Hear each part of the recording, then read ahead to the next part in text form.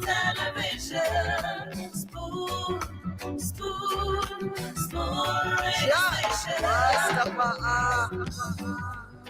Spoon gonna tell you what is happening in Liberia. Spoon gonna tell you what is happening in Monrovia. Spoon gonna tell you what is happening in Africa. Just to spoon, you and no. If the children crying for starvation, just don't spoon. You want to get a news update, my brother, don't spoon. You want to know what is happening, Moravia, don't spoon. Politicians want to make their decision, just don't spoon. You want to know what happening in the ministry, don't spoon. Don't spoon. Don't spoon. You from Funjama, Maryland, don't spoon. Don't spoon. If you eat Cape Town, congratulate my brother, don't spoon. You got a spoon TV, you got a spoon radio, don't spoon. Don't spoon. You want to get a news update? Rastafari. Kilibamba.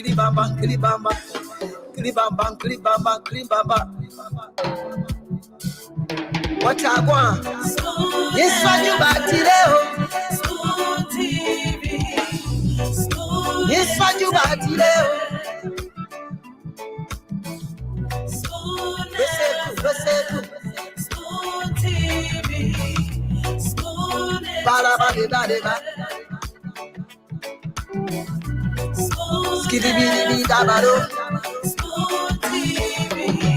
Spoon Entertainment.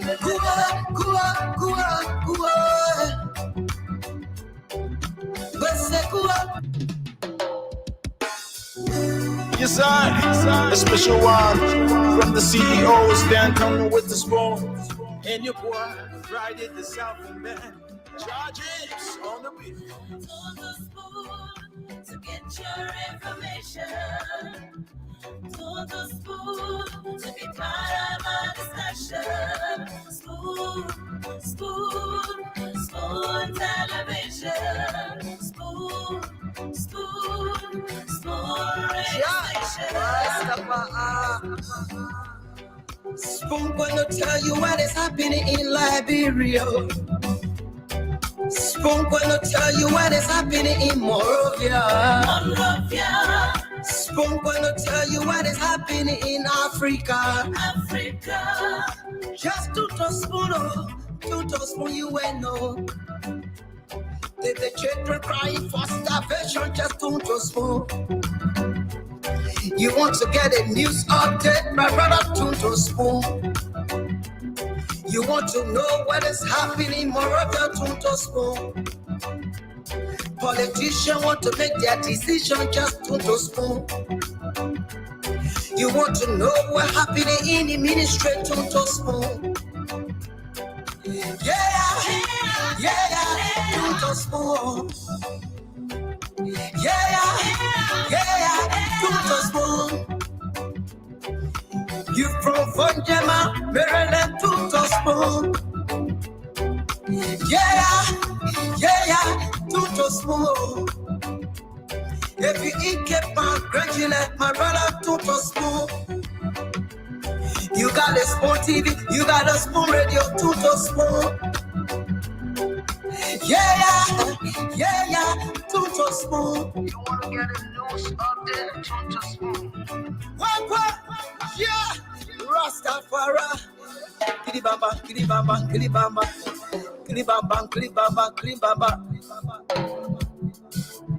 What I want? This one you back today. Spoon TV.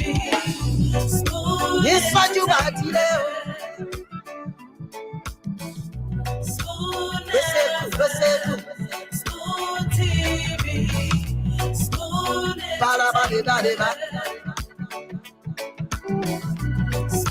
Skidibidi dabado. Spoon TV, Spoon Entertainment.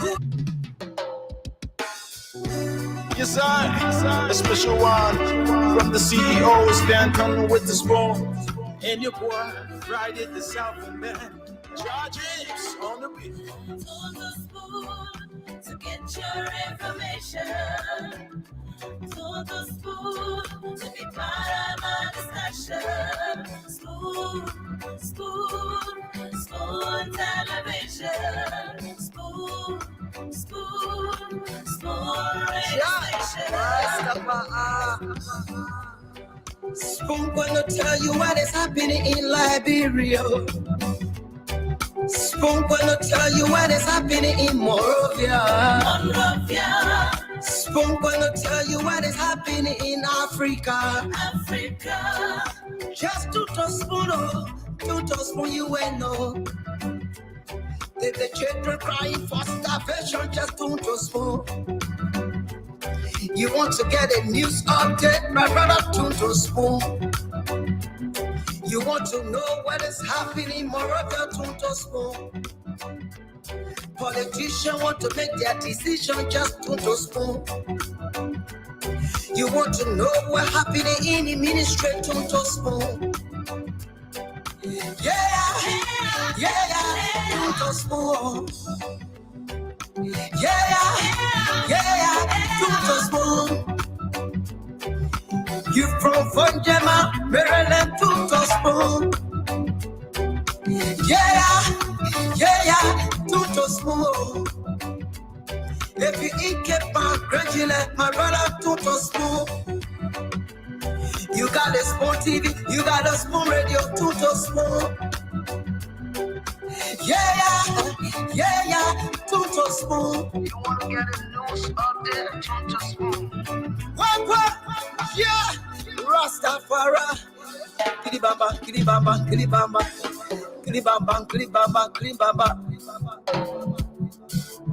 What I want? Yes, what you got today? Spoon TV, Spoon. Yes, what you got today? Spoon TV, Spoon.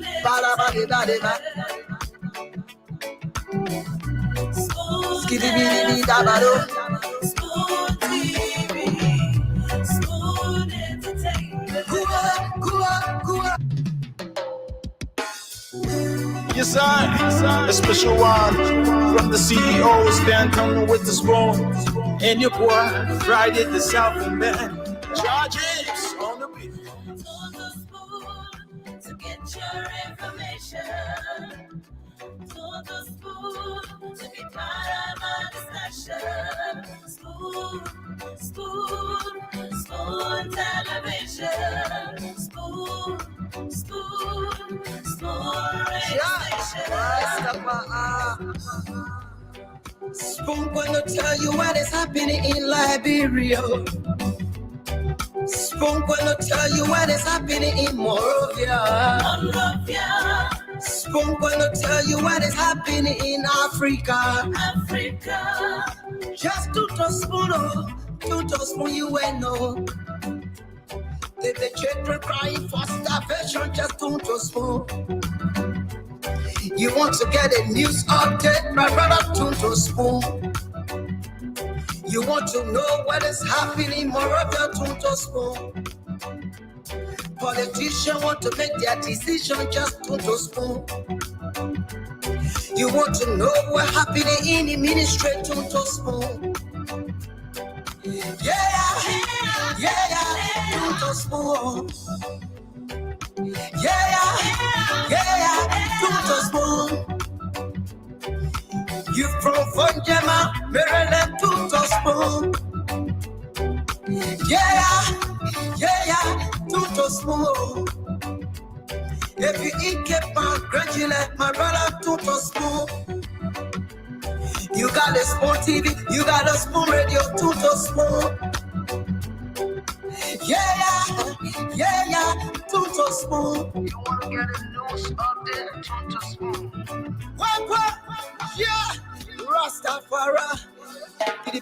And of course, for all of the latest updates, all of the trending news happening in Liberia, all of the information that you need to know, this is your one stop shop. This is the Spoon Talk coming to you live across our frequencies. Yes, Spoon 107.5 FM, Super 95.5, as well as Fabric 101.1. We're also being relayed on other stations across the country so that Liberians all across the length and breadth of this country can be able to listen to their trusted source of information, and that is the Spoon Talk, the Zaws of all Zaws of Spoon of Stock shows in Liberia. This is the Spoon Talk. A pleasant night to you, wherever it is you're listening to us from. Good afternoon, good morning, good evening to all those of you watching us all around the world via Spoon TV on Facebook or Spoon Talk on YouTube. Whatever means you listening to us through or by, whether via the radio or via Facebook or YouTube, we love to say you welcome to the nation's biggest talk show. My name is Diamond Slanga. I'm producing tonight. I do see the former CEO, Mr. Stanton Alexander Witherspoon Sr. is in the background, as well as Dr. Francine Chinowith Richardson. I bet the rest of the panelists are definitely going to join the show as we progress on. A lot happening in the country. We already pressed for time. So we'll bring on the panelists that are already ready and they'll get the show on the way. A lot of things happening in the country. What's going on at the FIA? CDC's new chairman, Chairman Janga Ko, arrived in the country today via the Roberts International Airport to a huge fun fair, meeting John playing all kinds of things. Blah, blah. So, Chairman, you welcome. Yeah, now come with fire. A lot happening in the country, though. Talking about fire, yeah, there's still the instances of fire outbreaks all across the country. What is the government doing about fire? Edwin Foster has been appointed as deputy director there at the Liberian National Fire Service. Questions coming about as to whether or not he's got the qualifications, the credentials to tackle something as a menace as fire that is currently ongoing in the country, and whether or not the Boycott government, the Boycott administration is serious about revamping the Liberian National Fire Service, or it's just about a place of saying, look, my man, saying you relate that to the other person, bro, you go sit down in at the corner and get something for yourself.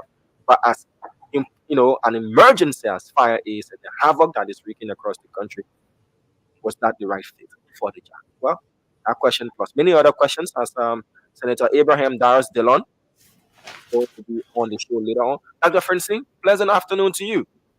Damon, how you doing? Hello, Liberians. Yeah, better than yesterday. You were sick yesterday? Yeah, the cold. Sorry. Yeah, my voice, I still talking through my nose. Yeah. Too sorry. Thank you. Wishing you well. Thing I can afford and self. I'm gonna go back home and let's appreciate. Yeah. Don't worry. What's up with you then, Reggie? Nothing much working today, Monday, right? So busy. I think it got like half an hour ago. I stopped working, caught up with the news. Our chat room is very busy, so I caught up with the chat room, caught up with the news, and so I'm here today. It's a good Monday. So I'm looking forward to all of the discussions that we'll be having today. A lot of things are happening in our country. Like you were saying, CDC chairman arrived into the country with a lot of noise. What time will stop making all the noise for somebody arriving or leaving the country? Oh, but I just the chairman of the biggest opposition party in the country, and the fact that he's back in the country, they had to celebrate him now. They say, "Oh, you are welcome, chairman. You don't come with fire." Yeah. No, I want to see what they do first before we start welcoming them. Let's see how your words can be put into action. What have you done for me lately is the question I always ask. What have you done for the Liberian people lately? But yeah, so somebody asked who did I say has been appointed to the Liberian National Fire Service? I said P. Edwin Tisdale, Mr. Fono Edwin Tisdale, Deputy Director for Operation Liberian National Fire Service. What's the name of the Champion Design? Yeah, Champion Design. the guy who owns and operates Champion Design, the foremost sponsor of Liberia's duo hit duo. I don't know if he's still sponsoring them. So Fresh, P. Edwin Tisdale, he's into advertisements and all these billboards and the rest of these things. Yeah. So there's been a lot of questions being asked about the president's appointments to or his nominations to the Liberian National Fire Service operations. Where is the background in firefighting? What respect would you command amongst the men who have served? How are they going to look at you? Like, what's your history in firefighting? And all these things. But these are questions coming around the corridors, people asking, especially with the way we have wave upon wave of fire outbreaks in the country. Again, the fire service is come on a question. According to Tanzania. Somewhere in I'll tell you, you're hearing for you. Let's show you us a picture of it. Is that the one that's the lion? I know that lion already. Yeah, they were playing with the bridge. I can't wait to ask him. That's a cool question. We're asking like that real lion you're playing with over there, bridge. That lion teamed, man. That lion has been teamed. I think so. That a lot. I don't even know. I don't know how they got close to it. That lion there probably has been teamed. Like, see the way the lions are just laying down, like, him, just used to him or being playing. How do you team a lion? How do you get a lion to sit down to lay down like that? So you think a real lion? Eh? I think it's, I don't know. I just want to know what they did to it. I really want to know. Maybe he will tell us when he comes here. But I was going to ask you, who is the director for the fire service? We had a conversation about this guy that was appointed not long ago.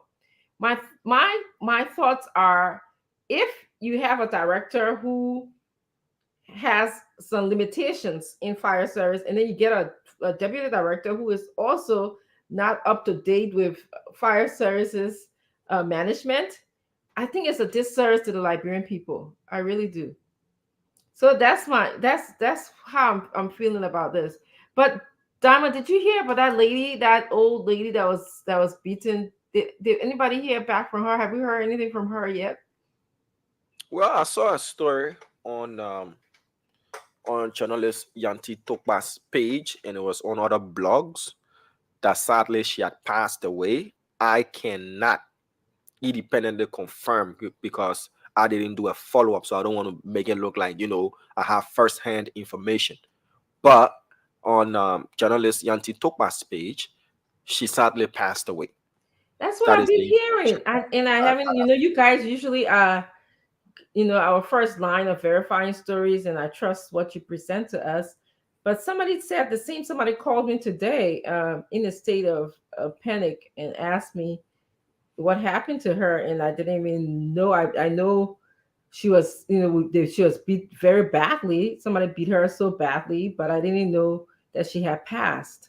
And do we know what happened to the people who violated this woman? Are they still? We don't even know. Are they still out in the streets? Are they? Let me do a follow up on that, Dr. Richardson. Again, I want to give you first-hand information.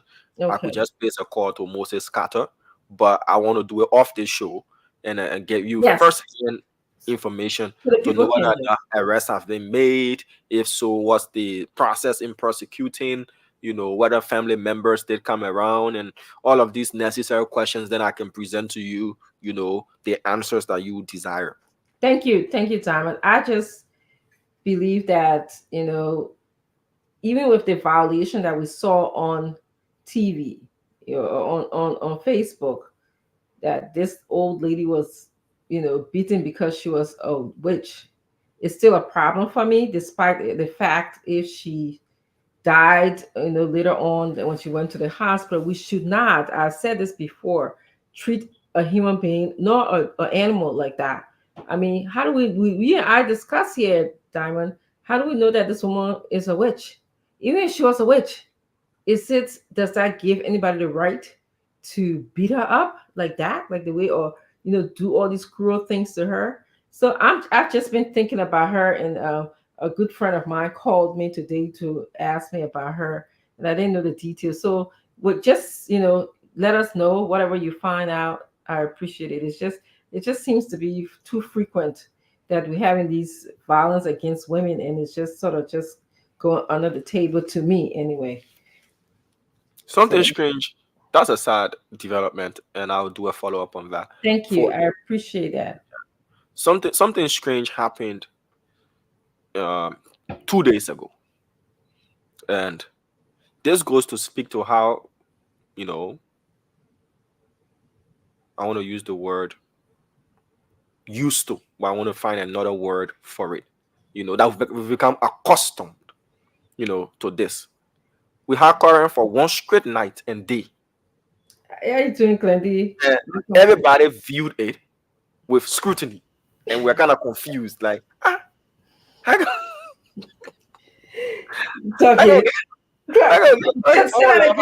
You have current for one straight night. One straight day from in the morning to in the night. That conspiracy. And to the next morning, so we all like, maybe because it rained the previous night or so, small water, like that. That's how accustomed we've become to not having stable electricity. Yes. And until when things work out, at least for even just a day, it becomes strange. We start asking ourselves, like, when they give us current for the whole day, maybe they'll give us current for 2-3 days. Amazing. It's so amazing. In fact, Glenny, thank you so much. Glenny actually tagged me onto, was there a hearing today with the LEC people? Yeah. That's a recent tag, right, Glenny? Yeah, today they did. I was even excited when I saw Dylan is the guest today, because Dylan didn't play to ask questions today yet. It was a hearing today. Was interesting. Okay, I started to listen to it, but I got so busy. I still have it on. I'll probably listen to it before I fall asleep tonight. But I was like, I said, well, this is a timely conversation, Diamond, that here it is that you guys, you getting paranoid when you get electricity straight through. And then what? And then what happened here? You're like, what? The library is? What happened so last day? Asking each other questions like, what's somebody like get you in the era? Oh my God! You saw that video? That video? That may be Diamond. Yeah, that may be. You're so correct. So maybe when our guests come, we can ask more questions about LEC or whatever else that is of interest to the Liberian people. But I think that like I was just sharing, Glenny, before you came on, I was just talking about the violation of women. I knew you had I think her name is Mom Bella name on your page. Bella. Diamond said he's going to do more follow-up for us. He didn't want to state anything that would misinform the Liberian people. So let's just hold our heart until he can get more information and provide it and share with us. But I encourage you to go to Lena with Kwame Weeks. There was 2 interviews yesterday with Kwame Weeks on his story, Diamond, so you can get a lot more information from there. But Kwame Weeks interviewed. It's a lot with the story. She actually had caretakers, people that were taking care of her, and they had taken her to her brother's house. And it was from the brother's house that they found her subsequently that night, based on the interview from Lena. They also interviewed her brother yesterday. Kwame Weeks interviewed him. So there's a lot of twists and turns to that story. How did she get from the house to the road? That the story is, I didn't watch that part, but that when Kwame asked him, he didn't respond to that, and the lady couldn't walk. She subsequently died in JFK, but there were 2 major interviews yesterday that I watched with Kwame Weeks from Liberian News Agency. So thank you, Glendy. Thank you for the update, because a friend of mine called me. She was frantic about the news she heard that the lady they have her, according to the interview, they have her body now. They're planning funeral. There are some people, the guy who helped the young man, I think his name is Ahmed, and then there's a Bleedy, and then there's a young lady too who in the forefront. She was the one with Kwame Weeks yesterday, who kind of went with him to the brother's house, and then from the brother's house to the people who were actually taking care. And I know you said we'll look at, but there is something that was concerning to me. They said the reason why the lady left her caretaker to go to the brother place is because the community leader said they needed to find somewhere for her to go because there was order coming from her. So it's like the community leader not thinking about how that lady will be taken care of, or not find anything substitute to any placement for her. So I don't know. It's interesting, Doc. The interview is all over Facebook. Watching you. Yeah, I will. Thank you. Yeah. Thank you. It bothers me because how can we be wicked to our own brother, sister, mother? That was somebody's mother. You know? And how would she even fly? The woman couldn't walk for so many years. How is she going to fly from one place? The story is that the hearsay is that the brother actually had two boys take her from the house to the road where she was sleeping. Well, because he said, I want you to listen to the interview. Okay. All right. I will. I will. Somebody just Vivian just send it to me. Thank you, Vivian. Yes. I will look at it. But yes, okay. Let's just get back. It's sad. Mm-hmm. Yes, and I think we as women, Glendy, I mean, there's so much for us to do. Sometimes it's so hard. You know, I get inundated with many reports of women violation, and I don't even know where to turn sometimes. You know, we have the issue with the woman that was attacked and violated at red light that I'm still working on, and you know that's primary right now. And then every day there's a woman that is getting violated.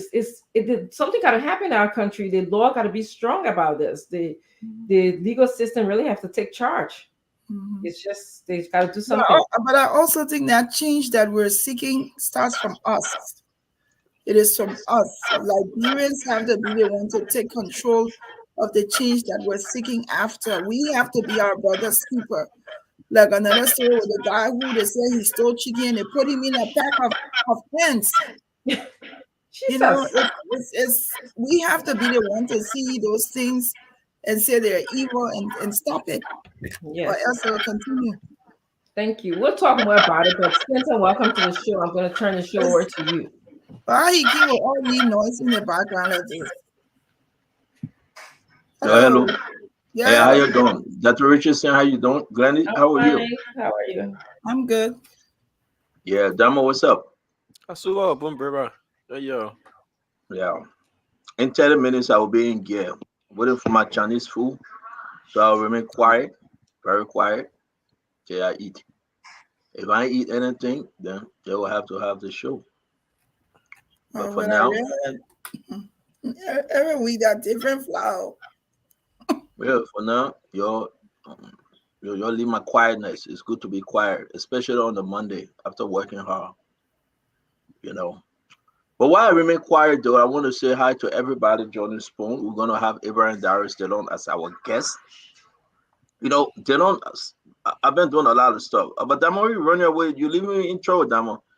Two, Damo, come back. But I don't say you know what going on with me. So when you see me go up like that every day, then you go and sneeze. That so you drink some ginger tea, sneeze. All right, go in the bag. I know they don't come in studio, Diamond. I know you got to set up for him, but thank you. We already are, sir. Thank you very much. I know I don't know what's on your mind, but this is what's on my mind. Let's play to set our program up for today. There's a lot of stuff been happening, and people talk about PYJ clip. You guys listen to it? Yeah, that I listen to. I decided not to listen to it because I want to do it with my followers, our fans. I want us to listen to it together. You know, some enemy of progress, send it to me. Some people are ready one day UP Alliance to fall apart. They say when the center cannot hold things fall apart. And they kept on sending to me. I would name them. I said, Doe and the people that, Doe Garden, I said, some of them sent it to me. And you got, I said, Doe is an enemy of progress. You know that. And you get some lawmakers and all the other side. I said, you listen to what Prince Johnson said? So I said, no. So the Senate, I said, I'm not going to listen to this. And they explained it to me. But let's listen to it together. While we get our snack, everything ready, I'm going to bring it on. Let's play. Let's listen. But a lot of good stuff in the news today. Sarah Bessler Yanti making news today, bringing back all the diplomatic passport immediately. And you're on your own if you want to run with it. We'll call people names. We got the list of people that are traveling with diplomatic passport. Down, please find it. We show you on Spoon Talk the list of everybody that ran with diplomatic passport in the country, from Georgia down to a puppy dog had diplomatic passport. The dog in New York had diplomatic passport. The day the dog was born and everything, they gave the dog diplomatic. Yeah, the dog they called it's a golden retriever dog. What's the dog name again, Damo? You sent me that information the other day. Roxy also. Yeah, Roxy. Roxy got diplomatic passport. Roxy was born October 1st. And Roxy is a male born October 1st. All they did everything there. So Sarah Bessler said, okay, your dog get diplomatic passport, bring that dog diplomatic passport. It's a good thing. Even the American government applauding the government right now because of that good decision. Okay. We have problem also about, it's a true, folks. When President Joseph Yima Barker said he will audit NSA, today we woke up with information that have been canceled. You guys follow the story? Yeah. They say they cancel it. But actually, who wrote the cancellation letter? The decommissioner letter. Mm-hmm. So we have the whole story. What is happening? So you allow me to eat my Chinese food, you will enjoy. I'll give you the best of me. Monday is a Chinese food day. Let's move on another topic. What's happening with the road funds?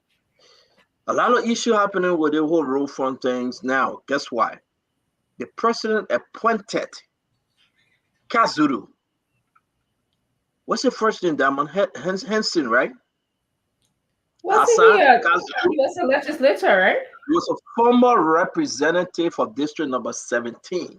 Something about 30,000 comes to mind. No. You probably can, we'll go deep. But chill small. Yeah, we brought him on the show and we beat him. That's why you want to go. We brought him here and we beat him. But he left District 17. He blessed DJ Blue and he went to Kipman and he didn't win. Mm-hmm. President Joseph Yima Barker appointed him to be the CEO of the National Road Fund. But the lady at the National Road Fund, Josita Winter, says she's not going anywhere. She got a 5-year contract. She's not leaving. Really? Oh, okay. Yeah, let me eat my Chinese food. We also public work. Let's visit public work, folks. We talk about the executive mansion. We talk about National Road Fund. We are going to public work. Mm-hmm. Public work is awarding contracts, a lot of contracts to construction company. Mm-hmm. But where's the money? Public work awarding contracts to construction company, but guess what happened? The same construction company that had problem under the George Manaway government, the SSF, and the rest of them. We're going to put all the information. But there's a different spin to this. And some of people are saying, well, you gave them contract first, they never completed the work. And that's the scary part. You gave them 60% and they didn't do anything. That's the information out there. Why are you giving them more contracts? Is that the same old? We're going to discuss it. Congrats to Andrew Mama Wodokodi. I heard that she got some in a position. Yeah, I heard that too. I heard that Andrew Mama, since she came by on Spoon to give her a job. Hey, Spoon, I go play. Oh. I know, they were chasing me yesterday. Oh, you can get on a job. I said them a dress for me. They say Angie Mama came on Spoon, came from the United States of America. They put her on a commissioner board, something. I said, what you want? We'll give you anything because you're on Spoon. Angie Mama said, I want to be. She got, listen, Dama, can you find that appointment from the E-Mansion website? The list? But I'm going to do my own job too. Yes, sir. Let me comment quick. Can you imagine that Angie Mama Wodokodi, the stepmother of Samora Wodokodi?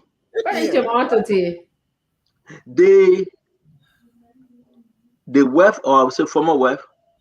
Which one of them with Dustin Wodokodi now? That you, Angie Mama, yeah, okay, that be Mama business. Who's that nephew there? Who's that nephew? He already saw her, that's why. No. I can hear you. Yes, I'm gonna burn. No, let me mind my business. Let me mind my business. And the one you heard where nephew, your own son nephew said? My own son nephew, he saw me in the background and he started talking. He said, congratulations to you. Auntie Mama, congrats. Thank you. Thank you. As always, Auntie Mama, you know, we're going to crack joke. The show will be starting at 5 p.m. U.S. Eastern Time, 9 p.m. Dylan will be in studio. Seriously speaking, we can laugh and joke, but we coming with everything today because we got to beat on Dylan, the senator of Moserado County. It's Dylan being Dylan we know. The Dylan that beat Joey the first time. Dylan that beat Joey the second time. Dylan that beat Joey the third time. It's Dylan being the Dylan we know. Just take the picture and send it to me, my Diamond, and I will put it up better. So, and the question here is that we got so many questions on Dylan. The people want to hear from Dylan. All the appointments. What is happening? I mean, he got to say something. Are we there yet? Is the alliance falling apart? I mean, where are we going as a nation? Dylan can't say it's not me now because that's the government that we all brought into power. That was the government we brought. We said, please, vote for JMB. So what's going on with Dylan? So we want to welcome you, Dr. Richard Singh. We want to welcome Angie Mama. We'll call you my own auntie. And we'll welcome Glennie. Unfortunately, I have to welcome her already. You know, we can see eye to eye, but that's okay. I have to welcome her. Glennie don't say anything. Get anything to say to him? Nothing. Don't say nothing. Oh, you guys are anything? And you are tapping in the chat room plenty. Go ahead. Now, just I will ignore you. I don't even get anything to say to you. You better ignore me. But guys, before you introduce yourself, I want us to listen to this because Prince Johnson made mention of Kowu. All right. And you know, Kowu been with us here. I think she's back in the state. I hope she can join us anytime. Prince Johnson make mention of job opportunities. Prince Johnson, this clip on Prince Johnson is so powerful. I want us to listen to it. I want to give chance for our folks to listen to it. And Angie Mama, if you can, please interpret because they were either speaking Mano or Gio. Some portion of this clip, you can help us understand what they were saying. I don't understand Gio. I can only speak Mano. Okay, but we'll play. I don't know which one they were speaking though. And, like you. Like you? Yes. Okay. I listen to it. Okay. All right, let me play it, then we'll see what is what. Maybe somebody that speak Mano will call us and interpret. Because they don't want UP to succeed itself in 2029. I'm sorry for Kun. Kun is a potential leader they see. So they're blocking him. They took all the ministries, all the public corporations, and they gave MD around one ministry labor. Kun himself to putting people all over the place, even without asking me, say, Papi, give me 4% to help. No, you're not doing that. Mm-hmm. They are filling all the positions. Mm-hmm. And I just said now, then they want call my pen. Mm-hmm. Oh no, my America to be superintendent. Other than what the caucus agree on, we agree on Sunday. She's a lawyer. She had an NGO there. She was helping a lot of people there. Because, are you there? Yeah, getting you. Because Kowu, Mampe Kono, we are told that fraud to my girlfriend. Mm-hmm. And Kun, that fraud to my boy in business. Mm-hmm. Who brought Kun up? So they want the guy to go to this country, so all the contracts in the country can be given to fraud. With all the $1 billion he get, in that time we're making money. Every small business is that. And he meal ahead. Mm-hmm. All right. Anytime you go to fraud or anything, you want you to bring your house as a collateral. So, however, they also want Antonia. I wanted to support him, but with the unfolding event, when we're going to debate the World Grand Court on the floor of the Senate, I want people elect mine to join us in debating it because there are laws that prevent any such court from being established here. But do you think that Senator, do you think that Yan will debate the issue when it comes to the War Crime Court to debate against it? Yan will not debate with a UP man. Yeah, I was saying. So supporting a non-tangible. I'm going to name the premises to you that because of I don't want to support you, I'm supporting Mark Brown, the county inspector. Yeah, that is the best way because now we connect with the UP hierarchies. It will connect. But Mark Brown is our son. He believes in us, and he will not do anything messy. So he will join the MDRM on Monday, and we will register him and we'll support him, and he will win. Mm-hmm. Samuel Cook has been represented 3 times. He had never respected me. That's why I brought him to the politics. So if he comes to the Senate, it will be a better than the Senate. Mm-hmm. If Saint Koga should remain respectful to you, you can push him. Yeah, but he's very disrespectful. He can take airway with you every time. I used to listen to him. Yeah, that's why we will not support him. He will not win.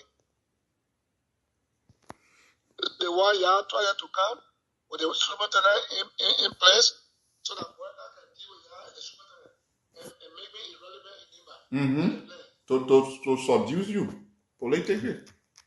To seduce me, yeah. So seduce me, so they will not come. Believe me. Don't make that decision. It'll get so you the glass low. He ain't going nowhere. He ain't going nowhere. Look, the Nema people, son, they are angry with Boyka.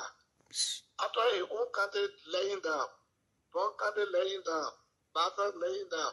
Those are the 3 countries get all the position to nail all the top position. So Nema not happy. And then when they walk around, oh, Nema very, very angry. Mm-hmm.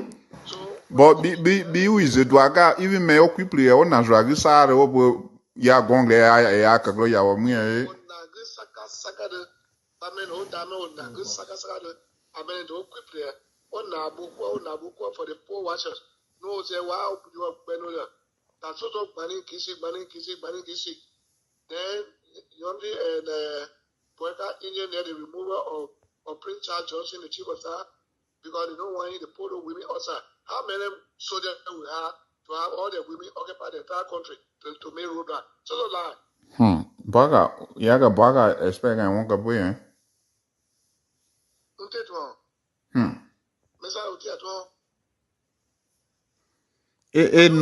No one azie sa de walk quanko grew azie no nima who will defend who will redeem ke akagba wa won serious agbo walk quanko. Why you don't focus on the development and the improvement of the people's lives? Leave him alone. It's okay. We are happy with that. Why you want break? But you don't know that the distraction. And you only then put out in here with Brisbane. You know Brisbane for ANC. Mm-hmm. And at the Brisbane, he brought to be a minister of state. Mm-hmm. So he just want to be called 26. Mm-hmm. So Honorable Roger Doma will be able to maintain the position and go for confirmation hearing when? When do you think Doma will be going for confirmation hearing? Because Martha Murray from Martha Murray. He has been nominated. Yeah, he has been nominated. But I'm talking about to go for confirmation hearing. Yeah. So Andrew Mama, the reason I will come to you, this is deep. This is big. I hope you guys were taking note. Seriously, this is a huge in-house fighting. Liberians should pay attention to this. You know, Prince Johnson calling our own sister and friend named Mepe Gono, messing with Flor Tuma, that they want to make her superintendent for Nema County, but the caucus have different individual that is carrying. And Prince Johnson said he's not supporting Yang Tuan. I mean, Prince Johnson right there, calling the shot from a distance, accusing the president and Sylvester Grisby, you know, of manipulating this war and economic crime court story. Prince Johnson talking about he and Jeremiah Kuhn having that disconnect right now because of appointments.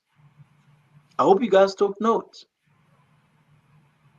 If this is not scary, and if this is not making CDCs to start jumping Kalupay, then this is concerning to Liberians, home and abroad. This is my first time listening to it, though.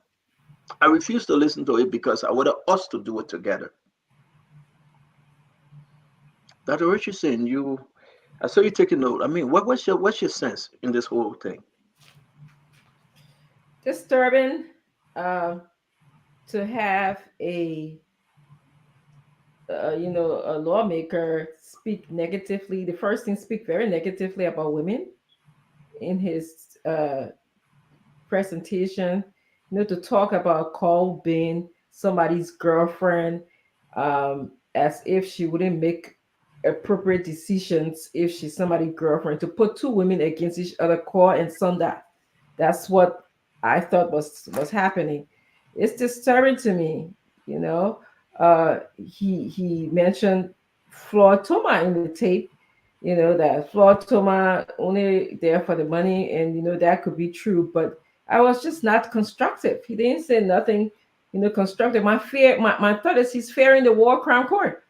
All this talking, he's not supporting Yan because he believes Yan is a UP person, and that Yan will not vote with him against the War Crown Court. So he wants people of like-mindedness. That is what I gather thus far. Granny?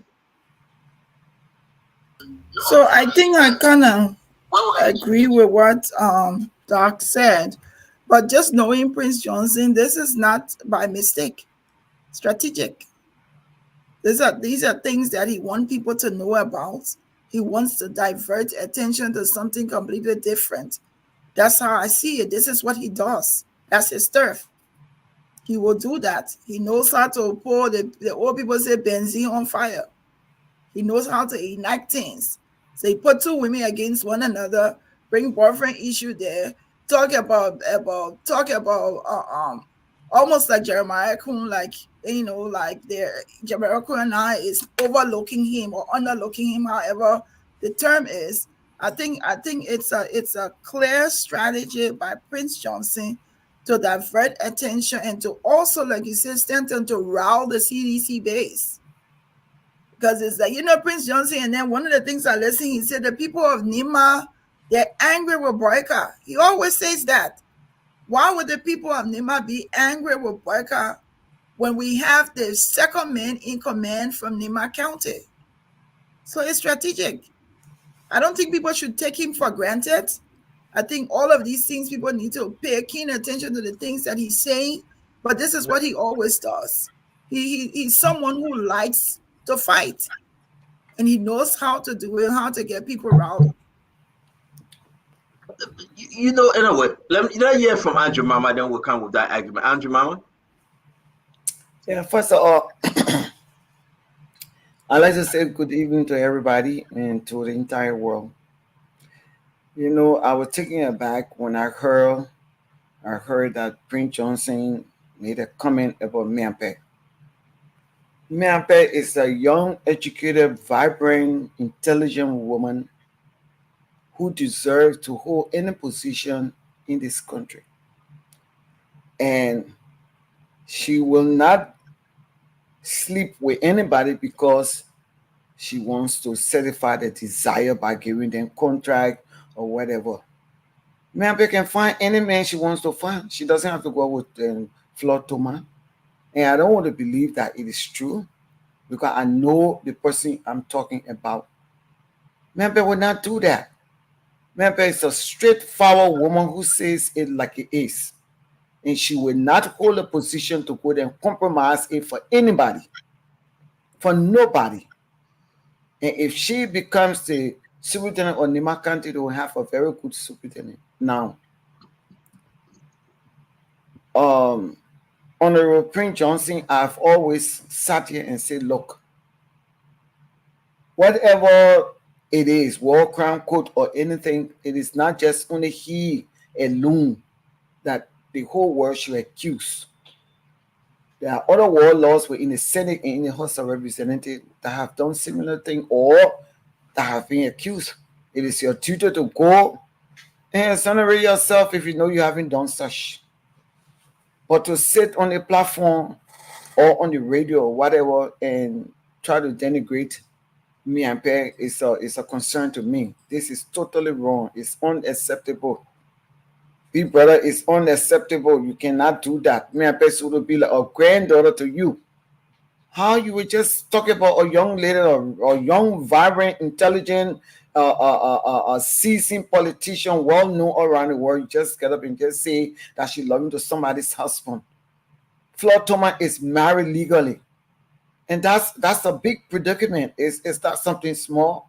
Why would you say that about her? You understand? She's supposed to be like a granddaughter to you. You sit here. If somebody has sat in this public manner and talk about your child, your daughter like that, you won't feel good. Honorable Prince Johnson, I've always said a fair thing, and today I'm really upset. When I heard it this morning, I was like, wow, why would he say something like that? You know the Honorable Jeremiah Kuhn. If people have any differences or any different, you should discuss it in-house. But to come and discuss me and Peg in the public to say that she belongs to somebody's husband and it has been announced on every platform in Monrovia, this is ridiculous. I condemn it and it's unacceptable to our family. Me and Peg is my niece and my sister's daughter, and I know who she is. I know what she stands for. She doesn't have to sleep with anybody. She's capable. She can live for life. Me and Peg is not somebody who looking all over the place to say she's suffering. No, she's not suffering. She is not suffering because her mother laid the groundwork. Her mother laid the foundation for she and her brothers. So she's not suffering. She doesn't have to do that. And I resent it, Honorable Prince Johnson. You have to take back the words and you have to apologize to your granddaughter because we are from Nima and we try to discuss the issue and be as candid as possible and be direct as possible. And I don't think Mampe will do such thing, and I know that she will not do such thing. If they make us stupid tomorrow, she will be direct, she will be to the point. And if they think that somebody solved that a point and she will just do anything, that's not possible. Thank so you, I'm really, really upset, and I regret the situation that he ever made that statement. Thank you, and again, I'm saying thank you because I see that Dylan is moving in, like about to be seated in the at the studio. So I won't be very fast. We'll come back to this tape. We'll play it again, but. Indeed, a lot of people were surprised. So I condemn the allegation on Mempe Gono. I called Mempe and I spoke to her. You know, when folks were bringing her names up, I called her yesterday. We spoke. She's here. She's here in the United States, and you know, I hope she can come home and speak to these things. But the other aspect of the state, the other political aspect, why would there be disconnect between Prince Johnson and Jeremiah Kuhn? That's what you're saying. Why Dylan is getting situated? Why you think Prince Johnson feel that, you know, that listen, Jeremiah Kuhn doing his own stuff now? Well, he said he felt sorry for Kuhn. He said that they are blocking Kuhn because Kuhn is not listening to him anymore. Kuhn doesn't take his advice. But on the other hand, he's saying Kuhn is instead of putting Nima people, Kuhn is taking his personal people there, like his family members, and putting them in different places. But Prince Johnson is angry because So is that a split now with the alliance though? Because I think the Lord is secret. Is that a split now with the alliance? You hearing all these things real quick? Can you talk to us? Well, I don't know if I want to take Prince Johnson's word as there's a split in the alliance, but there's different interesting things coming up that would suggest that. You know, Prince Johnson mentioned it, Amar Khan mentioned it on his timeline when he talked about the rescue senators versus the coalition of hope senators. Mm-hmm. So there may be something brewing underneath there. Wow, Glennie, are you sensing something? Because this will be one of our first approach to Senator DeLong. Are you sensing this? You think it's working in whose favor? Who going to benefit from this Prince Johnson conversation? It was secretly done, though. Somebody recorded him. We should say that straight, Glendy. He was recorded, secretly. But now everything is out there. Young Twan, Prince Johnson said he can never be senator because if he the Young Twan will vote against him. When you talk about one economic crime code, are you sensing a split in the alliance, Glendy? So there's possibility that there is, but I think who's the person to benefit from all of this dilemma will be Senator Kuhn, because people will look at him now. There's a group of people who don't really care about Prince Johnson. The fact that he aligns with war, that factor is. Let me hold you though. Let me hold you. I beg you. Allow me to hold you right there. What you just said. Not outside of Nimba. Are you saying people in Nimba? Yes. You follow Kuhn more than Prince Johnson? I think they will, because for a long time, Senator Johnson has been the one that the people of Nimba have gravitated towards. So if they see their son now, their young son, Vice President Kuhn, who is now able to stand on his own, be the vice president of the country. So right now there is a force between him and Prince Johnson. It's like, who's in charge? And if you see that Kuhn is not listening to him, and Kuhn is able to now fight on his own and do his own thing, and Prince Johnson is annoyed by that, Kuhn is out to be the winner when it comes to Prince Johnson. That's how I see it. Because yeah, you had my no, I think so. Listen. At the end of the day, you do not want to split between Jeremiah Kuhn and that of Prince Johnson. I don't think anybody from Nema, Dr. Richardson, call them the Manon, the Gio, the Madingo. Anybody from Nema will want that kind of split. But let me pause you there, because I see Auntie Mama is back in her chair after she get on a hawk. I see that they were hawking each other. I don't know why for a long time, why in the studio they'll be hawking each other. And I want to begin. Yeah, I just saw them hugging each other. She said, Dylan, thank you for recommending me for that job. But let's welcome to the show.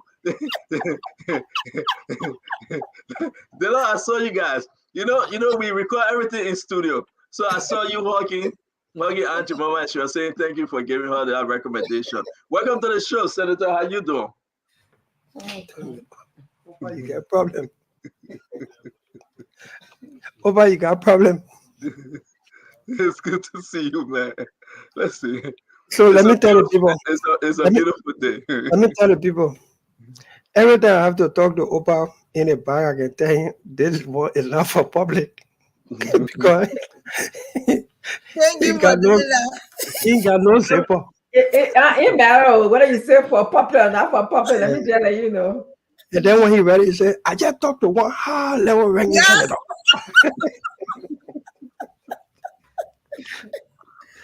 But good evening, everybody. Good evening, Glendy, my sister. Good evening, Doc. Abraham's wife looks so nice, beautiful. And then Jemima, we're in the studio together. I just hugged her.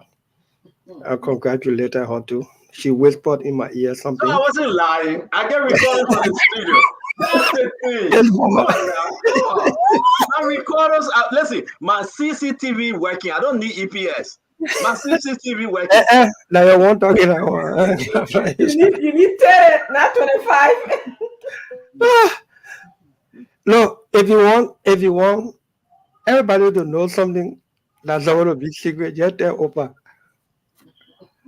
Man, they left you that small left. If I die, I will take it from me. Take it with me. So let me leave it where other people run with it. But Senator, welcome to the show, Senator. It's been a long time, especially when we started this whole appointment issue of government official. I want us to get into it because I don't know how long you're going to spend with us. The rest of the guys will be coming on. It's going to be a heated exchange. But I want you to really, after a long break, I want you to speak to the nation tonight as with your intro, then we get into the questions. Thank you again, Stanton. And let me say good evening to viewers and listeners of Spoon in Liberia, and good day wherever you are around the world. A.B. Kumar normally says, it is a pleasing pleasure to be here. And let me quote him. It is a pleasing pleasure to be here. I'm happy to be here. I want to give God the glory for life, the Senate, resumed in January. I was here in between. We just closed for break. There's a likelihood that we may return before the expiration of our break.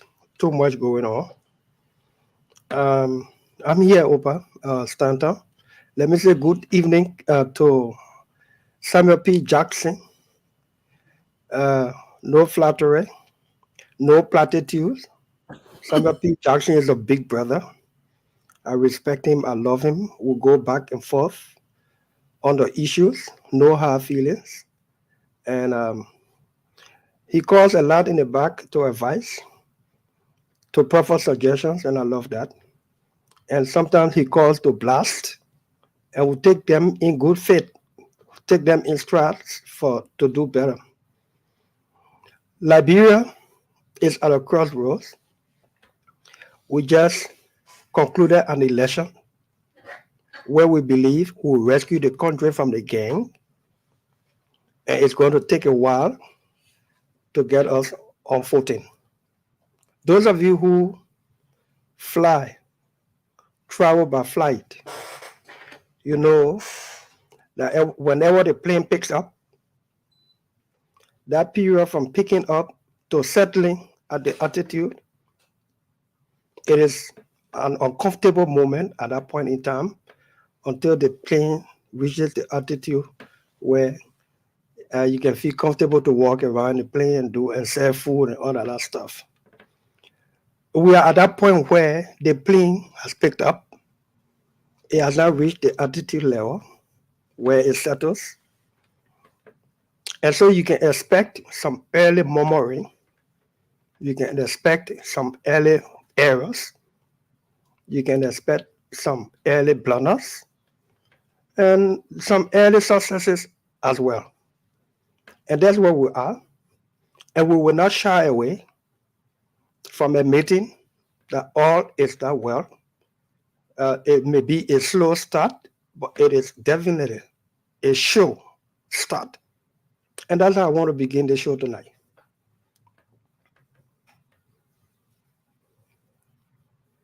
Thank you very much, Senator Dillon. And as I said, the rest of the guys will be coming, since we have a change in time. Folks got to work. People got to babysit a sweetheart like Uncle Sam. He's retired, but you just got to babysit his baby doll. When she home, make sure she eat. Then from there, he come on the show. Uncle Sam, welcome to you. And indeed, like Dillon said, you're a great uncle. You advise well.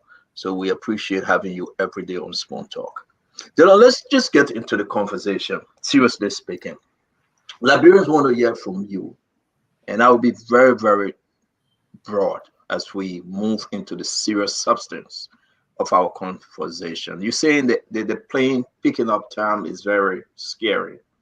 But when it reaches its altitude, you are saying that, well, then it begins to sail freely. Dillon, where are we with the level of this pickup? Where are we? When will we get out of the turbulence? When you think we're going to free ourselves and be flying as per the attitude, calm, peaceful, and we say yes, we'll get to our destination. Where are we? So we just picked up. We in between pick up and the point where the plane stabilizes at the altitude. And at this point in time, there will be a lot of anxiety. There will be a lot of murmuring, early murmurings, and you can understand that. There will be some commendation for some good signs of things to come. And that's where we are. These appointments, for instance, they may seem to be coming in slow, but I believe they are sure. We've got the cabinet, all of the 4 cabinet ministers. We are in a process of doing confirmation hearings for deputy and assistant ministers. Some of these public corporations and SOEs are being populated by the appropriate necessary appointments where applicable or nominations where applicable. And the first 100 days to 6 months, would be the period to get the feet wet. Would be the period to get the feet wet. So are you giving that stability, cruising fine at 100 days to 6 months? Yeah. My personal assessment and my personal period where we must demonstrate. Right now, where we are is a rescue period. We stopped the bleeding. The country was bleeding. We stopped the bleeding. Now we are now nursing the wound. And by the time it gets healed, things will take shape. Okay. And this country will see some difference. Liberians just heard you saying that, well, give us 100 days to 6 months. I don't know people on the other side will want to buy that 100 days to 6 months. You are not just Delon. You are not just Johnny Just Come. You fought against a government that we all remove at the end of the day.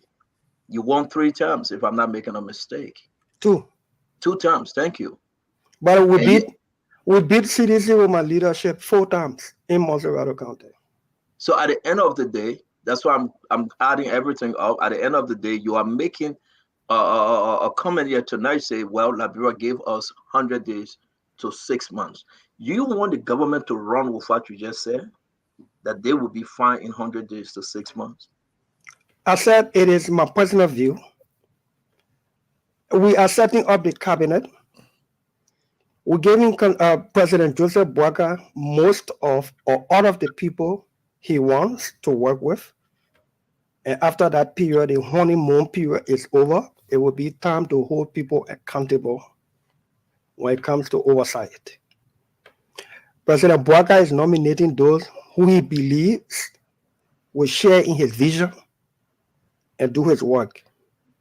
We at the Senate, we have been magnanimous in these early days to give him, if not all, most of those that he wants, so that he can get his feet wet, and then we start to hold him and those we've confirmed accountable in keeping with our oversight responsibility. I beg you guys, let me ask two more questions. We're gonna ask our so many questions since we had that many. Senator, you say you guys being magnanimous? Yes, we are. In confirming folks? Is it about being magnanimous now or being very, very fair with the Liberian folks? Yeah, when I say magnanimous, I'm using it within the context where when a new government comes on, there's a period of flexibility to allow things to settle. The president wants to work with Boyman Kamara as Minister of Finance. We see no problem with that. We've given him his minister. Now it's time for us to hold the president and his minister feet to the fire on the submission of their budget and what kind of budget they've submitted. The president wants to work with Louis Maple Poto as Minister of Health. We've given him his Minister of Health. It's time for us to hold the president and his Minister of Health accountable and their feet to the fire. You cannot hold a minister or anybody feet to the fire who has not been placed in the job. So when I say magnanimous, I was being contextual about what I was saying. I was speaking in that context. Okay, so let me move on. I will come back with my actual question. Dr. Richardson, Glennie Jane Jr., and Jemima Samuel Jackson. Folks, again, as you can see, we have Delon as our guest. Please share our program. Invite your friends. It's going to be very, very rough. We are going to place Delon on the hottest seat like you have ever been since coming to Spoon Talk. We need to do this because of country, not relationship, not friendship. You know me very well. I need to ask Delon about the appointments, the word revert. Let me say now, if somebody want to ask my question, I need to ask Delon on issue that is concerning Liberia right now, not about party affiliation or relationship. Share this thing, invite your folks to have a beautiful program. Dr. Richardson, please. Senator Dillon, welcome to Spoon again. It's good having you here. I wrote my question down, so I'm going to read it to you. I hope that's okay. Yeah, good. I watched you grill an official from B Mountain about the failure to build a modern health facility for the people of Kinjaw or Kipmount area. Um, can you tell me some of the consequences for a company such as B Mountain reneging on their agreement or not fulfilling their agreement at all? What consequences do they have to pay? Some of the consequences is refusal to renew the contract. If a company has 10, 15 years contract to extract our mineral raw material out of here, and they have applications, and they are only concerned about extracting and exporting our mineral resources out of here, and they fail to comply with their side of the bargain, it is good product for rejection or any extension. Under the weird administration, I was very, very vocal, very clear that B Mountain extension was unnecessary at the time because they had not demonstrated compliance. They had not demonstrated compliance, and so the extension had to be put on pause, especially so that they have few more years to the expiration of the one they were seeking to extend. We thought within the few years, they would have demonstrated some good faith action in terms of compliance. But again, there are some things you document for the record, even if you were not winning. Thankfully, that video that you're making reference to, I don't say this with any arrogant pride, but it is a vindication that somebody spoke. Somebody saw the issues. Somebody raised the issue. Somebody stood up for the people and the country on the issues. But because we did not get the majority at the time, B Mountain contract was extended, and as a result of which, this Joseph Boakai administration inherited what has been happening at B Mountain, and we are trying to rescue the situation for the better.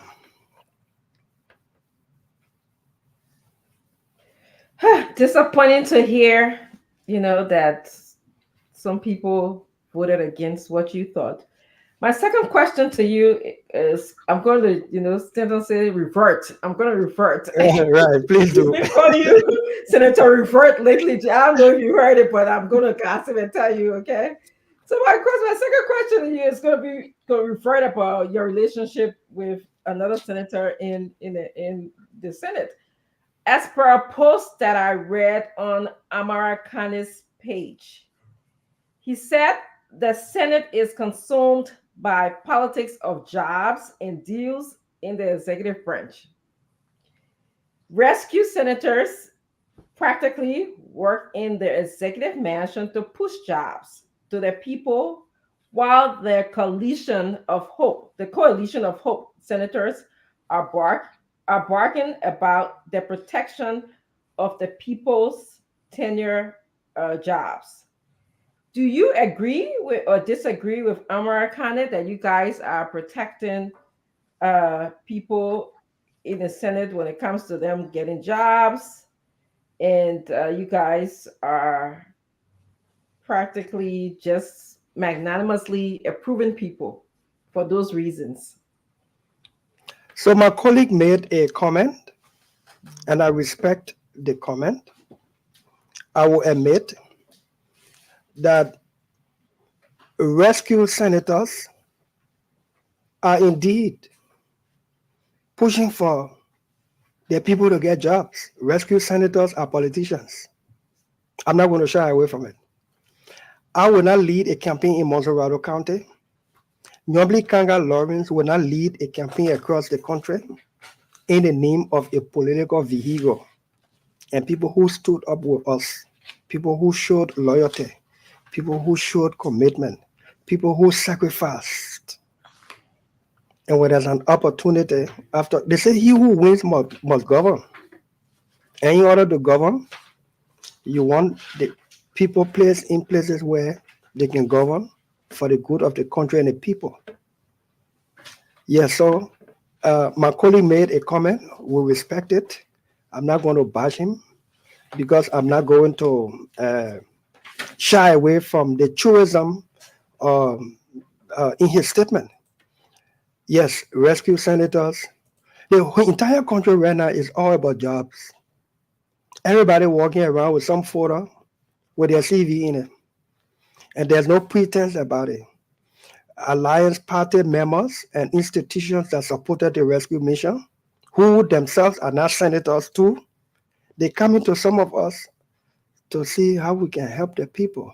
They too, everybody is looking for a job. Liberians in the diaspora, I hope I'm not too general. Even Liberians in the diaspora who supported the rescue mission themselves are calling from the diaspora and seeking placements here in Liberia. So yes, Amara is right when it comes to that. Yes, you expect that the CDC senators who are now in opposition will do their opposition role. When we decide to flaunt the tenure law, the way it was being done and the way it was said by the legal advisor to the president, you expect that people who are in opposition and those of us who are with the rescue mission but have some courage to say it is wrong, you expect people to speak out. So CDC senators are not protecting their people in tenure jobs. CDC senators, and including some of us from the rescue mission, are simply saying the procedure to remove people from tenure job is wrong. And when Senator Amara talks about appalling salary conditions at the Senate, he's making a point. We've said this over and again that the chief of staff, the directors at the legislature, they are treated like kids when it comes to professional salary incentive. A chief of staff to a senator, a director in the legislature, especially a chief of staff, should carry the ranking of an assistant minister. Why should I pass a budget and allot money in the national budget, like $3,000 for an assistant minister in the executive, and a chief of staff and other professional people at the Capitol building carrying almost the same kind of ranking? We'll be making $600. How do you attract professionals? How do you attract people with the expertise to help us with our work? So I agree with Amara. He's not singing a new song. He made it on our lips, some of our lips. And these are some of the things the leadership of Nyomdi Kanga Lawrence is seeking to rescue. And the Senate is planning a retreat where we'll put the leadership vision of Nyomdi Kanga Lawrence into proper perspective, modernize the legislature, the Senate, modernization, including modernizing people's salary in keeping with their credential and their expertise so that it can attract quality people, professional people to the legislature to help us do our job. Amara said nothing out of order, and we should welcome it in good class for the better. Thank you very much, Senator Dr. Richardson. Appreciate the two questions. Thank you very much, man. Sis Glennie. Senator Dillon, welcome and hello again. My first question here, and I know that I pride in the fact that you like to hold people accountable and you remind people about accountability. So you being a senator in this new government, I want to ask you, when we hear President Boyka promise that we will get a report in 2 weeks from the Army wives, and that we will also get information from the inaugural committee, they will do reports. And it's been a few months now that we haven't heard back. What says you as a senator when it comes to holding people accountable? Okay, so a very good question. Permit me to respond this way. You know, there are some people who think it is early to speak. There are some people think it is early not to speak. But here's my concept. When you have the key to the door and they have not changed the cylinder, you use the key, you open the door, you go in, and you make your case. If you go in from time to time and nobody listens, you come out and make the case. If they change the cylinder on you and leave the old key in your hand, that means they want you to knock.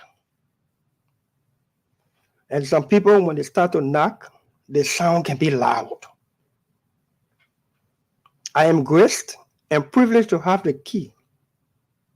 The cylinder has not been changed.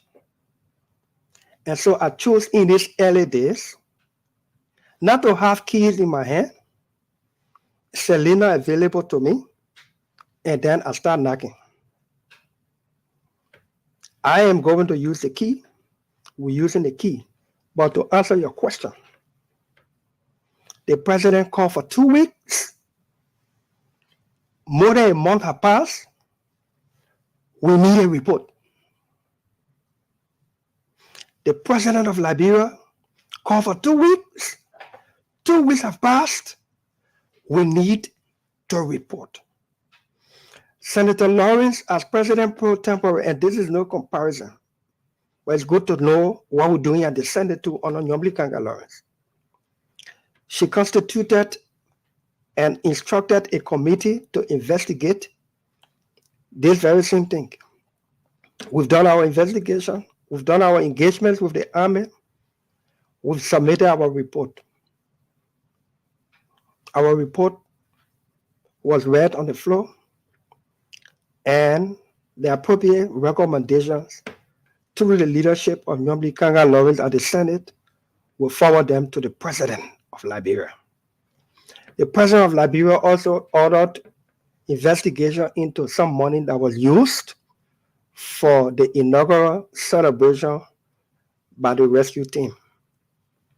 That investigation has not been public, the outcome. The status of that report, the outcome of that report, nobody knows where it is.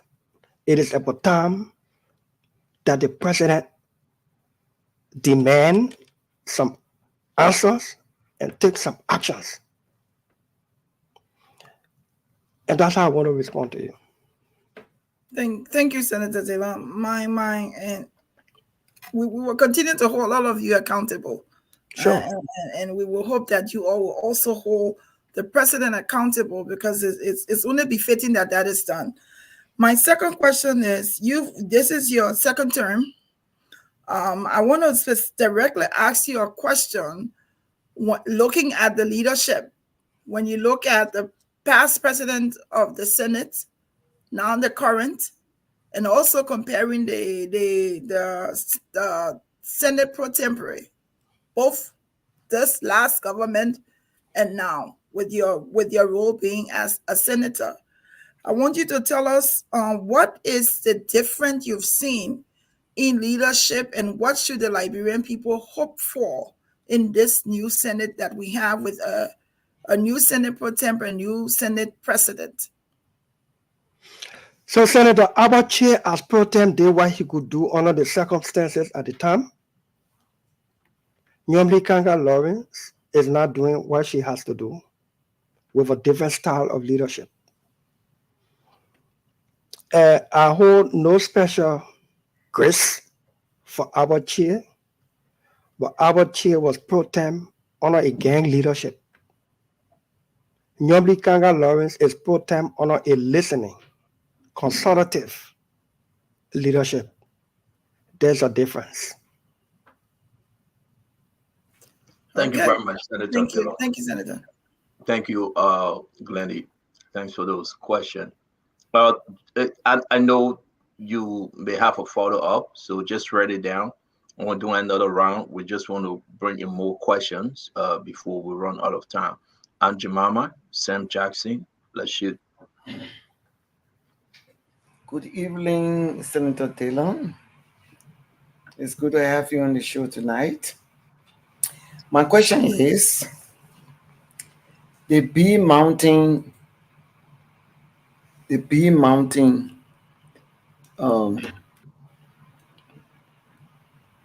okay, the CDC allow bee mounting to use the road from Grand Kitman County through Bombing Hills coming to Monrovia.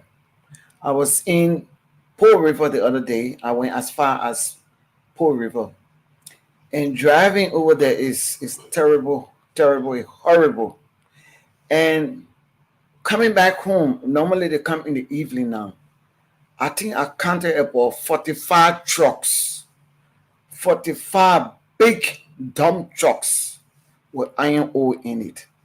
And the last time I heard your contract, please correct me if I'm wrong, that B Mountain, that contract, you had in the contract that B Mountain should build a railroad coming to the Freeport so that they can be able to transport the iron ore there.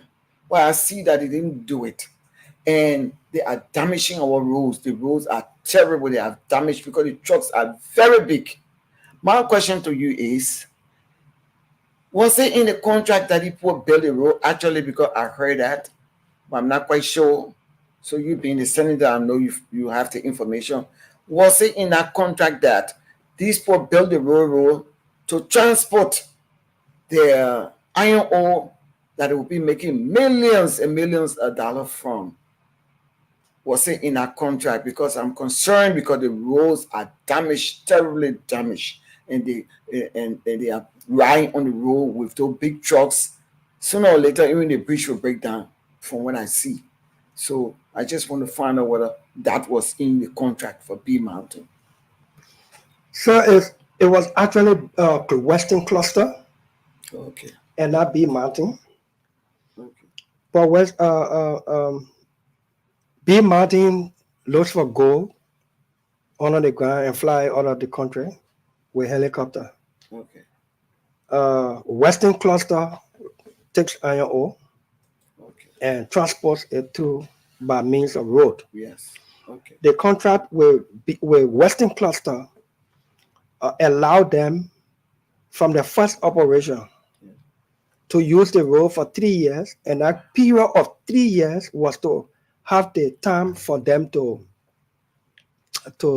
fix the railroad, the train track, so that after 3 years they will no longer use the road. But before they will use the road, there should have been an environmental impact feasibility study, so that study, the outcome of that study will determine whether it was feasible to use the road. They will get road user permit from the Ministry of Public Works.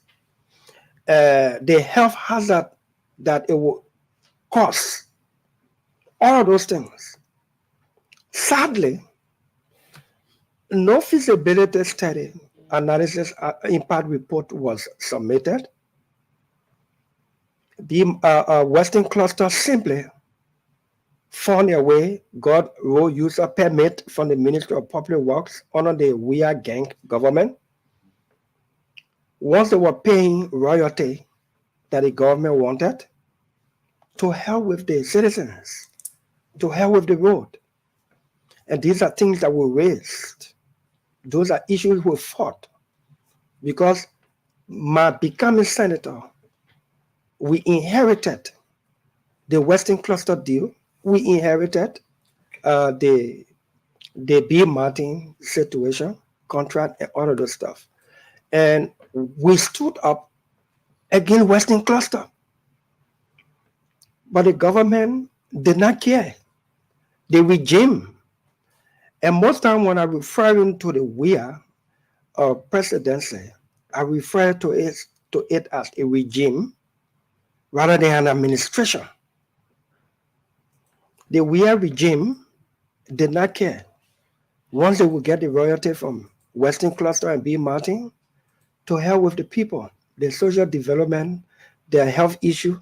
Every time you have to transport iron ore, raw iron ore, especially by road, in populated areas or in community areas, that dust is all in the air. It has health issues.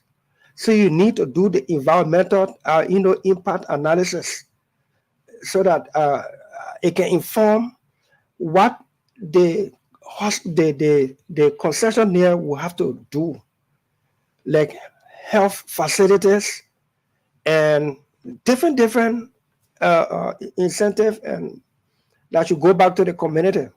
None of those things were done. And the past regime saw all of those things, did not care. So long they could waive 14 million in an MOU, so long they could get some royalty, drive your truck, damage the roads.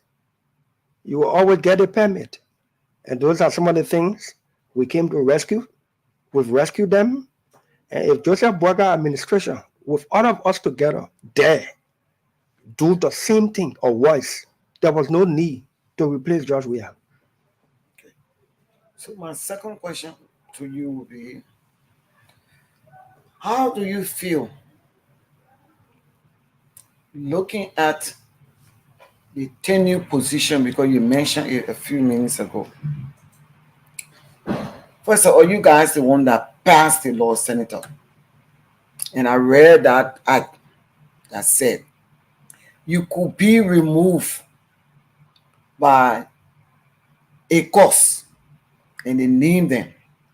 And one of those causes was if you campaign openly in t-shirt with government cars, with t-shirt from the party, like your hats, your t-shirt and everything. And we sat here in Liberia, including the senators and representatives, we sat here and we watched it. And we were speechless because we couldn't do anything about it. And these people in all the lucrative positions that they're holding today, and they're fighting for tenure. And my point is, if you're fighting to keep in the tenure, then you must obey the law. And now I hear my senator saying that moving the tenure position is wrong. For me, I feel that they should remove every one of them, and if they have problem with the government, they should take the government to court. Because if you disobey one of the law or you break one of the laws, you must go. That's how I feel. But you sat at the hearing and said you think if they move the tenure position, it is wrong. So I want to ask you, the act that was passed, were you part of that act that was passed? And explain to the Liberian people tonight about the act and the cost that in the act that says that once you campaign with government car openly and with t-shirts and hats from a political party, you must be removed from there.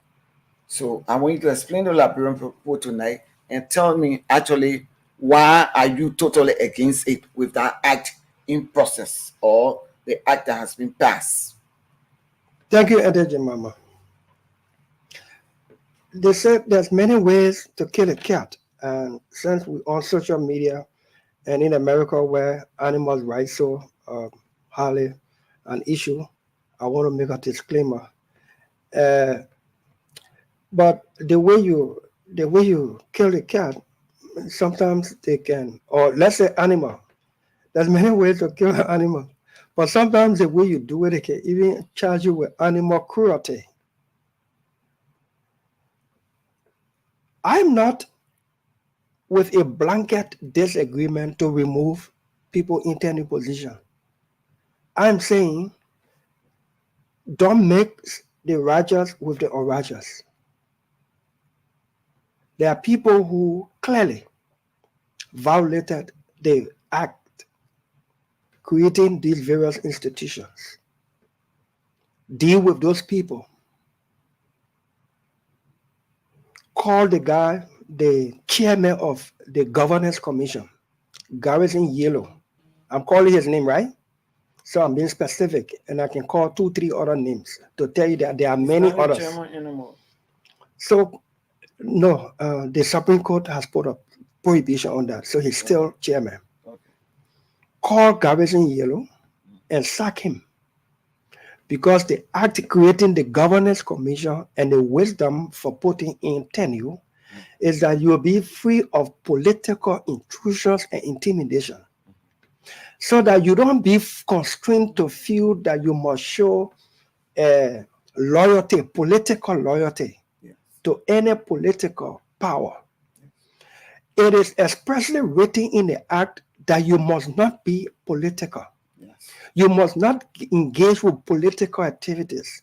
It is expressly written in the Governance Commission Act. It also says if you were a partisan of a political party and you were appointed at the Governance Commission, you must publicly resign your partisanship of that political party. So when you are sitting as chairman of the Governance Commission and you are named on a political party campaign team, you accept it, you wear political party t-shirt, and you are seen campaigning with photos and video, sack him. That's cause in breach of that act. But if there are other commissioners at Governance Commission who upheld the respect for the Governance Act in respect of their tenure, you don't sack them like that. You keep them. That's my point. Well, that's so if you, for instance, at LTA, sack Israel Agnesaya, sack the chairperson, and sack Tatos.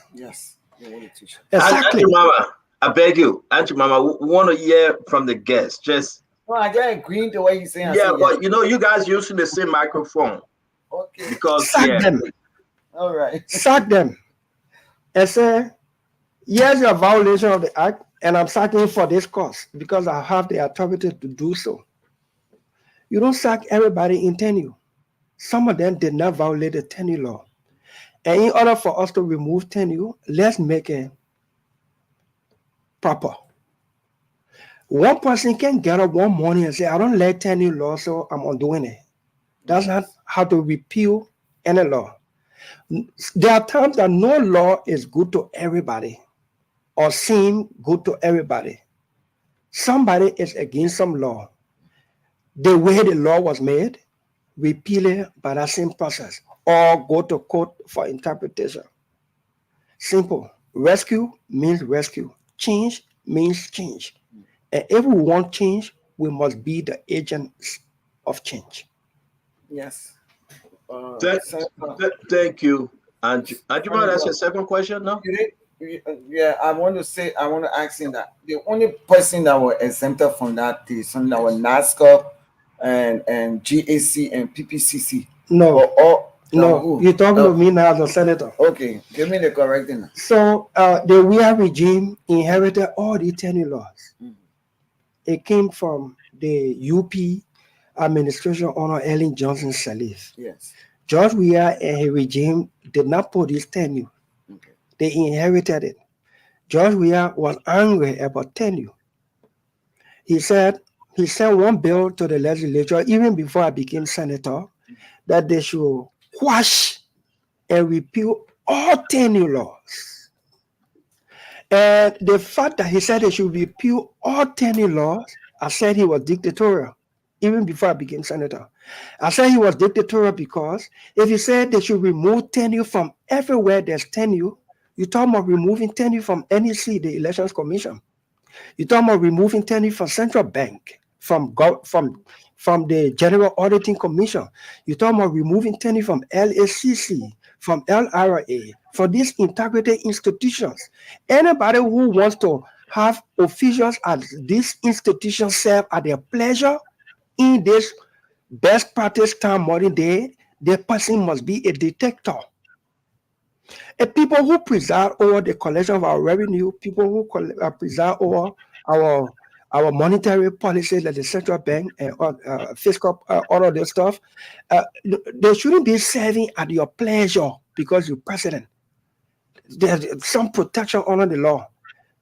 When you come and you issue one blanket draft act to remove all tenure, in my view, is dictatorial. So what we did when I became senator, what did we do? We reviewed that blanket act of the president to narrow it, to keep tenure at NEC, the Elections Commission, Central Bank, LACC, LRA, GAC, and one or two other institutions. We deliberately removed tenure from maritime, from RIA, the Rabat International Airport, National Lottery, and one or two other institutions. We removed tenure from the LTA and all of those places.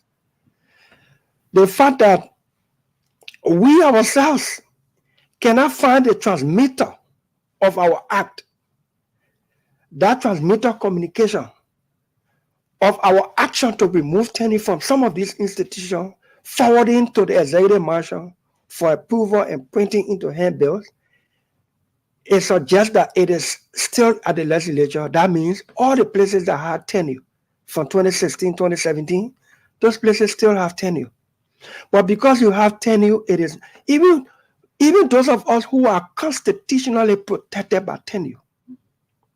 The Constitution says there can be vacancy due to resignation or even expulsion.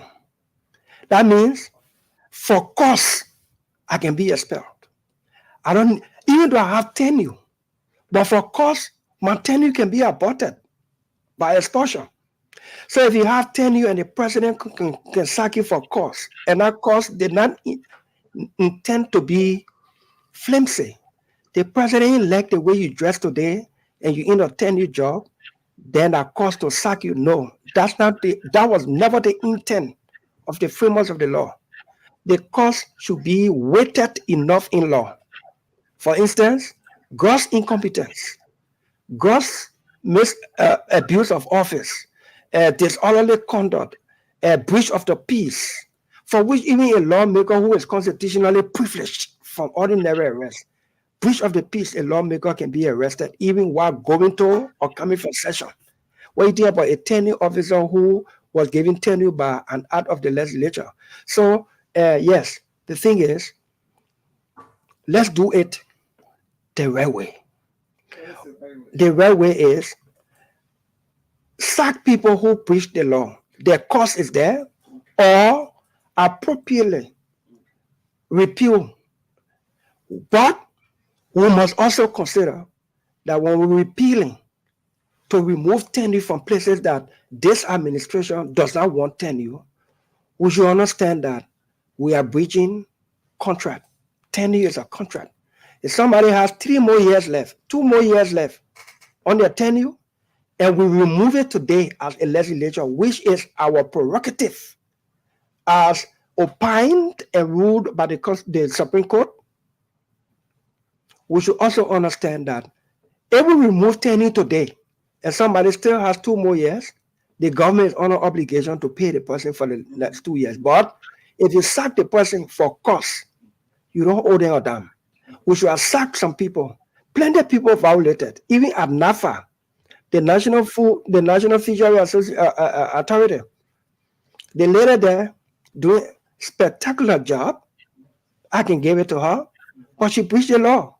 She chose to go support George Weah politically, from a partisan standpoint, all over the place with the videos and the photos all over. Even when the law says you're forced to show partisan support, just do your job, and you're here for a certain number of years. She ignored that part, and she wanted to prove loyalty to George Weah. Sack her. Sack Israel Aginsaya. Sack the head of LTA. Sack Tatos.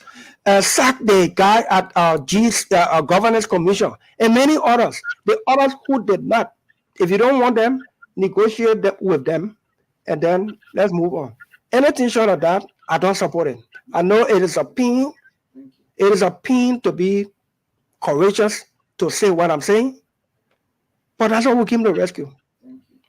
Thank you, Honorable Dillon. Folks, because the rest of the guys coming in, let's just keep our question to question. We can make our statement later, because then we will not take the juice out of Dillon.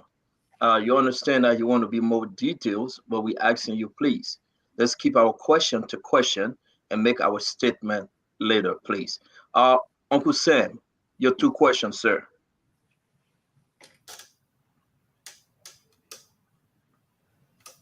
Uncle Sam? Senator Dillon, good to see you, and I continue to admire your courage, and we may disagree on some issues, but yeah, go ahead.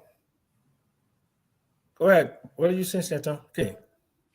No, I said go ahead with your question, sir. I know we're having a little bit of delay, but go ahead. Can you hear me? Yes. Hello, can you hear me? We can hear you, Uncle Sam. You're skipping a little bit of internet. Oh, okay. So, Senator, I just want to. Yeah, it's out in the country here. So, look, Senator, I'll go very quickly. You said something about the Western cluster, and I just wanted to be very clear to you that it was not the CDC government that brought in the Western cluster. As a matter of fact, it was a government that you were associated with under Madam Salif that brought in the Western cluster, and you and I had some interaction with that, but we're not going to go into that for the sake of our great friendship. My question to you is this: can you name me 3 things, 3 priorities from your point of view that you think have to be instantly done as part of this rescue mission? 3 things. 3 things. Clearly and unambiguously tell us 3 things that you want to be done to see right away as part of one of the leaders of this rescue team. Name me 3 things. Thank you, Sam. First, let me correct you. While partially agreeing with you, the Western Cluster came into existence under the UPLN-led government. Western Cluster did not go operational until under the George Weah administration.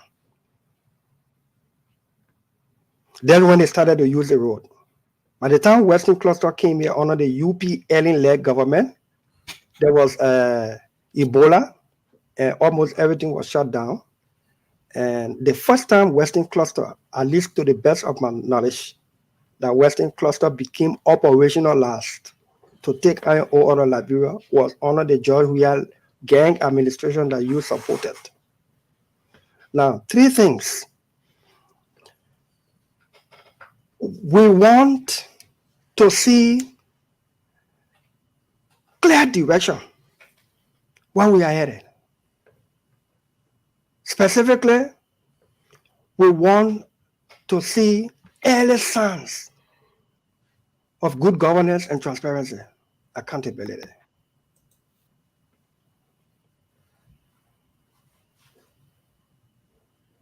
I've answered you. Your second question, Uncle Sam.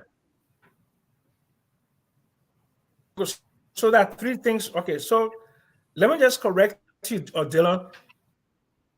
The Western Cluster was one of the fraudulent deals that Madam Salif and you supported, and that fraudulent deal, when they brought in, is credited with no financial and technical ability, and that was sold to Sesegoa. The lagging effects of that agreement that you supported in 2011 has come to bite us now, because we knew that El Nito did not have the technical or financial ability to build an infrastructure to invest the $2.5 billion. I just want to correct you on that, and that's all I have to say on that. And that is clarity on the issue. You keep continuing to refer to a legitimate elected administration as gangster, as a regime. I think it's unfair, and I don't think you should be calling a legitimate elected president a gangster regime. It's totally unfair. It is not. It is not civil. Thank you very much. Can I respond? You want to respond, or you want us to move on? Go ahead, I want to respond to that. Go ahead. SPJ, I'm not highly educated as you are, but I know when I use voice. Coming into existence is not the same as when the company became operational last. The company came into existence under the early UP-led administration. They were supposed to do SYZ before they can ship their first ore out of the country. Before that time reached, George Weah and the gang had taken over the country. So they ignore those SYZ, environmental impact assessment, and all the other stuff that was supposed to be done in order to qualify them to take the first shipment out of here by road. It happened under the George Weah gang regime. So I know that Western Cluster came here through Elineto or not Elling, but when we talk more, the question was they're using our roads, they're damaging our roads, and they are not doing anything about it. I said because the gang under President Weah only wanted royalty and did not care to follow up conditions precedent to shipping all out of this country. I hope we can settle on that.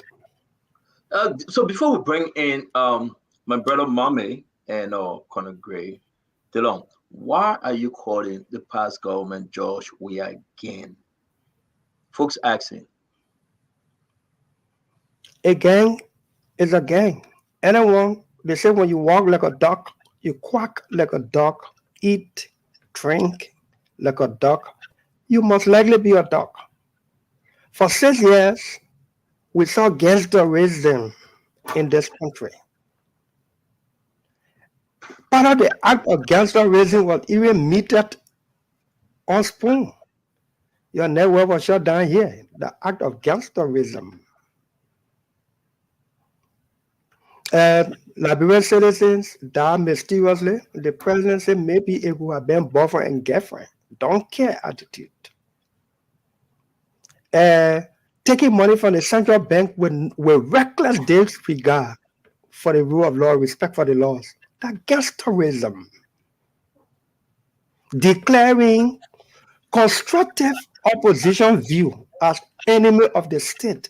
That's classic act of gangsterism. I can go on naming.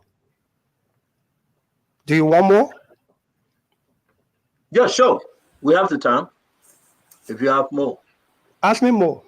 I can add more. Okay. The Mame, you come with your question. And again, we're going to be very interactive today. And thank you for taking that question because folks are kind of surprised that we're going, you're coming too strong. But hey, I know who you are. Mame, your 2 questions, sir. Yeah, to my 2 questions, but just to add one to Dylan.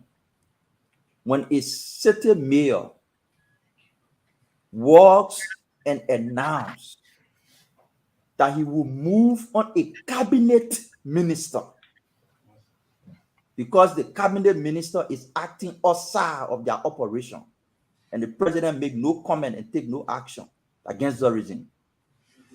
When the police deputy director for operation can be whipped at a party headquarters and nothing happens. That's classic act of gangsterism. So it's okay. When an EPS officer can be shot dead at the door of the president and no justice is served. That's classic act of gangsterism. You want me to name more? It's okay. And Stanton, I beg you. Let me say something to Uncle Sam. When drugs are being trafficked, smuggled into the country, and practically nothing is done, when a country can lose 100 million cocaine cases and nobody gets fired in righteous anger, and the importers we're still around here, that's classic act of gangsterism. Thank you. For the record. For the record, I read my question. Oh, you revert. You gotta revert. For the record, Uncle Sam Jackson, I hope you come back. The Western Cluster Agreement was signed with condition, and I got it here because I wrote on it. Under the Elling government, it says before they can issue Western Cluster their operation license, they should do 5.6.8 present a job and skill development plan. 5.7.c, sign an environmental restoration funding obligation fund. Correct. 5.6.8e, present a project linkage plan. 15.3, sign pricing agreement. And the list goes on. Western Cluster did not meet those conditions. And for that reason, were never issued license. This is what Western Cluster did. When they were coming back, in their MOU with the government, with the job we are getting, they said in section 2R of the MOU that before Western Cluster pays the 50% of the 10 million, the government of Liberia must present the permit to Western Cluster. 2R of the MOU. So that license was the condition to receive the money. That same license was the reason why Western Cluster did not operate, because they did not meet those conditions in the past. But when they were coming back, they stepped aside all those conditions and even told the government, before we can pay you, you must issue us the license. I just wanted to make that clear to Uncle Sam Jackson. And that can be defined as another classic act of gangsterism. Thank you. Senator Dillon, my question. You see, we finish with Joe, we are kind of Uncle Joe. Correct. That's what I'm here for. Yes, we kind of Uncle Joe. All the things we're talking about going in the future, it starts with the people who put in government to serve. That's where it starts from. Whether would succeed, whether would not succeed, it begins with the people who put in government. I want to go to the Ministry of Foreign Affairs, the committee you chair. Yeah. The current minister designate for foreign affairs, Dewey Gray, was deputy minister for legal affairs. All the diplomatic passports sold or issued that created embarrassment for our country internationally, locally, that affected ordinary citizens when they went for their visa, they denied them because the people felt that the country had passports in the hand of criminals. She presided. A little child was raped while her father was serving on diplomatic mission. The minister of legal affairs, who's supposed to uphold the law for that little child, sat there for 3 years and nothing happened. They buried that case. That case remained unresolved. That child has not received justice. Live with the trauma of rape. That minister is before you for confirmation. Beyond that, all the committees, investigation, the president constituted, president, we are constituted to investigate the sale of diplomatic passports. No result. For President Boakai, elevated her from Deputy Minister for Legal Affairs to the Principal Deputy at the Ministry of Foreign Affairs, when she should be a subject of investigation. I want to ask you, I know your Senate committee hearing will go on. How do you feel? Because I know you are a champion against the sale of diplomatic passport. You are a champion against people who rape and could not face justice. The lady came here, she cried. That little girl is crying. But the lady who, in the management team, buried the case of a rape is being elevated by President Boakai. How do you feel? That's my first question. So I won't say how I feel. I will say what I know and what I can do. My committee that I chair, I'm privileged to have 2 former foreign ministers, one former finance minister, 2 former foreign ministers,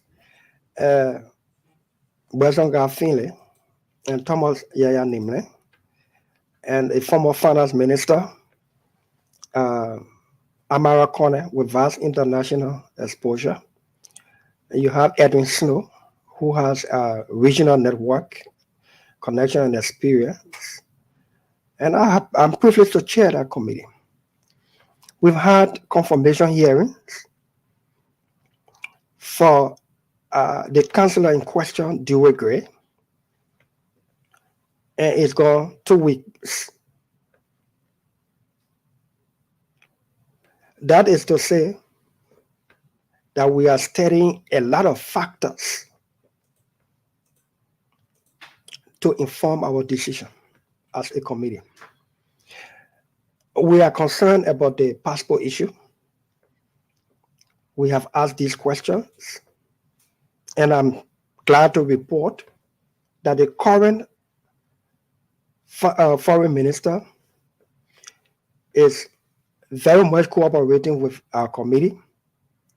She has constituted an investigative body to investigate a lot of employments that were made in the foreign service in the last 6 months prior to the election. The ministry has issued an advisory on diplomatic passport, current diplomatic passport, or diplomatic passport in people's hands currently, to report them or turn it all on and within a month beginning today. That is, after a month beginning today, if you still have Liberian diplomatic service passport in your possession, it is cancelled. These are actions that have been taken, and these actions are informed by some of the things that happened in the past. And those things that happened in the past, especially with our passport issue, happened under the stewardship of the minister in question, the nominee now in question, Dewey Gray. And these things are all under consideration. And if we see the need, when the committee shall have decided, and we see the need to reject her, you will hear from our committee. But we are doing all of these investigations to know her personal, particular role, oversight role, knowledge of actions taken, inactions, and all of these things. When people preside over an institution or over an office, they must take responsibility. They must take responsibility of what happened under their stewardship. And Dewey Gray is being scrutinized as such. That is why my committee, the Foreign Affairs Committee, had confirmation hearings for 2 deputies, her and Dr. Ibrahim Nye. The committee passed on Ibrahim Nye. He's confirmed, he has been appointed, and he's working. Dewey Gray for the last 2 weeks has not been confirmed because all of these considerations. Second question, still at the Ministry of Foreign Affairs. You currently handling a situation. We have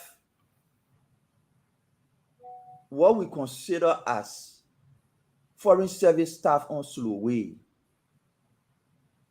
To all my good friends who on the list, I mean, I know you, some of you very brilliant, qualified. If the system did not fail you, you wouldn't have been in this situation now. You would have been seated well because you qualified to serve those roles. So I got no personal issue with you. But the manner and form you went into foreign service, the foreign service slow way, is what they're doing. The minister who was responsible for hiring those people and deploying them was Madam Sawyer. Madam Sawyer was the Deputy Minister for Administration. She presided over the bastardizing of the foreign service. Hire people, put them on slow way, and send them out of the country. Not budgeted for, using resources from external partners. Go into that details later. The current foreign minister has constituted a committee to investigate. The investigation is ongoing. Madam Sawyer is the subject of that investigation. Today, President Bouaka appoints her as member of the board of NASCOP. Doesn't that undermine the investigation that is ongoing? Doesn't it tell the minister that no, just leave the woman, again, do nothing to her? In fact, appointing her to NASCOP. when she is a subject of investigation that concerns and borders on our international reputation as senator, this time not chairman on foreign affairs. How do you feel as somebody who is undergoing investigation for such a grave crime that your committee is investigating? While the investigation is ongoing, the president has appointed her into another position. How do you feel? My second question. Again, I won't give my feelings. I will speak to what I know and what I believe I can do. I'm not the person who do with it, like we. Amola, one thing I can say, had President Bwaka nominated Comfort Sawyer, I would have advised him to withdraw that nomination. Because we cannot be investigating a matter of which Madam Sawyer is a center of attraction, so to speak, or a person of interest or a subject to be investigated herself for her role she played because she signed out of those communications. And then she gets reappointed or nominated at the Foreign Ministry, where I am chair of the Foreign Affairs Committee. We will have taken the liberty to approach the president to withdraw that nomination. But be that as it may, Madam Sawyer is now not appointed, as far as I know, nominated on the board. Except I'm wrong, members of the board of NASCO are subject for Senate confirmation. I hope I'm correct. And in that case, should Madam Sawyer Comfort Sawyer appear before the Senate, we will raise these issues. And let me go further. Now that I am hearing this, which I did not hear before, and I'm not trying to play any angel or prophet here, I will make some due diligence with the marshal regarding this nomination. So we cannot be rewarding bad behavior. So Editon, we're gonna give Mame one more question before we go to Conor Gray. Mame. Yeah. My third question. Today, everybody's shouting and complaining about the corruption and the fraud at the Financial Intelligence Unit. That's what everybody complaining on. But there's a root to that. And here is the root. The last budget had 1.4 million approved for the Financial Intelligence Agency. Approved 1.4 by you people. Okay. The Deputy Minister for Budget,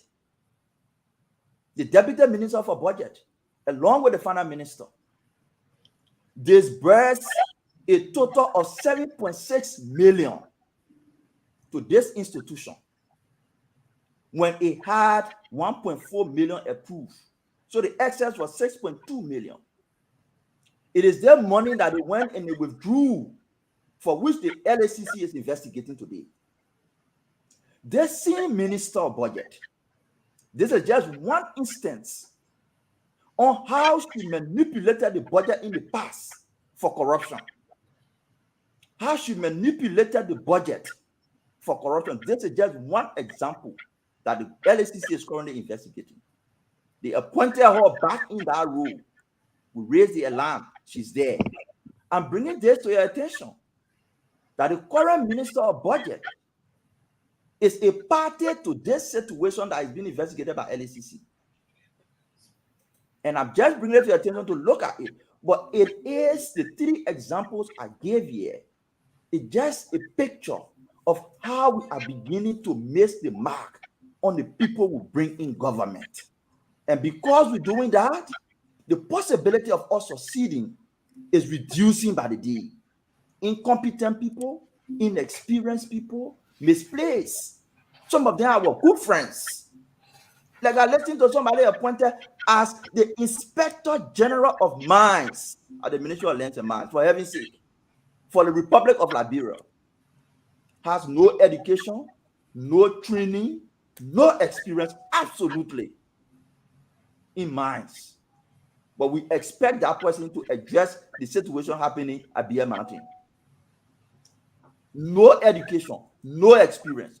His only reason why he's there is because, he's from the Liberty Party, and I understand, normally wants him to be there. That's who's fine. this person, Mama? Who's this person? Adashos Koko is appointed as the Inspector General for the Republic of Liberia for mines.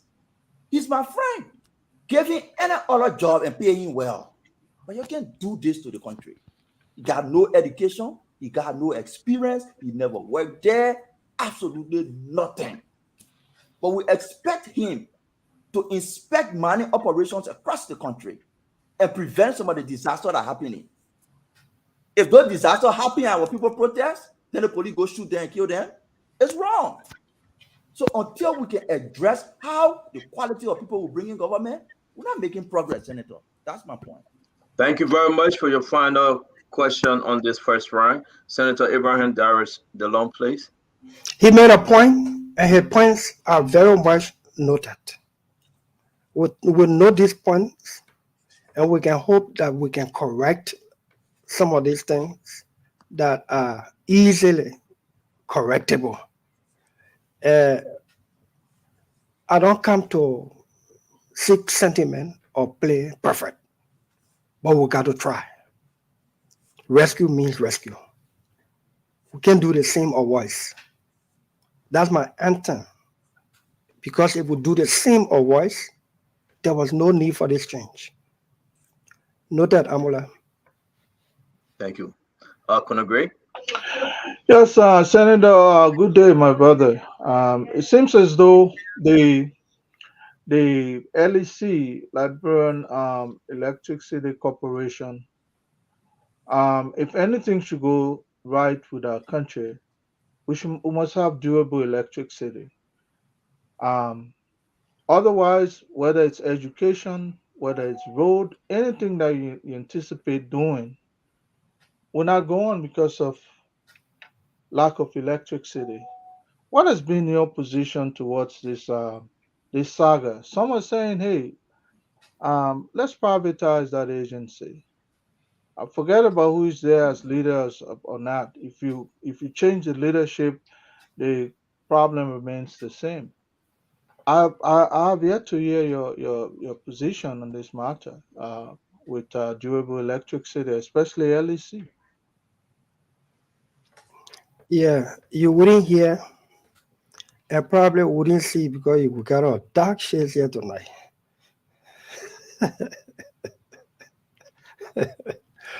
Well, a very serious concern. The Senate Committee on Energy had a hearing today on LEC, and it was live. And we raised the issues. You see, we have reached a point where we don't want to politicize these issues any longer. We don't want to grandstand about these issues any longer. We all know the problem. It's time to fix it. Liberia has 2 seasons when it comes to weather, rainy and dry. People can be boasting about education and career and degrees. And we go through the cycle every year. Dry season, power shedding, rainy season, small instability of current. Something must be wrong with our ability to have a vision, to have a plan, an implementable plan. We know that every dry season, there's a problem. During the rain, we enjoy. During the dry, there's a problem. When will we prepare for the dry? All this education, all this expertise people boast of, let's put it into action. We have money captain today. We had a Liberia Electricity Regulatory Commission chair today before the committee. We ask these questions. We try to proffer suggestions. When it's raining, we got stable electricity as far as the supply reaches. By the time we enter into the dry, there's a problem. And it is a revolving or recurrent situation. When will we do something about it? You change money captain, you put somebody there, the same thing. You change the other person, you put somebody there, the same thing. Can we privatize the generation of the power, which many people say it is a national security asset? You don't privatize that.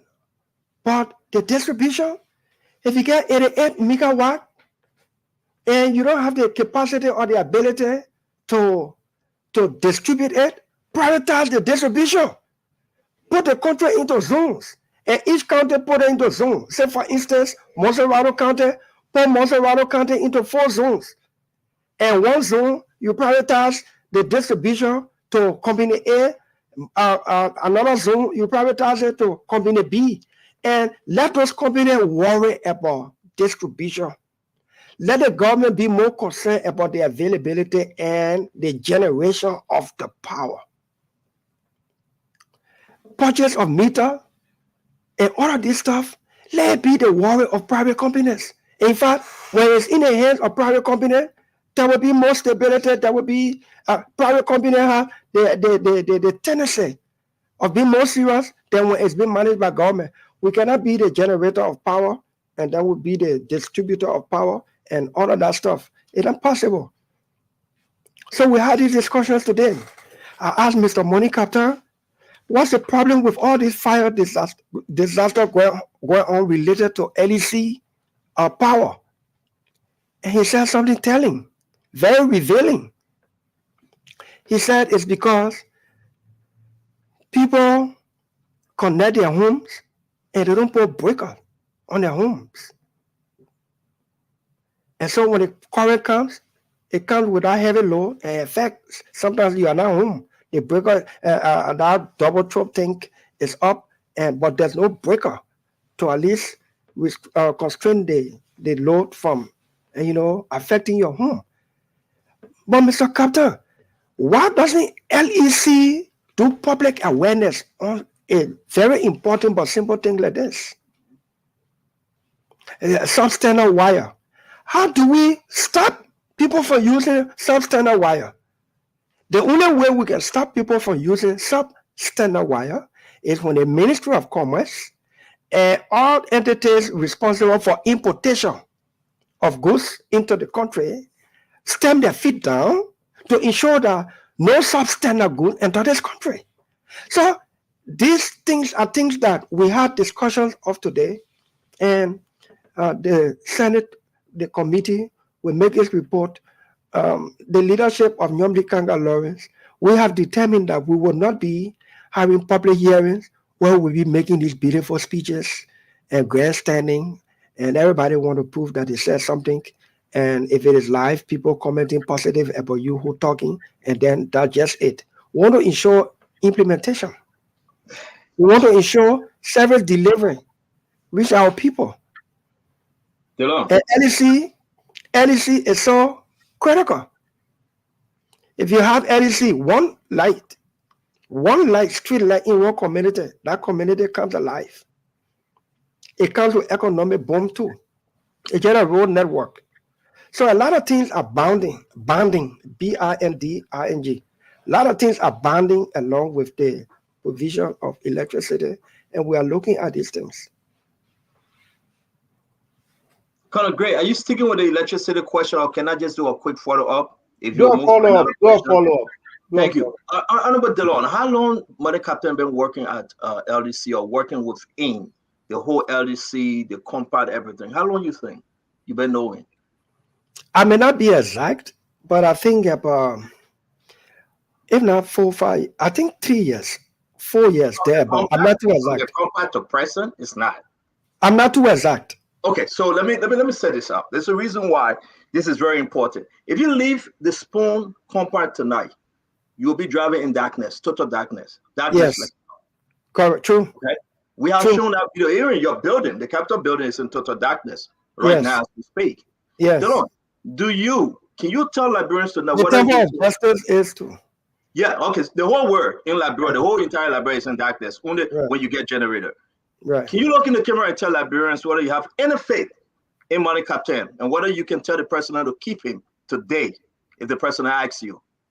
If the president asks me, we'll change the entire management at LEC and bring on people who we believe we can hold accountable and not finding justifications and excuses. Let me repeat. If the president asks me my opinion, my suggestion tonight, one stroke of the pen will replace the entire management at LEC. They have done what they could do. They have demonstrated that they can do more. But you didn't say that today to Money Captain, Dillon. He did. Sorry. Maybe you didn't follow. No. Hold on 1 minute. Let me finish my question. I passed that question. I beg you, Glennie. And I was very concerned about Glennie and Dillon coming on the show together. Seriously.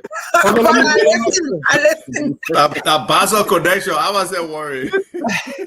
Okay, so let me go last. Let me come back to the question. When I say whether you told him, let me set this thing seriously. It is electricity have turned up to be one of those political commodities when you talk about rice and cement and whatsoever. Dillon, our pro tem, my senator, like I call her my senator, though she's from Grand Bassa, she will walk Money Captain into the president office. No, you didn't get that. No, I beg you, Dillon. No, Let me finish my question. It's good I'm on the show. I didn't come to defend Youngly, but I will speak to the issues that I beg you, please do. You don't know. Okay, then I beg you, man. I beg you. That one without slide on there. No, Dillon, but let me finish. So now we're on it. We're on it tonight. Let me finish. One good thing you said tonight, and I think everybody love it, that you can tell the president, say, listen, Money Captain, the entire management should go if he asks you. My question here, Youngly Kanga Lawrence, my senator from Grand Bassa County, in photo with Money Captain, and the people that bring in the boat on the sea to give current, she was there. After we ran the story with Money Captain, he have destroyed LDC since Charlie Kentan. That's man saying. I don't think by any means this is Money Captain that was on the campaign trail with Josh Manawia, saying that they have paid the debt to Ivory Coast in 30 million. This is Money Captain. While the folks, Liberians dying on a darkness, no LDC, he receiving $17,500. This is Money Captain again promising for the better LDC to come to Liberia. The partner want him to stay. This is Money Captain. No. They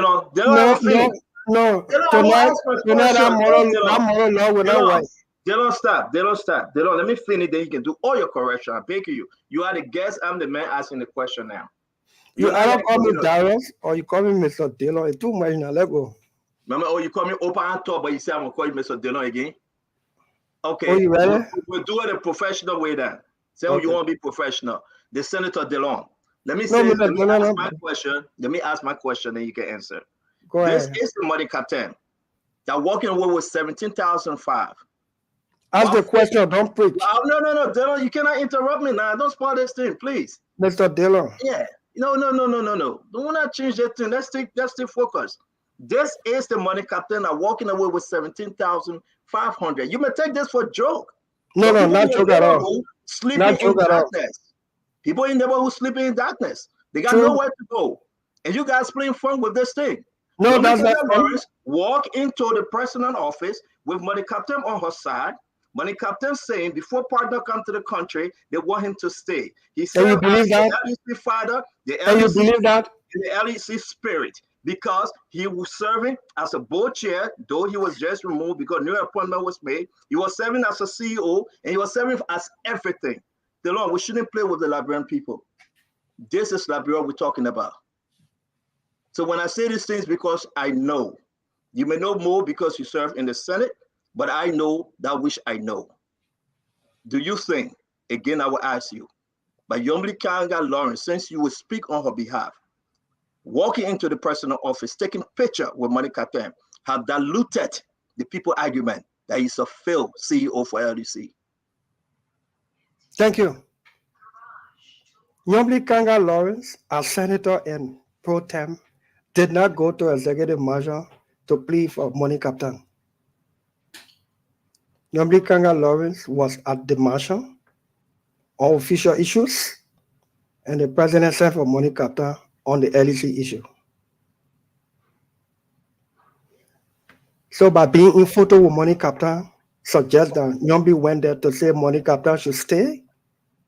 Is that what you're selling to the public? I think that is erroneous. It is not true. I just stated to you that if you ask me today, if the president asked me today, and if I had the power tonight, money captain is fired tonight, and the entire management team.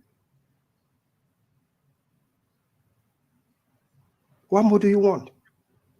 The same way you got a gush. Saying you asking me, Senator DeLong.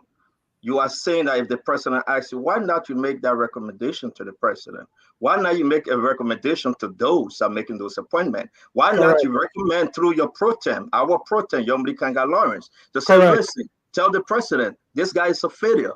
Why you want to wait for him to ask you, knowing the situation in the country? Because you asked me if the president have you made recommendations, Senator DeLong? Our recommendation will be done from the hearings today. We are a Senate body and we work through committee. And our recommendations for the way forward will be done through that committee's report and plenary decision. The appropriate recommendations will be made. How many times? I'm hoping that it doesn't reoccur under the Broadcast administration, because many times we even declare vote of no confidence in public officials and president. We have kept them on the job. The Senate can only recommend if you have a robust Senate, a radical Senate, constructively radical, and the Senate declare vote of no confidence, which is the most we can do in a public official, especially having given our consent for that person's confirmation, and they are not performing on the job, and we withdraw that consent by a vote of no confidence, which is symbolic, we can put it into action. If the president does not want to replace that person, we can put on a non-compliant posture with the executive. If we are radical, if we are constructively radical for the good of the country, the Senate can help. But what I'm saying to you, you ask me if the president asks you today on money captain, what will you say? I say money captain will be fired tonight. That was my answer. I appreciate your answer, Senator DeLong. As a senator, my action will be demonstrated through. And we wait to see your action. I beg you, Colonel Gray. I know you are coming in. The folks that are running this anti-theft something, power theft stuff, kill somebody in your country. Well, how far is that investigation? Can you tell us more? So I asked money captain today regarding that, and he said that the matter is before the law enforcement and is before the court. And when a matter is before the court, it means justice is being served. We will look forward to a speedy, impartial, and fair trial. Let justice be served. Nobody should die the way the victim is said to have died. But the court should determine since it's before the court. We express deepest sympathies to the bereaved family. At the same time, let's allow the law to take its course. There must be closure to these things. Thankfully, it is not one of those things that are lying without action. Colonel Gray, please complete your questioning. And again, thank you for giving me the time. Senator Dillon, what we have today in Liberia is what the Republic of Haiti is longing to have. We've gotten rid of the gangsters. So as a result, I agree with you. We had a gangster government, and thank God we replaced them. But my question to you is: it seems as though the Western cluster and other companies that are working in our economy have not held their portion of the bargain. You are a number guy. You always say you make decisions not in unison, but rather as a team of legislature. My question to you: do you think those people should have their permits or other operational license or licensing renewed in the midst of them not performing specifically to what they agreed to initially before they started operation in Liberia? You're talking about Western Cluster? Yes, let's go to Western Cluster. Of course. You see, Article 25 of the Constitution says contract should not be impaired. The government should do everything to protect contract. But when the concessionaire is not performing, you move for cancellation of the contract. As much as we want our economy to grow, we want jobs for our people. We don't want companies coming here to exploit and leaving our people in with health hazard, our roads damaged, and only few of us government officials having probably to have to get the benefits. It is wrong. And if I had the authority, especially as an executive, in the executive, responsible for these things, you just don't renew some of these contracts to set as an example to others that you may have 25 years today. If you don't comply, if you don't perform, if you don't deliver on your terms, the likelihood of your contract not being renewed or extended is very high in Liberia because they don't joke. If we don't set an example for precedence, and these things will always happen. So yes, if Western Cluster does not perform, does not deliver as in the terms of their contract, while our people may suffer job loss, that is, if they even have the jobs, we got to set some example. We have to. Thank you. I agree. Thank you very much. Let me bring in Abba. He have not asked question yet. Abba. Can you hear me? You're good, Abba. Wonderful. Greetings to everybody out there. Greetings to the guest, Senator Dillon, and to the panelists. Senator, let me just kind of piggyback on your last statement, where our Constitution, Article 25, says we shouldn't impair contracts, and we respect that. But I'm sure you are aware of the Mo Stevens report. I believe you're probably on CCL at the time, where 66 out of 68 contracts has serious deficiencies when it comes to the law and to how those contracts were formed.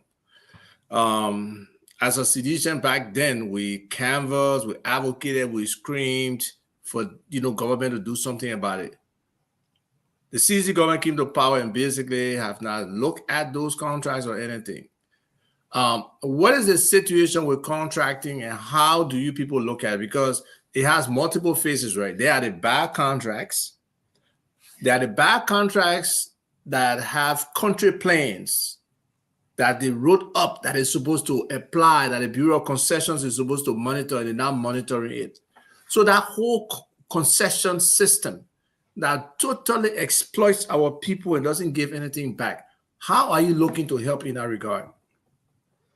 Ava, yes, sir. Please give us some of these bogus contracts that may still be in existence.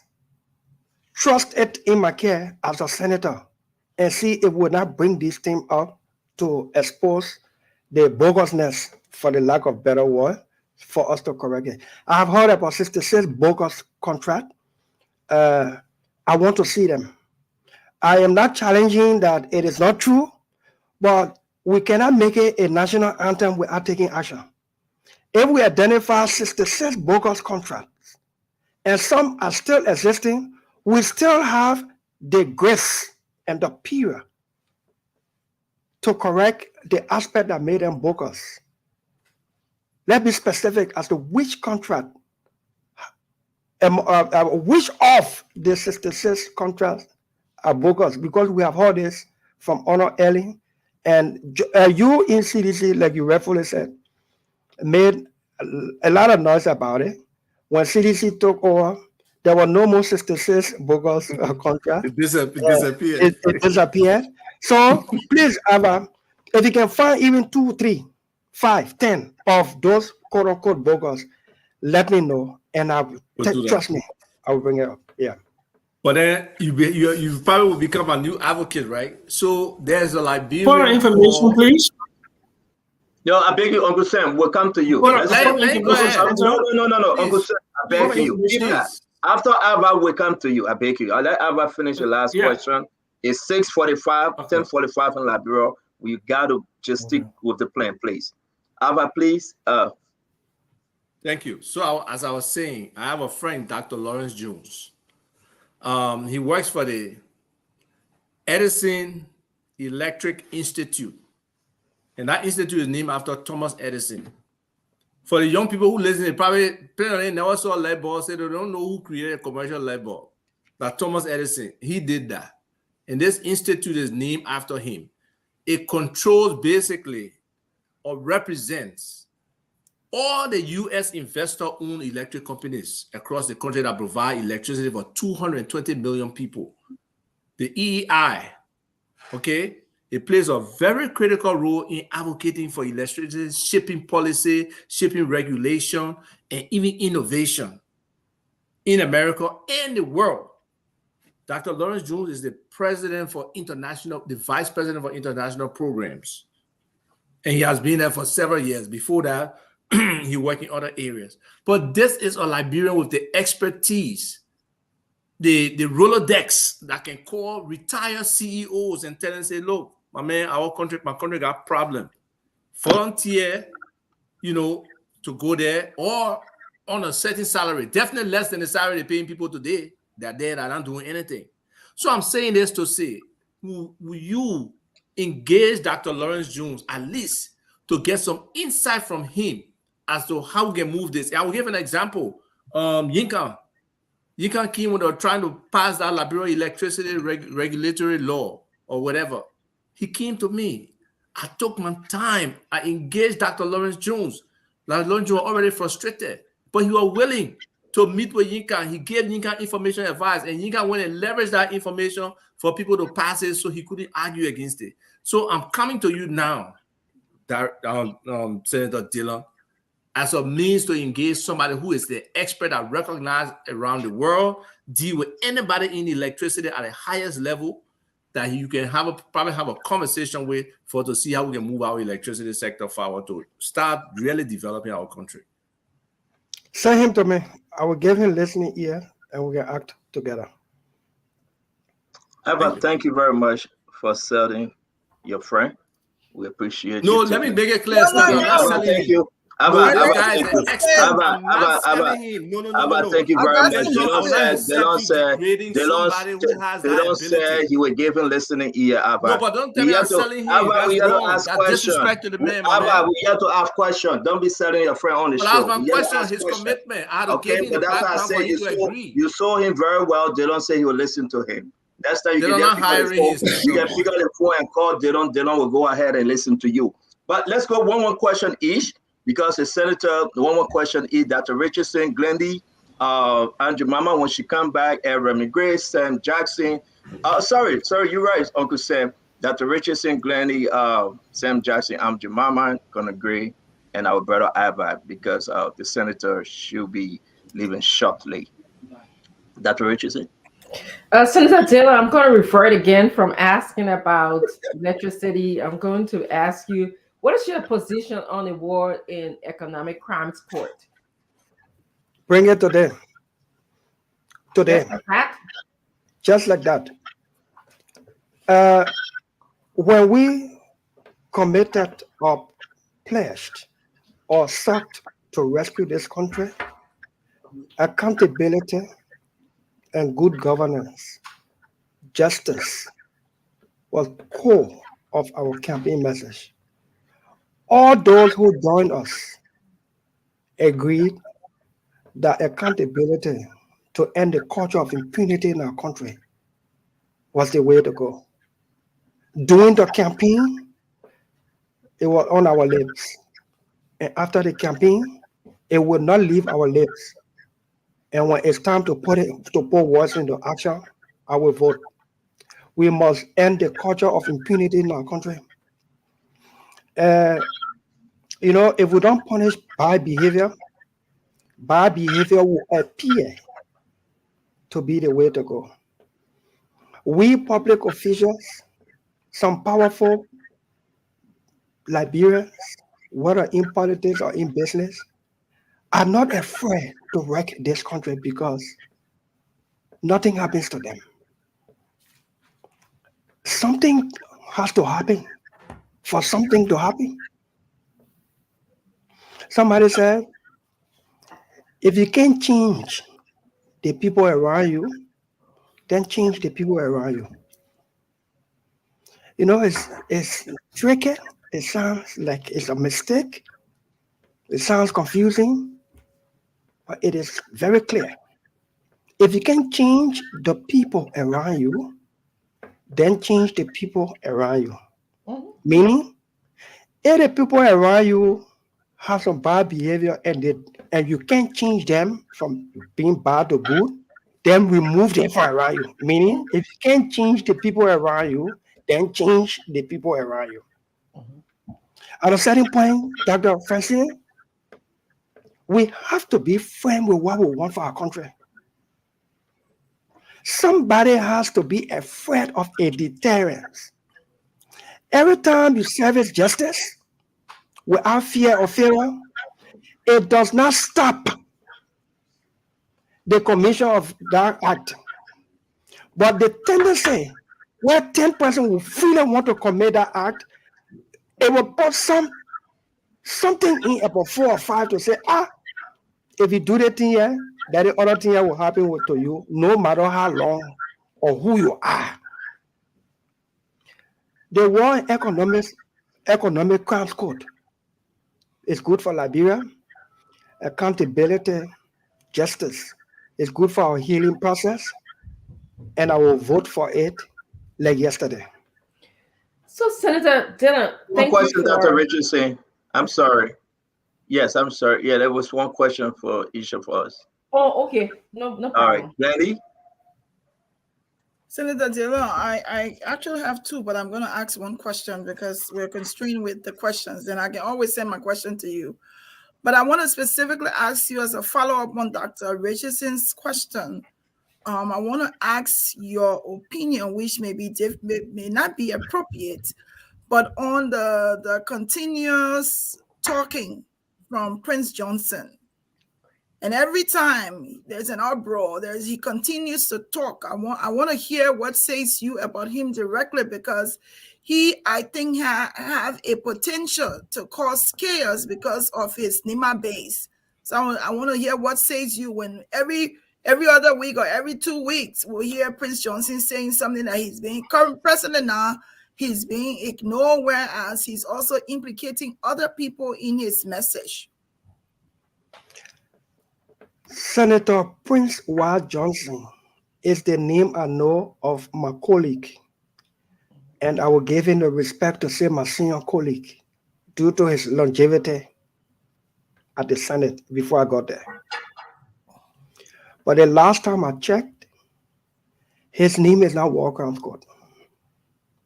His middle name is not War Crimes Court. His last name is not War Crimes Court.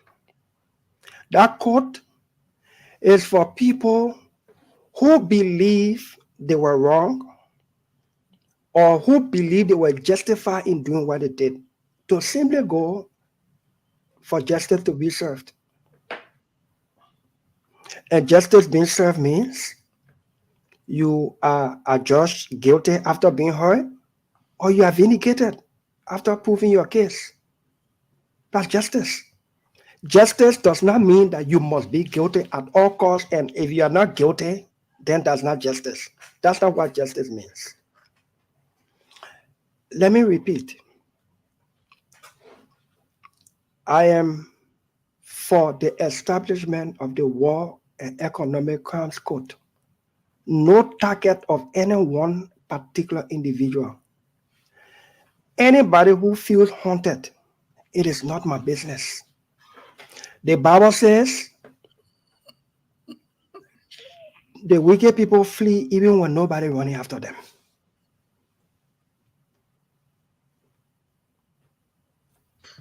You finished, sir? Thank you. Next question. Next question. I'm going to skip in real quick. Just really quick. Do you think there will be a welcome code? Not the economic, but a welcome code in Liberia based on everything, the resolution from the House of Representative and all the notes in the market, Senator DeLong. Do you think Liberia will have a welcome code under this administration? It's not what I think. It's not what I should think. It is what we should all want. It is what we should all demand. And I am part of those seeking, desiring, craving for. Thank you. The establishment. Thank you. Without the resolution being signed by both the representative and the Senate, Senator DeLong, will you advise Dr. Richardson? I think that's your grandson. Sorry. Senator DeLong, will you advise the president to exercise his executive order? An executive order does not establish a court. An executive order can put processes into place, leading to the very likely establishment of a court if Liberia desires so. Would you advise the president, sir? Yeah, so if I would advise the president on an executive order, the resolution from the House is more about expression of will. It's more about expression of will. But what I like in that resolution is that it is asking the president to do certain things. And if we don't put this thing into perspective, you don't understand that petition or resolution from the House. And then when I get it right, here is what it is. The TRC Act says all recommendations shall be implemented. And part of the recommendation says the president of Liberia, part of the TRC law says the president shall report to the legislature quarterly on the manner of implementation. So what Joseph Boakai just took over tonight, he is now president. That onus is upon Joseph Boakai to tell us the status of the implementation of the TRC recommendations. Now, if in the report to the legislature, the quarterly report, the president can say that in order for us to implement the recommendation for establishment of a tribunal to do further investigation or prosecution for those who bear greater responsibility, I am forwarding or I am asking the legislature to act. The president must tell us whether he has challenges, hindrances, whatever they may be in the implementation. The president must tell us whether he has started Palawa hot engagements as contained in the recommendation.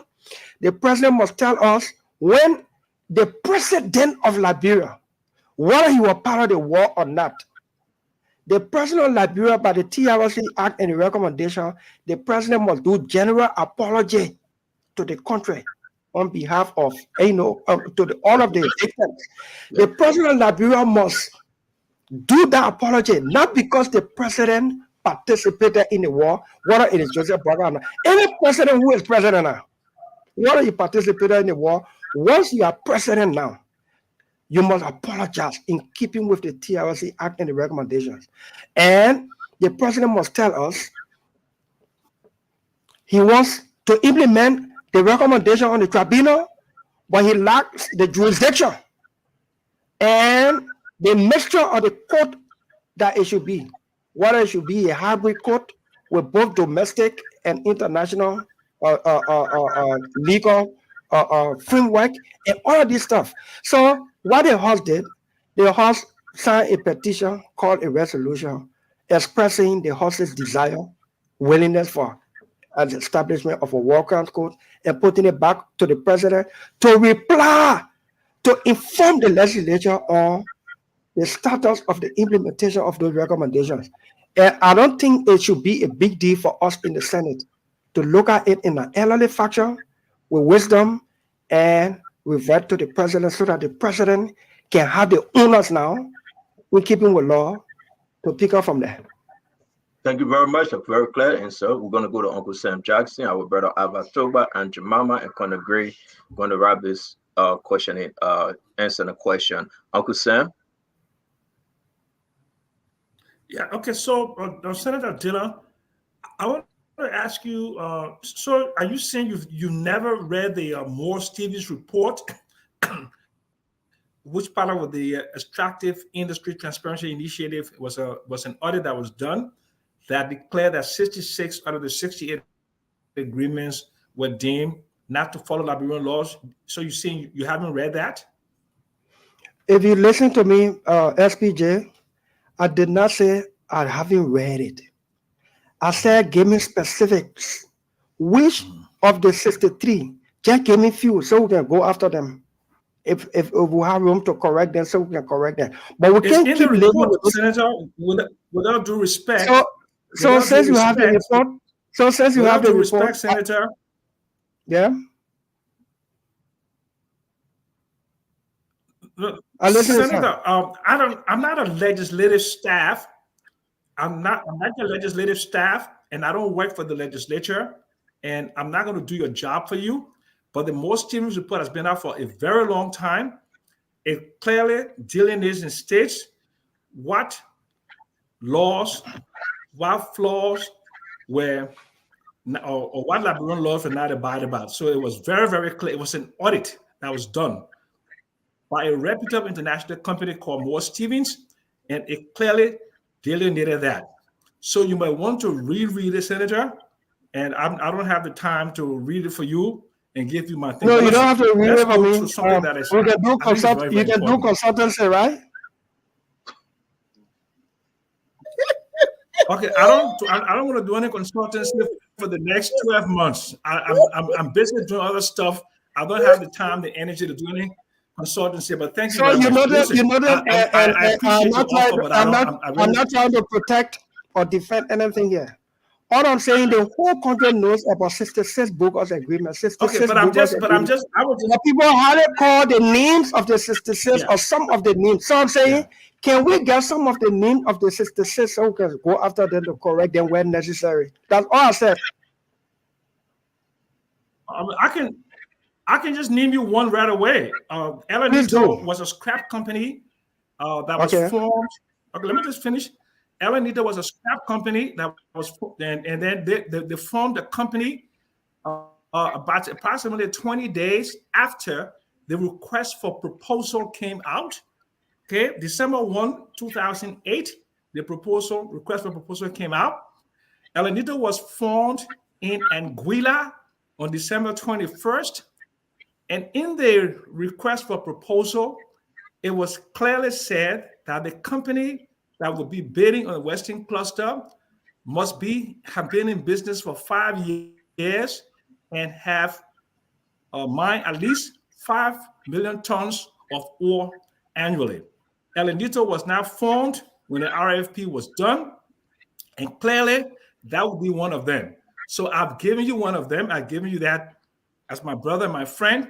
You can go now and go back and review that and come up and see, because you see the way that it was structured, you see that they sold the Western Cluster to Sessigua Vendetta in August of 2011, the same day the concession was signed, and they did not put a shovel in the ground, and they got $120 million.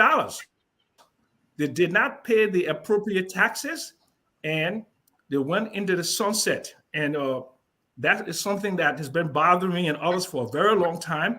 So I've given you one example of what is in the Moore-Stevens report about a fraudulent concession agreement. Now you're talking to me, SPJ, and trust me, we'll work behind the scenes on the consultancy. I trust your intellectual property. I don't want the consultancy. I'm busy for a year. So we're doing it by next year, March. Don't call consultancy with S. I'm very busy. Okay, leave it. Yeah, that consultancy will doing it back. Okay, guys, you guys. Now Uncle Sam is smiling because they would do it in the back. He's smiling.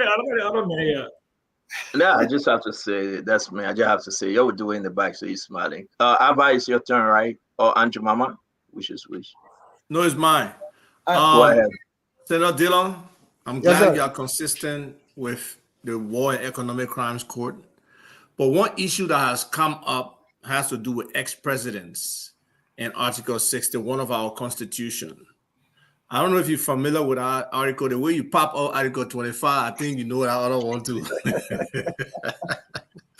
So what's your position or interpretation on whether an ex-president can be prosecuted or whether that president is immune from crimes that were committed while that particular individual was, in tenure as a president? And also to help our people, if you can share with them this phrase from this acts done by him while president of Liberia, pursuant to any provision of this constitution or other laws of the republic, so they can try to understand it. Because I myself will try to help them understand it probably after you propound on it. I hope you understand the double question. Yeah, sure. I have held that no president has a blanket immunity from prosecution having left office, whether removed by impeachment. George Weah, for instance, did not leave office. He was, in effect, removed from office by election. I know one will argue that removal in this sense will remain impeachment. I don't hold that. Once you are not president, because you see the Constitution says any act the president did pursuant to the Constitution and laws of Liberia, you can't prosecute the president because you don't like the fact that he or she signed one bill in one law. That's act pursuant to the Constitution assigned to the president. You can prosecute the president for signing an international treaty, for instance, that were not treasonous, because even the sitting president, any sitting president can be charged with treason, committing treason under Article 76. Any act that seeks to undermine this Constitution is treason. That's what Article 76 says. But any act the president did that was pursuant, allowed, that's what it means, allowed by law, in keeping with law, you cannot prosecute him or her after they leave office, after they are removed from office. But somebody, like I was listening to Ava talk about the last time, let somebody show us. If the President Darius Dillon, encroached on somebody's land, criminally trespassed on somebody's land, hijacked somebody's land, and because the president is all powerful, so the president was not prosecuted, who will prosecute the president? Especially if the legislature doesn't have the balls to impeach the president. Who will prosecute the president? The justice minister? The justice minister can be fired because he served at the pleasure of the president, and the next justice minister will even be more timid.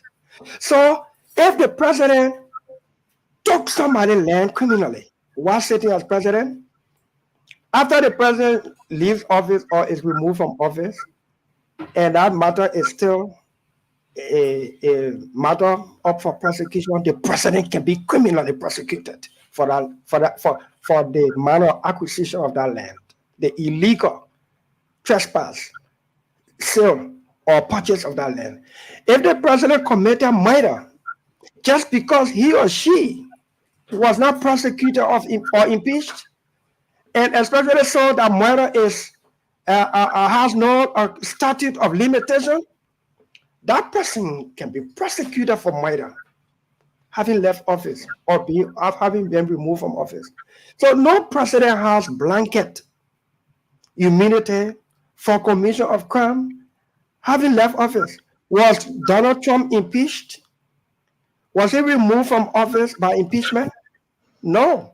The greatest democracy in the world is prosecuting criminally a former president who went afoul of the law, because what the president did, Donald Trump, that is causing his criminal prosecution today, was not pursuant to the constitutional laws of America.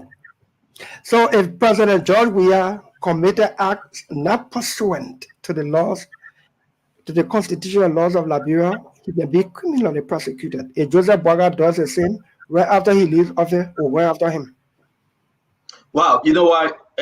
Again, I think thank you for watching our show the other day, because a lot of folks ran with that Avad and Mosability exchange the last time. A lot of posting, were done. But again, you brought in Donald Trump, and I think it's a fair comparison to the law, though we are not scholars when it comes to the law. And I want to say thank you. I see folks are responding to you positively with that example of Donald Trump. Andrew Mama, your question, Conor Gray. Yeah, my last question will be, Senator Taylor. Yes, Ethel. What are you doing? But they appointed you, not looking aside. That's not the job she wanted. That's not the job she wanted. And you are talking to. Y'all gave her job she didn't ask for anyway. Go ahead, Andrew Mama. Senator Dillon, I'm concerned about the contracts being awarded to Lebanese and other foreigners at public works. And what are you people doing, the senators? What are you people doing to protect our Liberians who are into the road construction?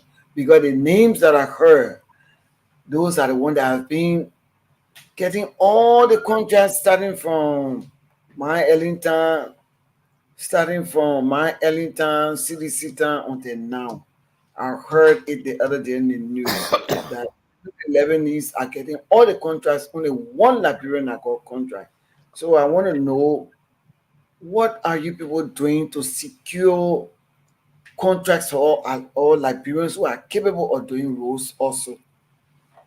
I'm very concerned. Thank you, Mama. Yeah. Giving one document that honor this administration, we have the Public Works Ministry has dole or awarded all contract. It's not necessarily to just because it's to foreigners, but contracts that are foul of the existing controlling laws, say for PPCC, for bid, and those contracts are supposed to go for bid for competition, open bidding. I want to see one. I just don't want to hear it.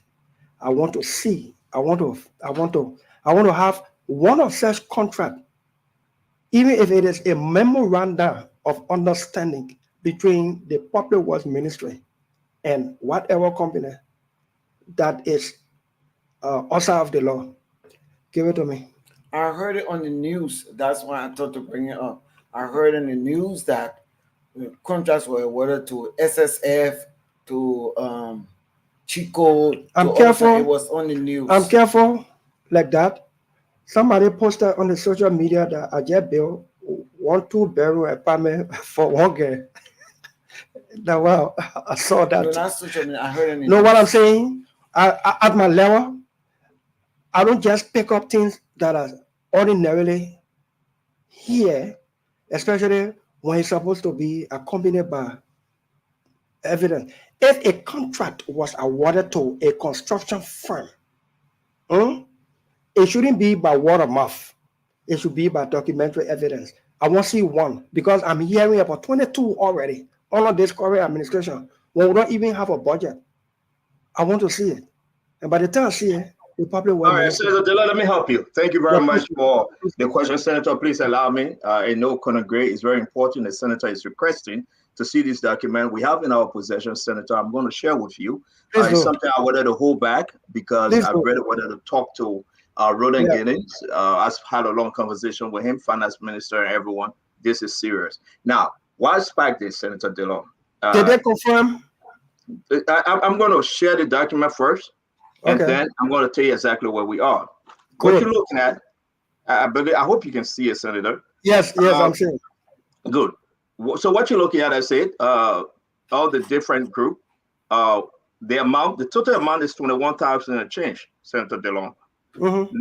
Senator McGill spoke on this today for 21,000. Yes, the total amount. If you add everything, you get 21,000. 21 million or 21,000? Sorry, thank you very much. 21 million. You know, I'm not a millionaire, so I'm talking thousand. 21 million, Senator. What you're looking at here, Chico, West Africa and SSF, that's the same individual owning two companies. Okay, just to make it right. You see the BK Enterprise, the rest of them.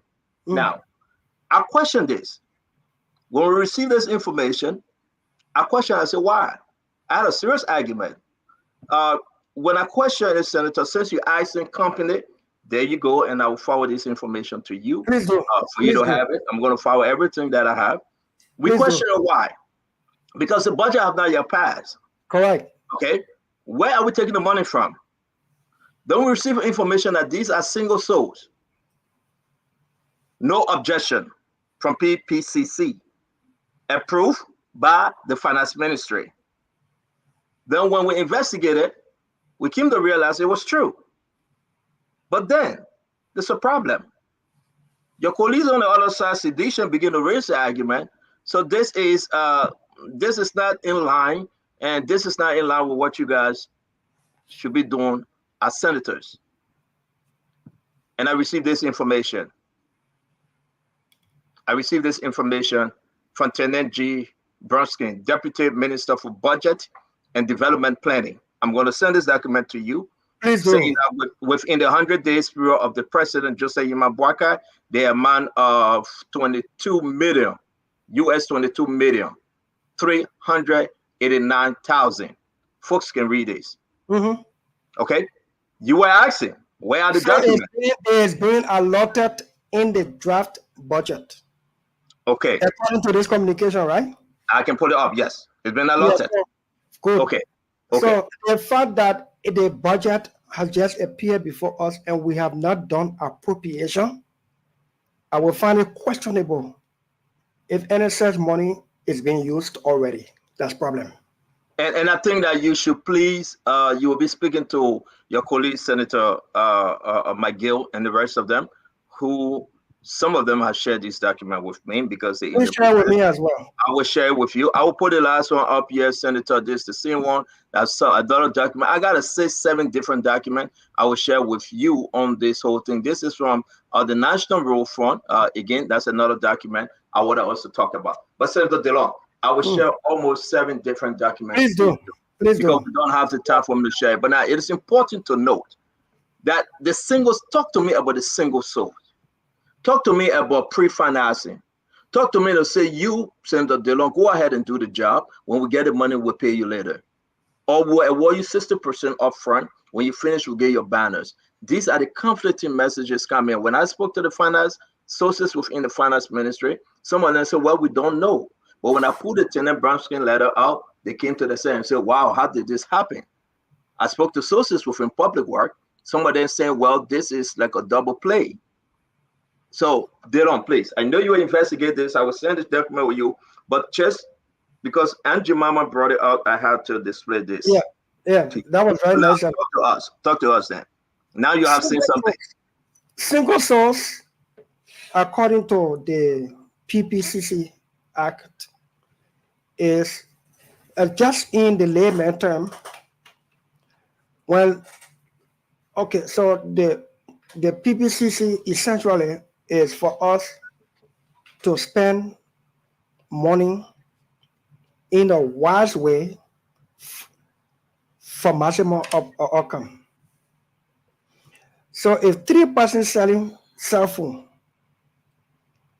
and all of the same quality, somebody is $1 less than the other 2.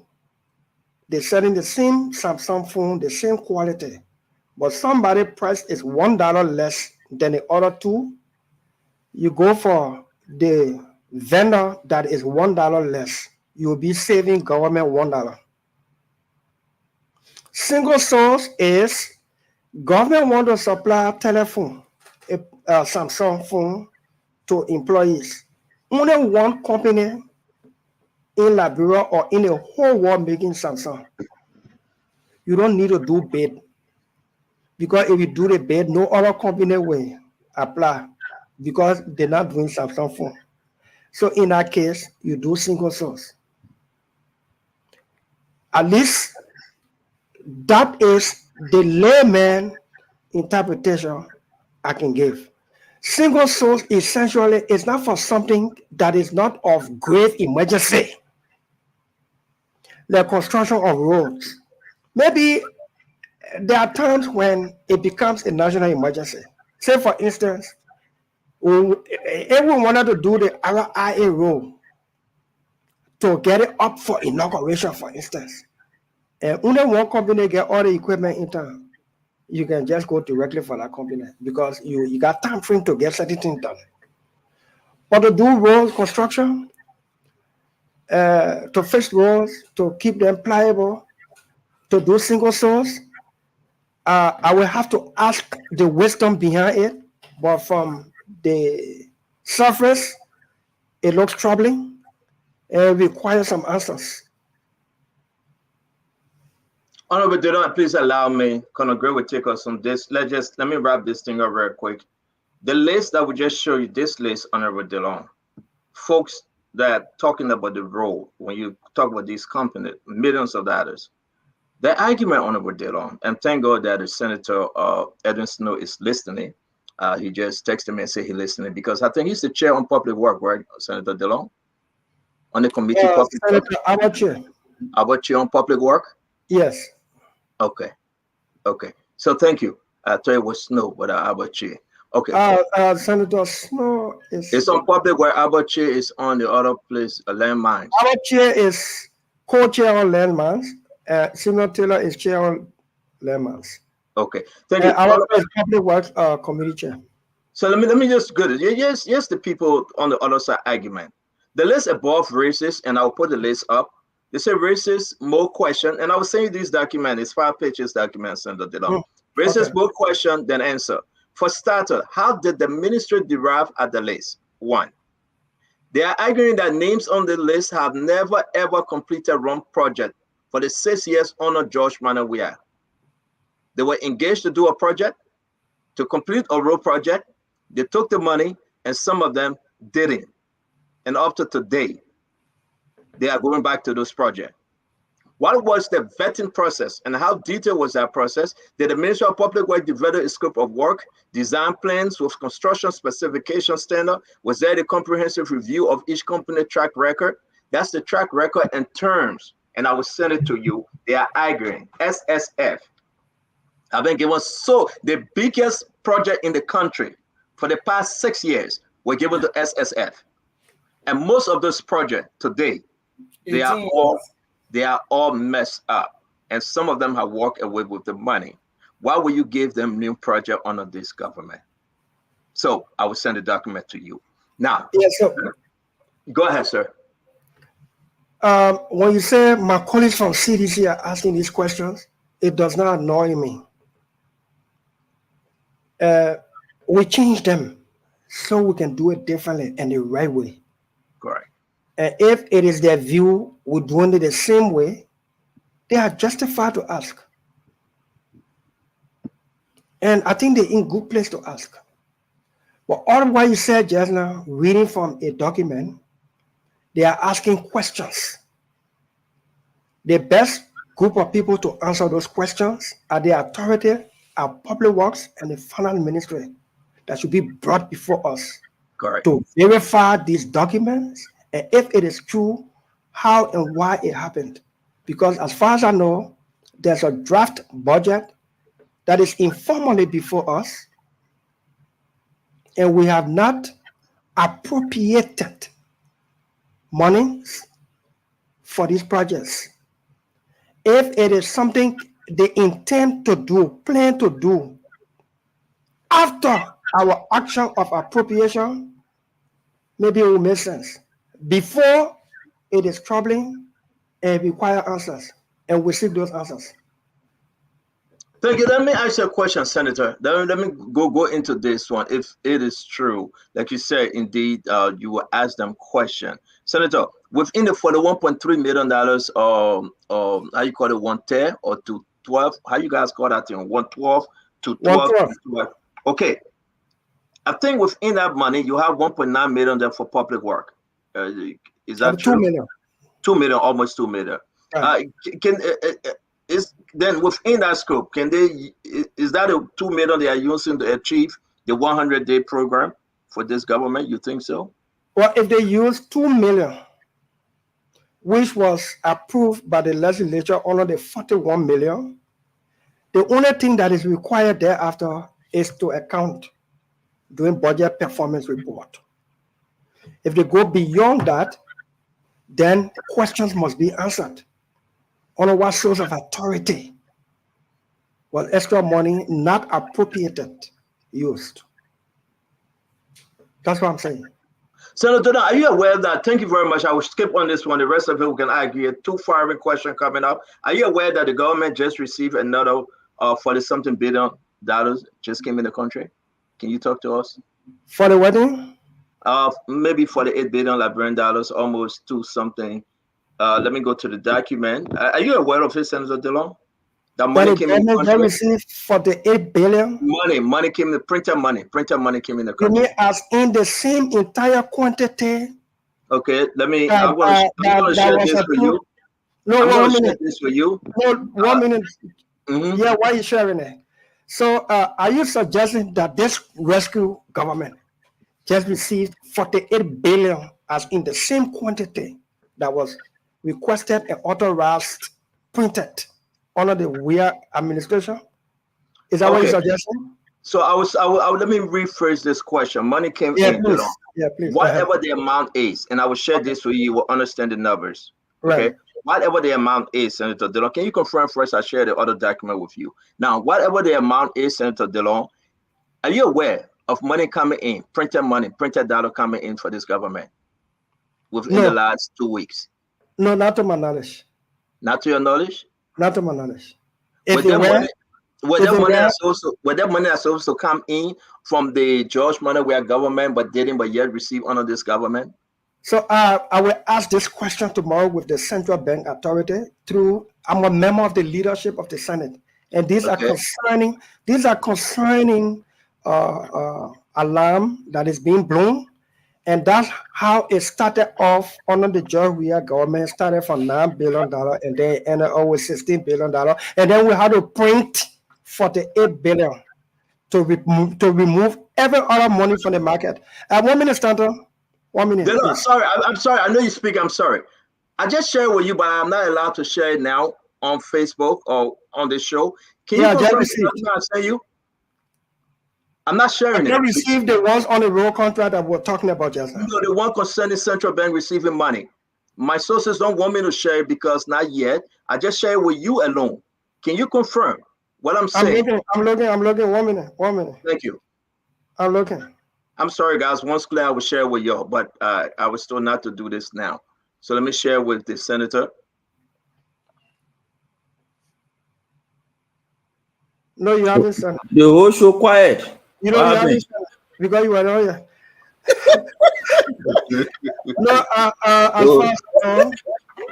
No, you haven't got words, huh? Wait, I beg you, let me send to me. Okay, I got it. You got it. Yeah. Can you please look at that receipt? Yeah. It was clear on March 11. Yeah, that's about 2 billion you're talking about, right? 2 billion. Thank you. That's the figure. Because the other. Thank you. So can we confirm? Because when I received this information, and I decided to bring this as part of the conversation, 2 billion, and you said you didn't know. Yeah. So if the 2 billion now, I'm going to be careful not to make a speculative opinion here regarding this. If the 2 billion is part of the consignment that was printed under the WEA administration, the central bank just needs to make it clear so we can reconcile the books and the amounts to make sure it is not additional. Okay. On top of the 48 billion. that was authorized printed. But if it is part of and it is just being transported, then the central bank needs to reconcile that with us. And again, I am committing to the people of Liberia on this show that with this in my hand, I'm going to make follow up, and the people will hear from him again regarding. So they want me to add to what you just said. Folks are watching this show, and we do because this is Spoon Talk. A lot of folks, we don't want them to run with wrong information. Correct. You are quite correct. It was the past man from the CDC government. Correct. But it just listen now. The delivery was postponed. It was postponed from last year to this year. So it arrived on the 11th and it was clear. Right. And that's the amount we are talking about. So yes, indeed, money came in, but it's not new money. So can we say that, Senator? So it's not additional to what was ordered printed in 2020 by the legislature. So what you guys order, that's the balance money that came in. So when folks wrote what you informing that came, according to your information, is part of the consignment that was printed. Yes. I'm just hearing it, and I will have to verify this. So yeah, please verify it. And my last question, we have a letter in. I have a document in my possession. Sorry, guys, we have to do this concerning what took place today. I'm not allowed to share that information, but I can speak on that information.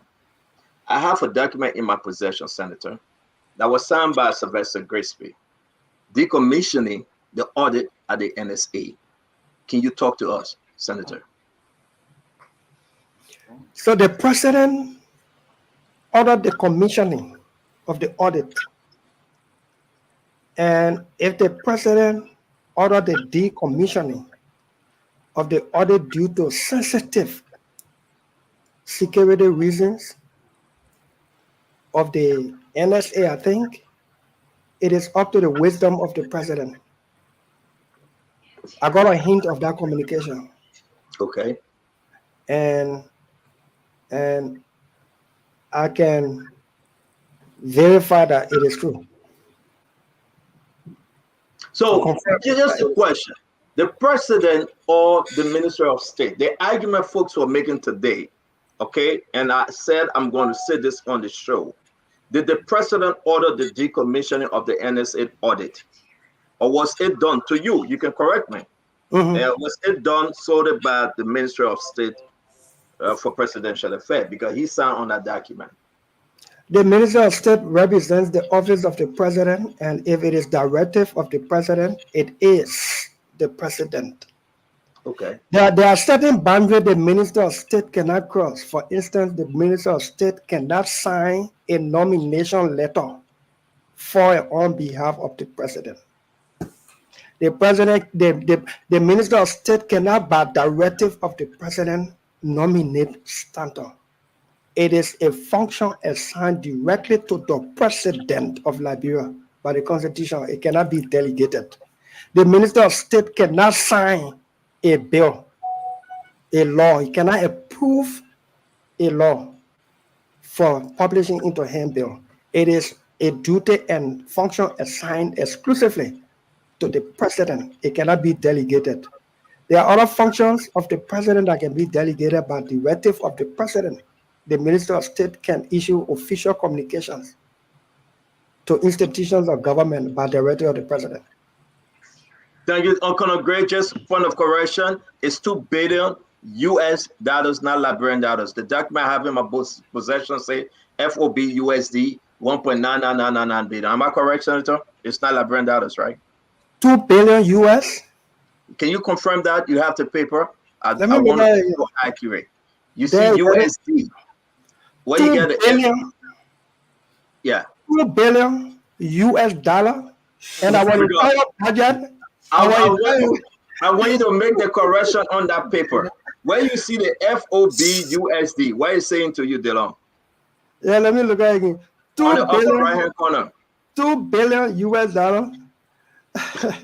You well, what part of the upper corner? Man, you call the thing and say you were hiding on the information. No, I didn't call it.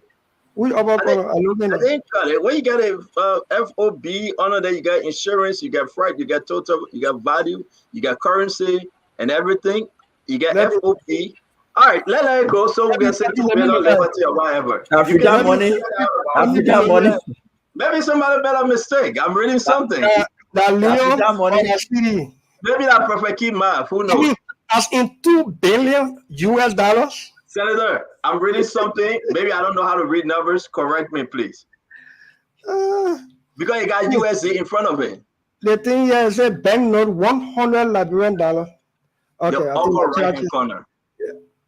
There are two different documents you have on that one. Because anything you send me, let me show you before you say again. I don't want to share it because they say don't share it. But you got the upper right-hand corner where you have the MOCR stamp. You come down, you got the receipt number, the date February 9, 2024. Yeah, where you get value. Yeah, what you got over there on the value? You see USD, FOB USD. I see FOB value. What is USD here? In front of FOB. I won't put it not only one example. Okay, all right. Drama business. No. You see, I don't like you for it. I run it down because I share very, very classified information. You laughing at me saying I added something, but that's okay, guys. I think we can establish something here that they don't investigate these things. They are very concerning. Again, we have to bring it to the spotlight. This is Spoon. Once it is cleared, it will be shared on social media. Conor Gray, take us home. It's always good having Senator DeLong. Oh, but we're reading glasses using for you. I have one question. I get glasses on face. That a glasses face you use it. Yeah, we touch you. I gave you document though, so you can say I gave you document. Can I ask a question before Senator Dillon leaves? Please do. Senator Dillon, I'm concerned because it seems like you are one of the few persons fighting for some of the Liberian people issues. Like, every time, sometimes when I watch, on social media, I said, for example, the question we talked about King Jaw, and you said you came here and said, well, I'm glad that tape is available. Do you have any strategy like to include some of your other members? Do you talk to them, lobby with them to sort of get them to come on your side? Because if you're the only one fighting and they're always dominating you, then it's almost like, what's the point? So the tape was on the Weir Gang period. I don't think Daba Vapala of Cape Mount.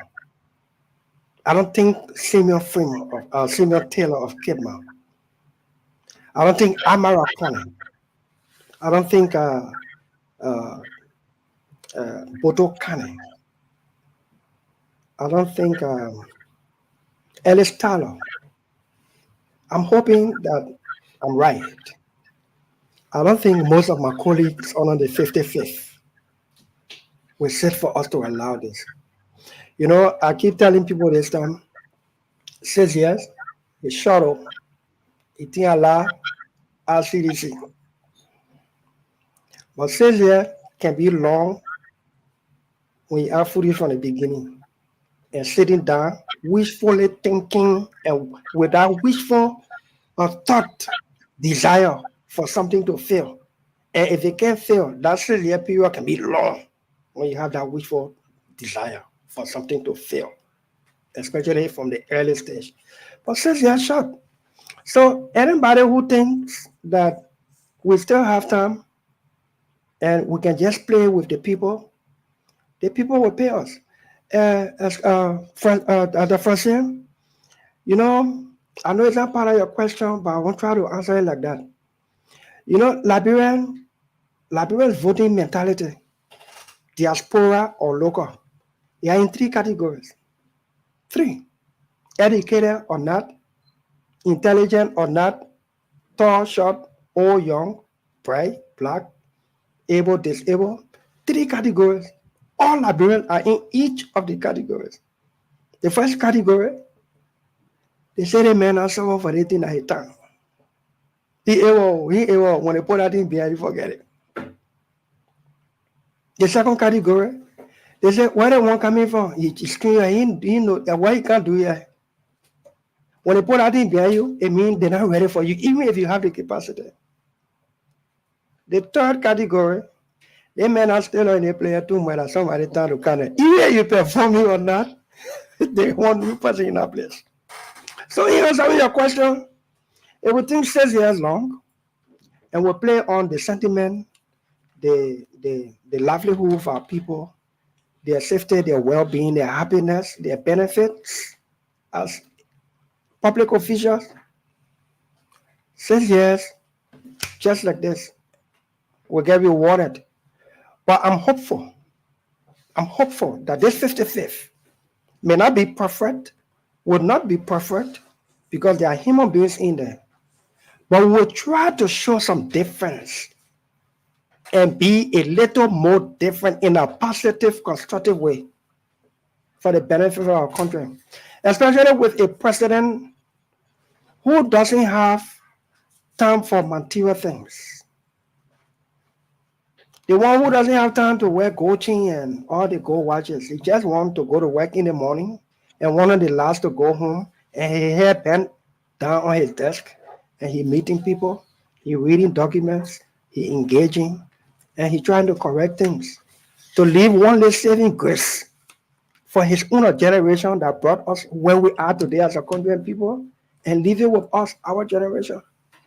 So the people in Kenya, like the people in Babolo with Bauchico, like any other concession agreement anywhere else, they are watching.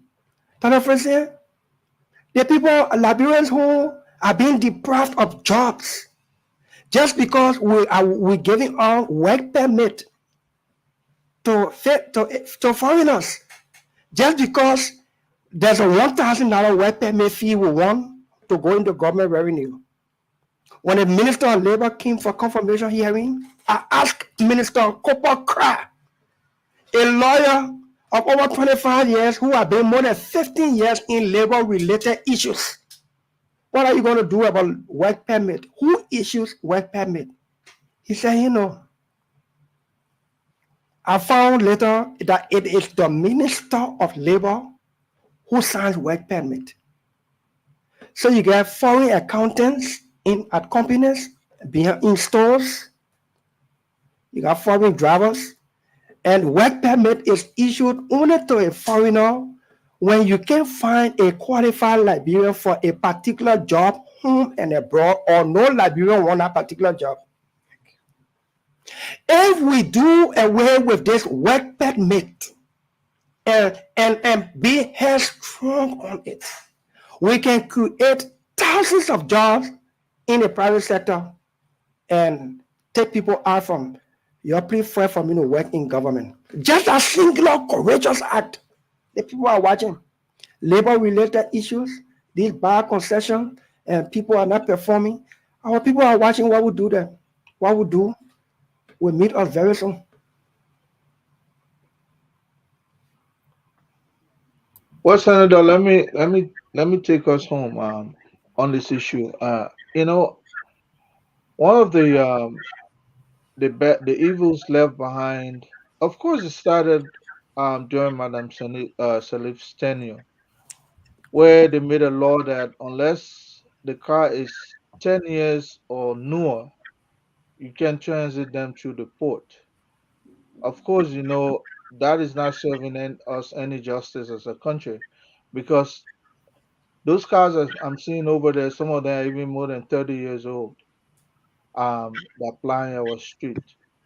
Well, are you satisfied with all of this bottleneck and red flags that were created at the National Port Authority? In my opinion, the gateway to our economy. When we clean up the free port, a lot can happen for our people. When we just go in that free port, close our eyes and clean it up. Get CTN out of the port. Malcolm ask him, what are you doing here? CTN must go tonight. Yes. Malcolm, what are you doing here? Look, change should mean change. there must be difference. You go in a port, all these bottlenecks. I think Liberia is the only port that goes to bed after 8 hours. And even after the port closes, in your container there, you're paying for storage of the time the port closes on its own and not at your own, at the fault of the consumer or the customer. On holiday, you're paying for storage when you did not declare the holiday. We got to operate that port 24/7. We have to reduce some of the charges in there. We can still make money because if you clean up the place and reduce the charges, more people will come with goods. And the more goods come in, the more revenue come in. There are people who were importing 10 containers, 15 containers yearly. Today they can hardly import 5. The charges too much. The bottlenecks to even clear the containers, and they think they call demurrage or something where after delaying the person the time to clear the container, after creating all the bottlenecks, then you give them limited 5 days to clear the container. After 5 days, it goes into demurrage and is paying extra money again for storage. We have to clean up the port. Clean up port, and, it can be done. And I didn't come here to lecture, Stanton. In 2004, I was special assistant to the Solicitor General. Judy Bryant was head of state. Kabina Jana was Minister of Justice. Kabina Jana grew up in the port. He came from, I think, cadet in the port and rose to port manager or operation manager in the Freeport. He knows the port. So when he became Minister of Justice, he decided for us to go clean up port. Kabina Jana took me to the late Judy Bryant, constituted a team, and Judy Bryant appointed me here on that team for us to go in the port, to go clean it. You know what we saw there? That's why I met Senator Marshall Dennis today. I met the late Joe Bala.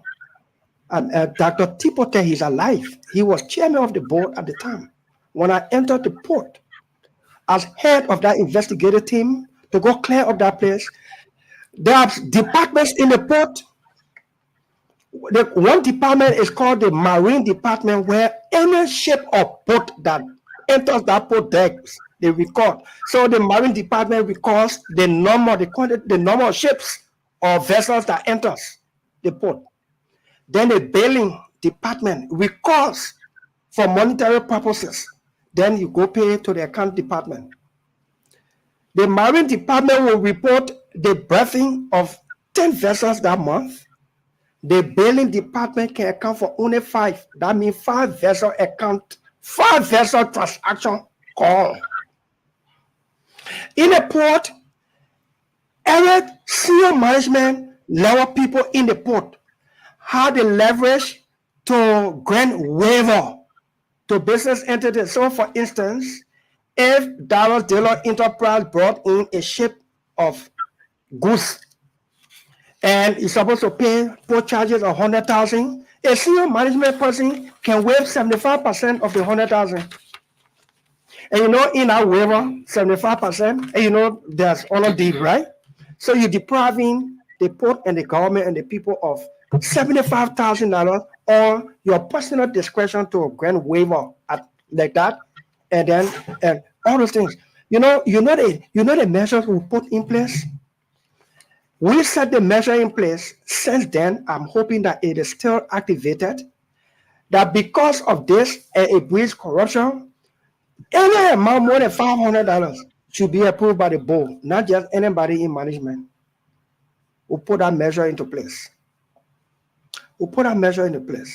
We arrested people. We prosecuted some people.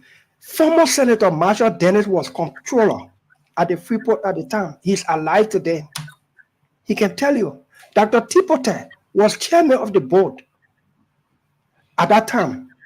He will tell you if he remembers this. I've gone in there to sweep that port at least small. If we have the gut, we can clean that port. It takes executive power. It takes will.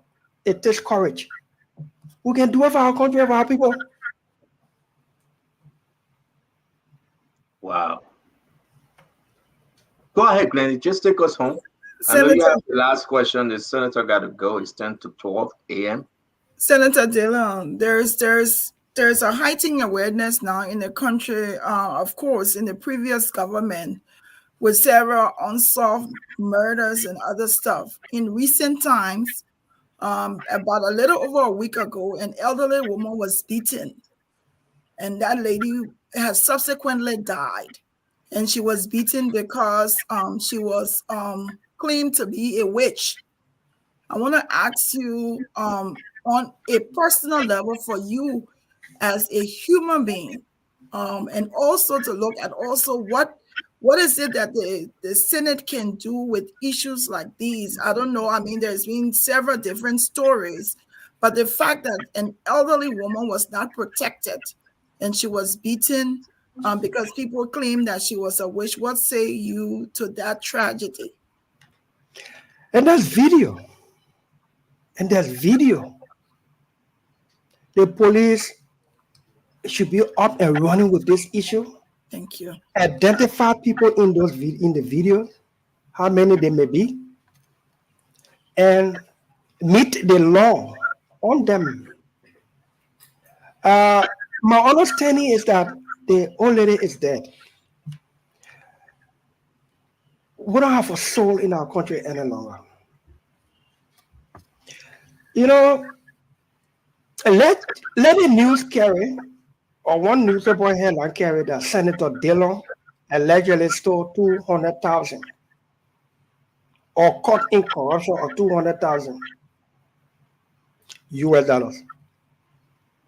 There will be intellectual centers, media people coming to ask me questions to intellectualize that.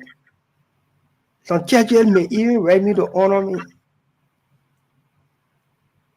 But by the time we hear that the ordinary poor people, which I'm not justifying if they do wrong, by the time we hear the mob justice will meet on our poor people, our poor people for wrongdoing, and the way we dignify public officials for even greater wrongdoing is telling of our mentality as a country and people. As a country and people.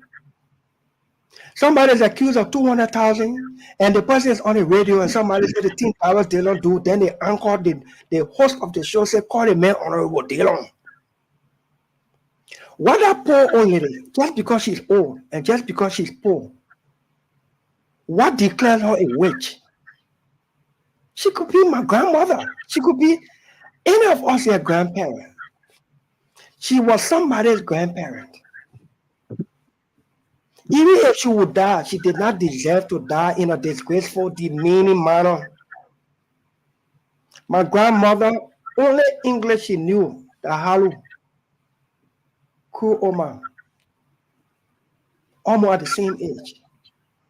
I carried my grandma from Ghana during the war on my back from MTA, where me and Stockton there all came from. 1990. I carried my grandma at that age on my back from MTA, behind MTA in Ghana to Fender. And the only thing my grandma was telling me, in crew, Munakombo, meaning blessing unto you. Munakombo. I saw that old lady like my grandma. And who did that? Where's the national soul of our country? Where? If nothing has happened, and I'm seeking no public sentiment, I know the appropriate authorities are listening also. I'm calling on the authorities to act. During the confirmation hearing of Gregory Cuomo as police director or police inspector general, those of you who followed, I asked the nominee at the time, what are you going to do to bring closure to all the mysterious deaths that are left unanswered? We need closure. And if we're looking for closure to the mysterious deaths that occurred under the Weir administration, we cannot be having some fresh ones on our hands that we cannot answer or do nothing about. I'm hoping, and I will not only be hoping, I'll be calling on the police to use the video go in the area and act. That was mob justice. Thank you. Senator Ibrahim Darius DeLon, it's always good to have you. We appreciate you. With the last 5 minutes left, we want to say to you, it was a pleasure. You're always welcome. We may disagree. You know, I may hit you hard. Now you're telling me to call you Honorable DeLon. I don't know where that coming from, James Brown. No, come in, my man. Let go flow my name. I don't know where that coming from.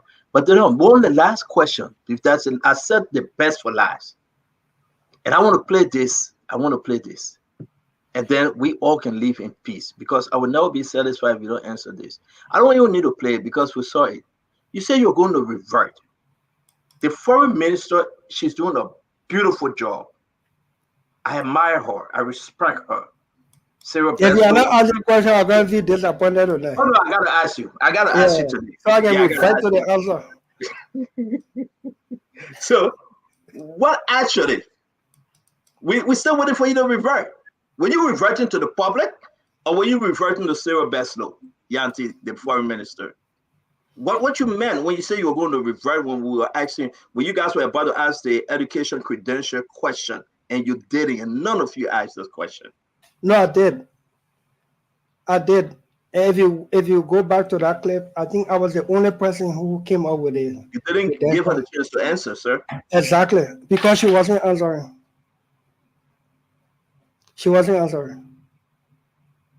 Just simple as that.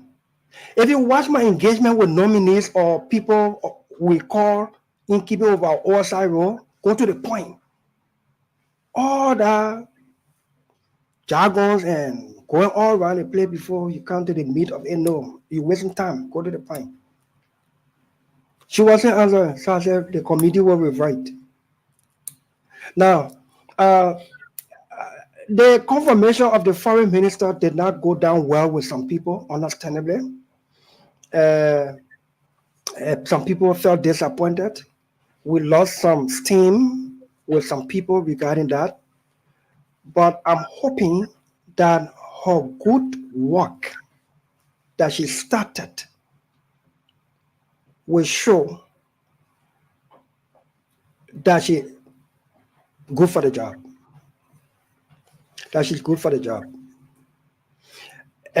We can admit that we should have pushed.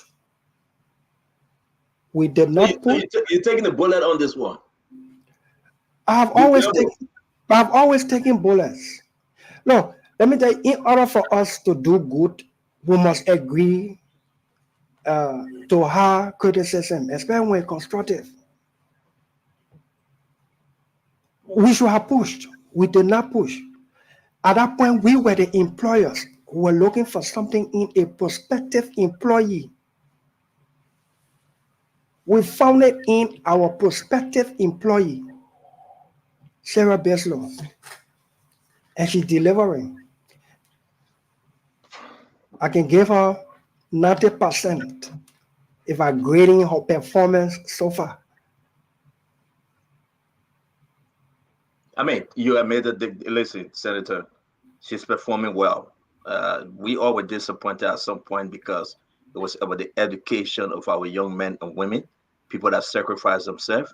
But the flip side to this thing, Madam Beslow, the foreign minister, she has surprised her critics. Exactly. And she's performing so far extremely well so far. But my second and final thing, they did a show. But you sending me the question, my man. I send you question. But okay, then you will ask your last question, but then no. Senator Representative nominee for Internal Affairs. You beat on Zodizo. You say you couldn't allow Zodizo to go because bad words. You say you couldn't confirm Zodizo. And you didn't confirm Zodizo. But my own man, and we are friends. He respects me a lot. I had to beat on him because he said something that was so scary. But yet and still, you guys confirm him. Senator, talk to us on Senator Yemane appointment confirmation hearing for Internal Affairs. Sensational sentence. Yeah, that drama king, and you know, I had not to repeat his drama, so that you don't want it. Stand up. After we confirmed the foreign minister, some people understandably lost taste in subsequent confirmation hearings. And you can understand. But follow these hearings. I have made it clear over and again. We did not reject Zolizo only because he issued threats to kill somebody who have looted his house from a protest. That's not why we rejected Zolizo. I'm sure you guys know, or you want me to talk about it again, I will. We rejected Zolizo because Zolizo on our oath denied issuing threats. Senator Komine Wise, I'm sure he's following this video tonight at this show. Senator Komine Wise was member of the Senate Committee on Security, like I was, and I still am a member now of the Senate Committee on Defense and Security. Senator Komine Wise was the one who asked Zolizo, the nominee at the time, my young man, why should we make you Deputy Defense Minister for Operation to control our guns when you quit to get vexed to issue threat that you will kill people if they go loot your property from protests? Zolizo said, I did not issue any such threat. And then I came in with the follow-up that, Mr. Nominee, you are on oath. You said you did not issue any threat? He said, no. I said, but you made a live video. He said, no, I didn't do it. You check on my page. Well, long on Zolizo's page, he had deleted the video before he came for the hearing. What Zolizo did not know was that we had downloaded the video prior to his coming.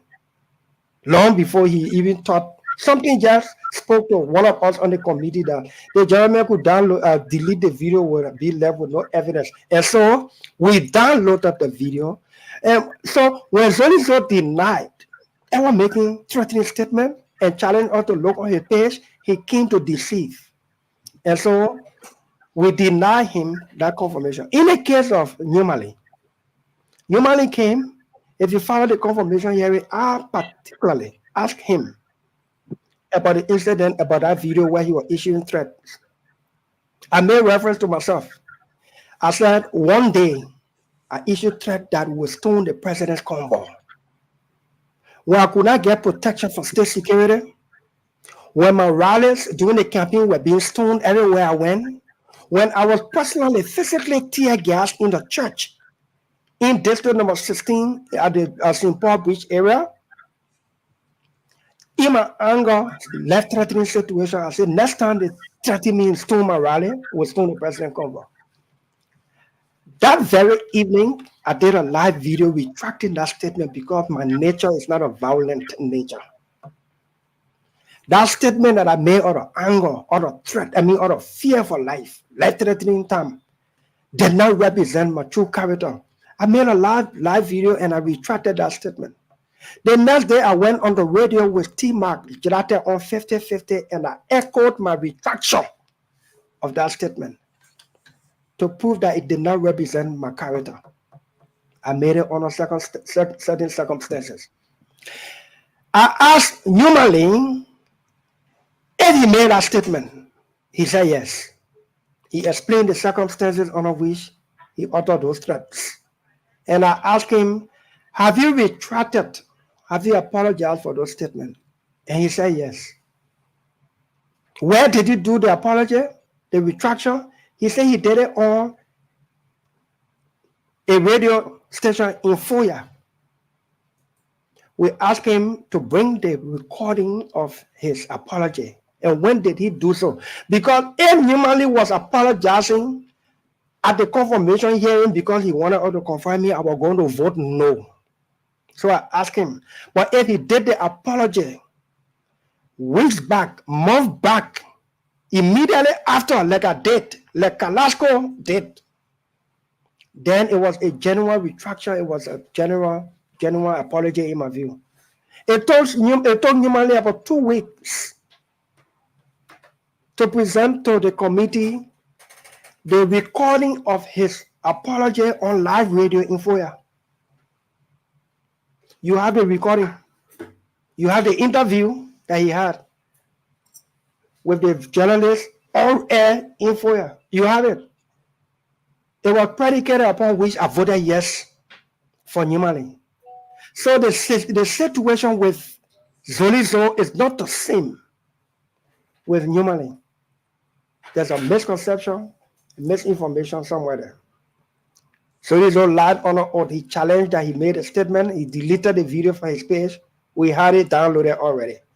Nimali admitted issuing those threats, and he proved to us that he did an apology on the radio in Foya a few days thereafter.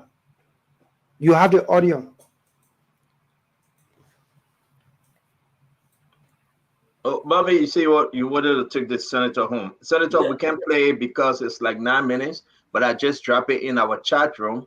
Indeed, I spoke to Minister Yumani, and Minister Yumani shared with me the video.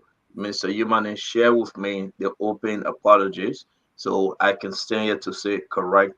Indeed, it is true that we are talking about his apology. So you're right, Senator. Thank you. Abula. Senator, thank you for the show. I will conclude on how I started. But before that, briefly, we know there was a lot of pressure to confirm the foreign minister. She has a job she's doing. We support her in her role as foreign minister. There was no personal issue. Right. We set high standard for our country, and we thought that everybody should bow below that standard. She promised that she wouldn't address issue about her credential to anybody until she can appear before the Senate. And that when she gets before the Senate, she will defend her record. Unfortunately, she got before the Senate, she did not defend her record. The world was watching. The country was watching. Everybody was eager to listen to her, fulfill her promise of defending her credential. She did not do so, leaving the whole world in doubt about where she stands with the credential. It's up to her. That's a burden she will carry. But for her job as foreign minister, we support her. She did a good job the few days. We commend her. But we want to close by speaking to President Bouaka through you. One lady girl who got raped while on foreign mission called and asked me, say, Uncle, you think when the President Bouaka wins, when the rescue team wins the election, I will get justice? She asked that question on the day when Madam Cummins was on the show and shed tears. And we made the argument that Madam Cummins, President Bouaka will wipe your tears. On the show, we said, don't cry. You are a strong woman. What happened to you? The courage you exhibited. Don't cry. President Bouaka will wipe your, Vice President Bouaka will wipe your tears. The lady girl called me after the show and said, you think I will get justice? I told her, yes, you will get justice. Here are we today. The Minister for Legal Affairs at the Ministry of Foreign Affairs, who was in senior management. We know lawyers are people who are interested in law. Who was in senior management, were responsible to investigate a crime against a little child of rape. She did not do so. Today, that child lives with the scars on her memory and no resolution. But instead of President Bouaka, as we promised that little child, will give you justice, President Bouaka has elevated This Kennedy DeWitt Gray, from Deputy Minister for Legal Affairs to Deputy Minister for Foreign Affairs. If you couldn't do anything to that little child, do not promote a lady who participated in stepping on her case, a case that she today live with and will live with forever. The worst you can do to that child is to promote the woman. The diplomatic passport we all talk about here that destroy our country's image, but beyond just destroying the country's image, it affecting ordinary Liberians who go for visa to the embassy. They're denying our people because the U.S. government has skepticism over the credibility of people holding our passport. You in America, you send for your person back home in Liberia, it only administrative process in 2-3 years, no response because people investigating. This DeWitt Gray presided over the issuance of diplomatic passport in the hands of criminals. We promote her. Please tell President Boakai to look into that. We have foreign service officers on slow way all across because last minute of time, they put people on payroll and send them outside of the norms. On the day the government was closing, they extended diplomatic passport to 6 years. The Deputy Minister for Administration was Comfort Sawyer. The current minister is investigating her for that action. The president's action has stepped aside that investigation and appointed her on the board. Senator Dillon, you're not an opposition senator. We don't expect you to be in opposition mood, but you get access. Please, if the president is not listening to me, please take this issue to him. That little child needs justice. If you can get her justice, do not spit in her face and promote the people who step on her case. That would be my plea to you. Thank you. Thank you, Amola. Regarding DeWitt Gray, it's a matter that is before us as well. This is something that we will take seriously. Regarding the issue with Madam Comfort Sawyer, it's also an issue of concern. The issue about diplomatic passport, actions are being taken. The bulletin issued today by the foreign minister that was applauded, commended by the U.S. government immediately through the embassy. A part of those actions being taken. And so I hear you, Amula.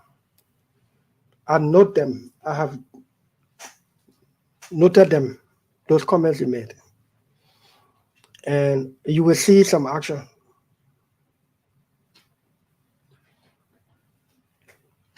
Thank you. Honorable Dilo, thank you very much for the good evening. You make our day, you make my day. Thank you for coming. A lot of folks enjoy your presentation tonight, and we appreciate you a lot. So we can see you again. Be blessed, be safe, and we'll follow you and your work for the sake of Liberia. Thank you, sir. Thank you. Have you terrible you ran against me? How about on mute? You sure you won't watch Derek Close yet? You better go. You no, that question I asked. You ran against me now, Derek Close. You did very well, oh. You did very well, bro. Let's depart in peace. I'm coming to you. You know, so you started that thing, though. Is the alliance though? Is there the alliance together? Many love right between me and you. While we are absent, one from another. Amen. Good night, Senator. No. Senator. Just before I go, on a serious note, regarding the rehabilitation center. The energy, the electricity is very critical. We're coming to talk about that one. Yes. These concessions, I already got a both Stevens report open here on my computer. Yeah. We come to you with information for you to see how you can look at it. I always have listening ears. Well, one action. We know you can my ear listening means I will want to act. Let me make that correction real quick. It was USD $2 million, not $2 billion. I kept on asking you to read your own document. No, that's not a document. What the USDA was too close to the 2. So it was USD 2 million United States dollars. Thank you. Go ahead, make your point.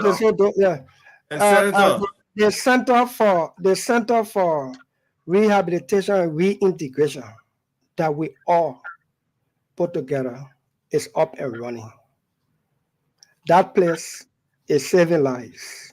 It's transforming people. That's a major area, man. I'm making a call to all of us. And I'm asking the Spoon Network to allow us one of these days soon to do some fundraiser for that rehab center. And he doesn't have a problem with it. There was a manager head teller from EcoBank who went into drug depression. A smart young guy, graduated from Cottington, does his classmate of Gregory Coma and the rest of them. He went into drug depression. That center has restored his life. The EcoBank family is excited. His family is excited.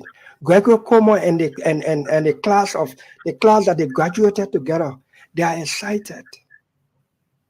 There's a young man who gave testimony that his parent can give him money now to go buy goose, and he can buy the goose and bring it. They couldn't dare him with $5 before. They wouldn't see him for days.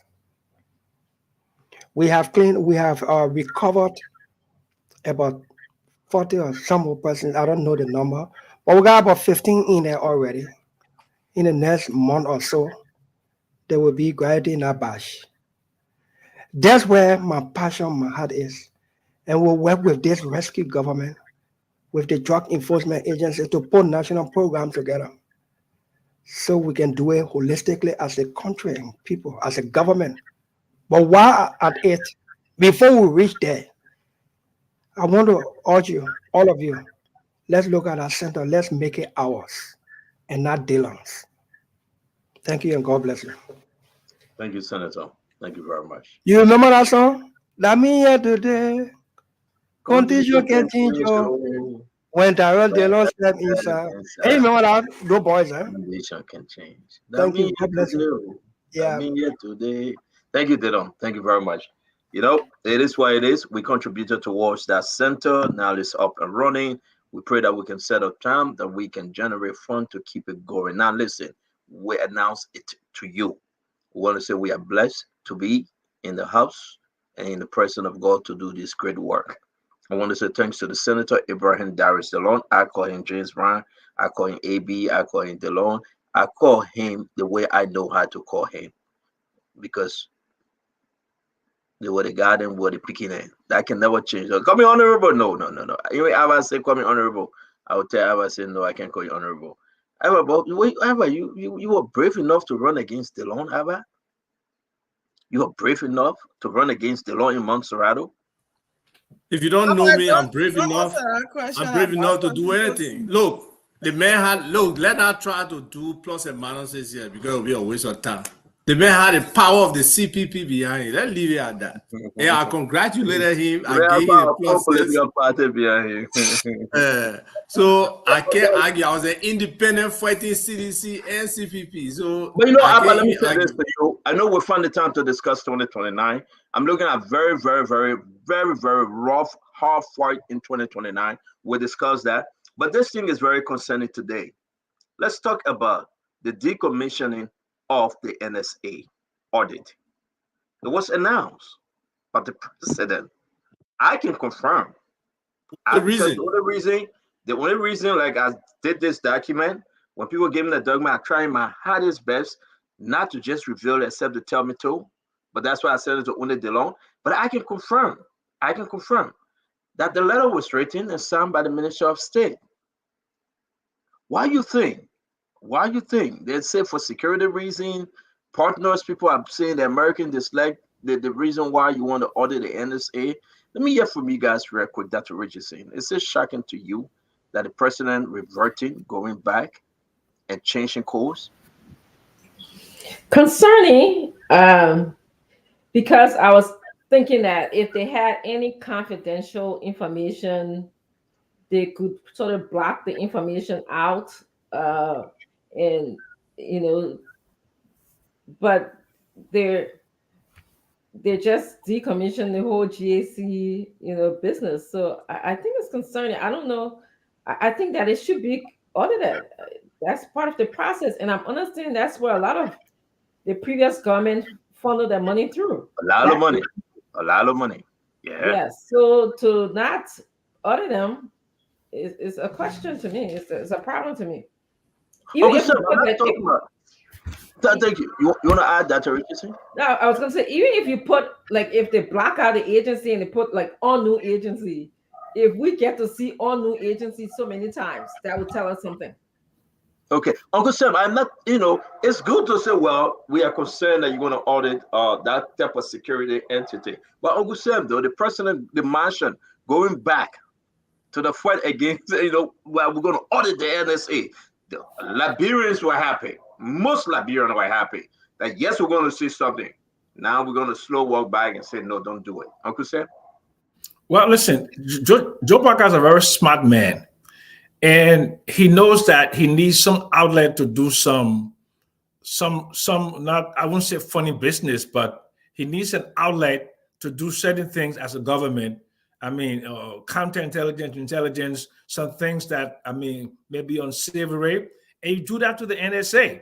If you go ahead and audit the NSA now, it means that you never be able to use the NSA for covert actions or for actions in terms of state security. Now, it is important to understand that, look, not everything you have to punish.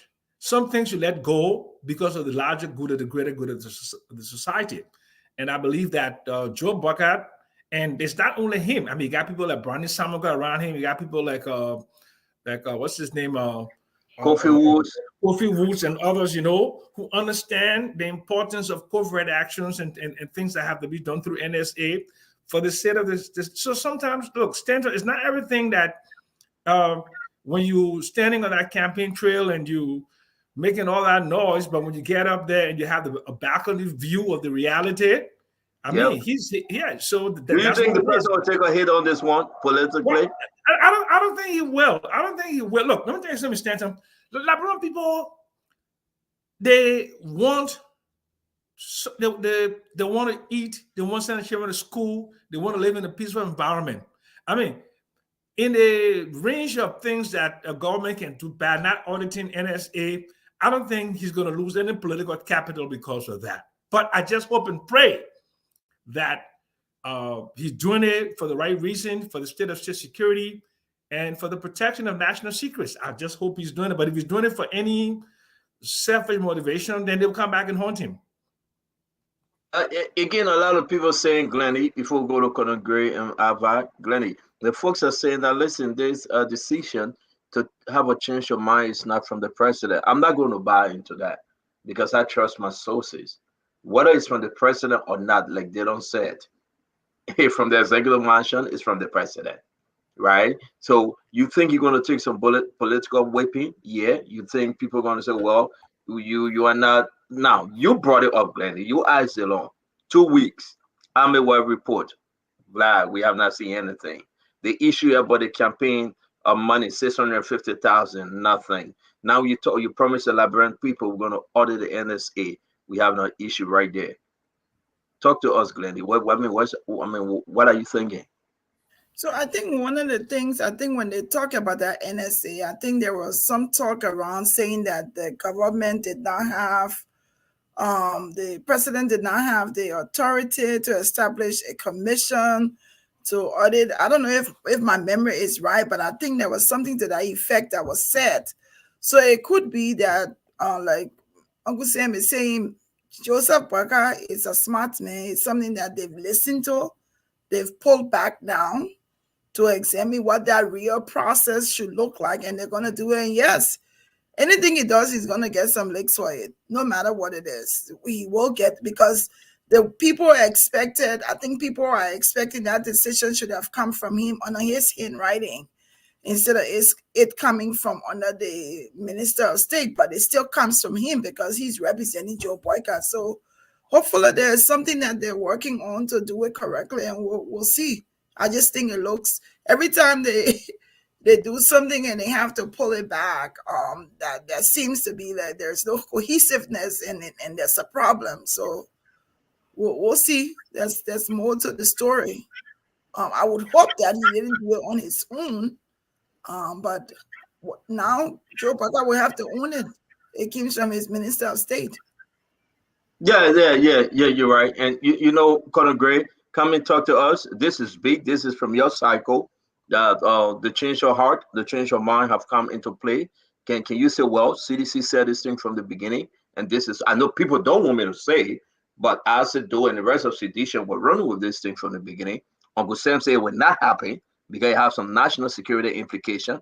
And indeed, it seemed to be that they are right because the president having to change your heart, or the Minister of State. Can agree. You know, from the onset, I was, it was troubling to hear that the president was going to audit um, a security agency like the NSA. It's not all about the money. It's just that the asset of information that transitions through the NSA, it's not something you want to reveal to the ordinary eye. Then you struggle national security wise, because there are a lot of things that will come up, you know, embassy communication with foreign governments and so on and so forth. It's like I call the guy who used to Julius Assange, that used to reveal some of those, There you was some bringing back to America. He's on extradition, so know. Yeah, so but my own question is, what has changed now? What precipitated that action in the first place from somebody like Joe Barker, who's a veteran in the sense that he knows exactly the essence of the NSA. This is one of those, as you call them, Conor Gray, can I those. hold you because you asked a good question, though, Conor Gray. When you ask the question, don't let it run. Just we got to pause on it for a minute. When I woke up this morning, all right, and some good folks share with me the information. And when I look at the bottom, it was signed by Sylvester Grisby. Then the question was asked, well, I mean, did this come from the president? Everybody say, hell yes, Stanton. He, the minister of state for the executive branch and the government. So therefore, he probably will give on the order. But later on in the afternoon, Conor Gray, between 1 and 3 hour time, it seemed to be that the executive marshal had an angry spirit. I can say because of my sources that the president wasn't in the know of this document. So I'm saying to you because of sources that reached out to me that the president was in the know of this document. And I like, how? How can Sylvester Grisby do this thing all by himself? And apparently, from 1 o'clock to 3 o'clock up to day while we're on the show, people still believe that the hush conversation that this was done on the way to President Joseph Yuma Boakai. I'm not putting my finger on it 100%, but that's the executive mansion politics. And people within the executive mansion, folks, sources within the executive mansion, said that this was done on the way to the president. Well, maybe it's expedient now to distance Mr. The president from this statement. This statement was said in the opening. This was if a bold statement, was loud. Yep. You know, how can he come now and behave like he the president should have many ears, or maybe his ears should be so sharp to the extent where every little pin that drops, he should be able to hear it. To come later on and say, I didn't hear this, or it was not something done to my knowledge, it's taken away, it's eaten away from his political capital eventually. And I don't like to be the one saying this, but I think when you start taking back some of this thing, now it begs the question, that others have been saying, or the statement that others have been saying, that Joe Barker will never have war crime court. He doesn't need it. He doesn't really mean it. It doesn't. He's not going to follow through with economic, crimes court and so on and so forth, because this is just one indication. And I would tend to side with those people.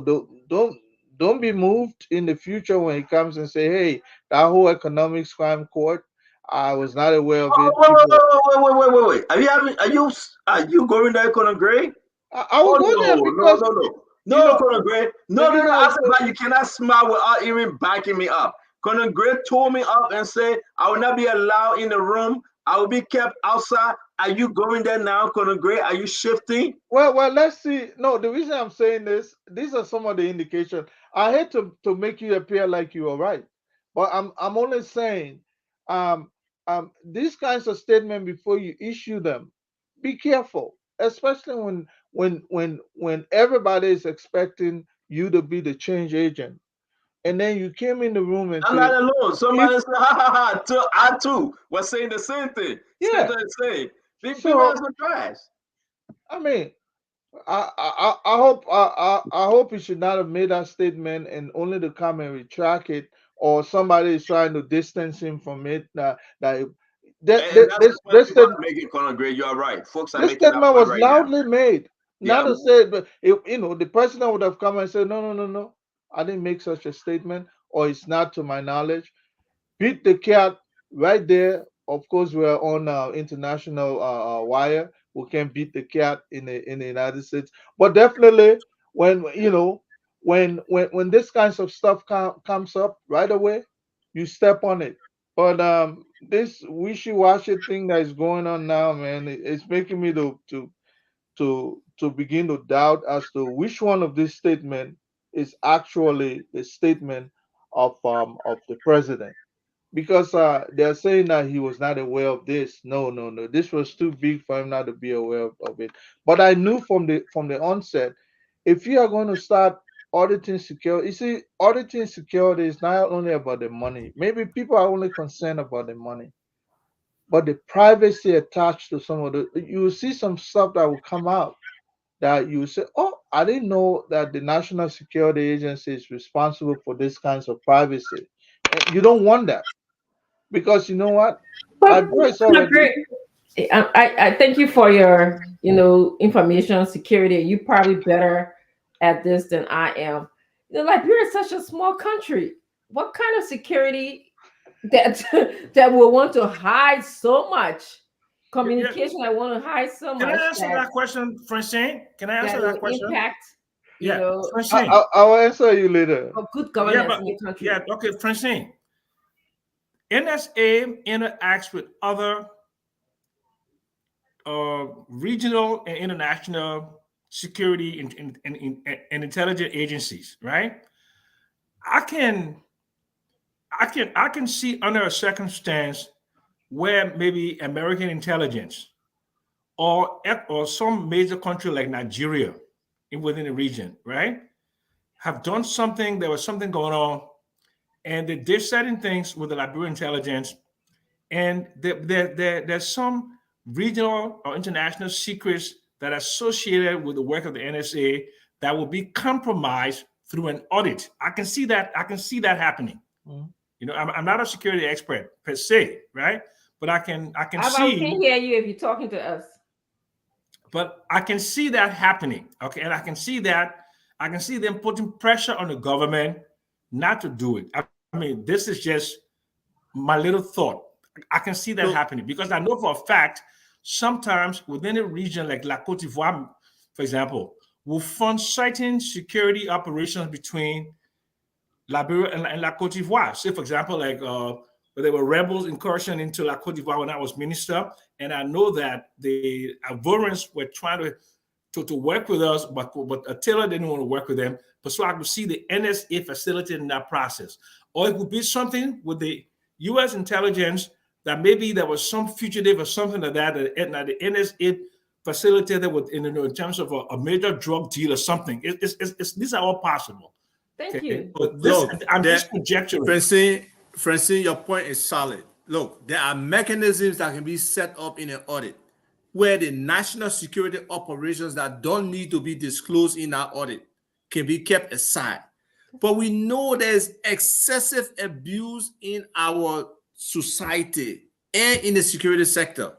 And for you to even imply that the president will want to run operations or use, the NSA as a slush fund or whatever you want to call it, so that he should protect it and not audit it, to me, that's ludicrous. No, for me, that's not the no, line not of, you. I think I said made that kind of implication. yeah, that's not the but line of I still disagree with your argument that they shouldn't be audited. I believe they should be audited because we know there's inherent abuse in our system.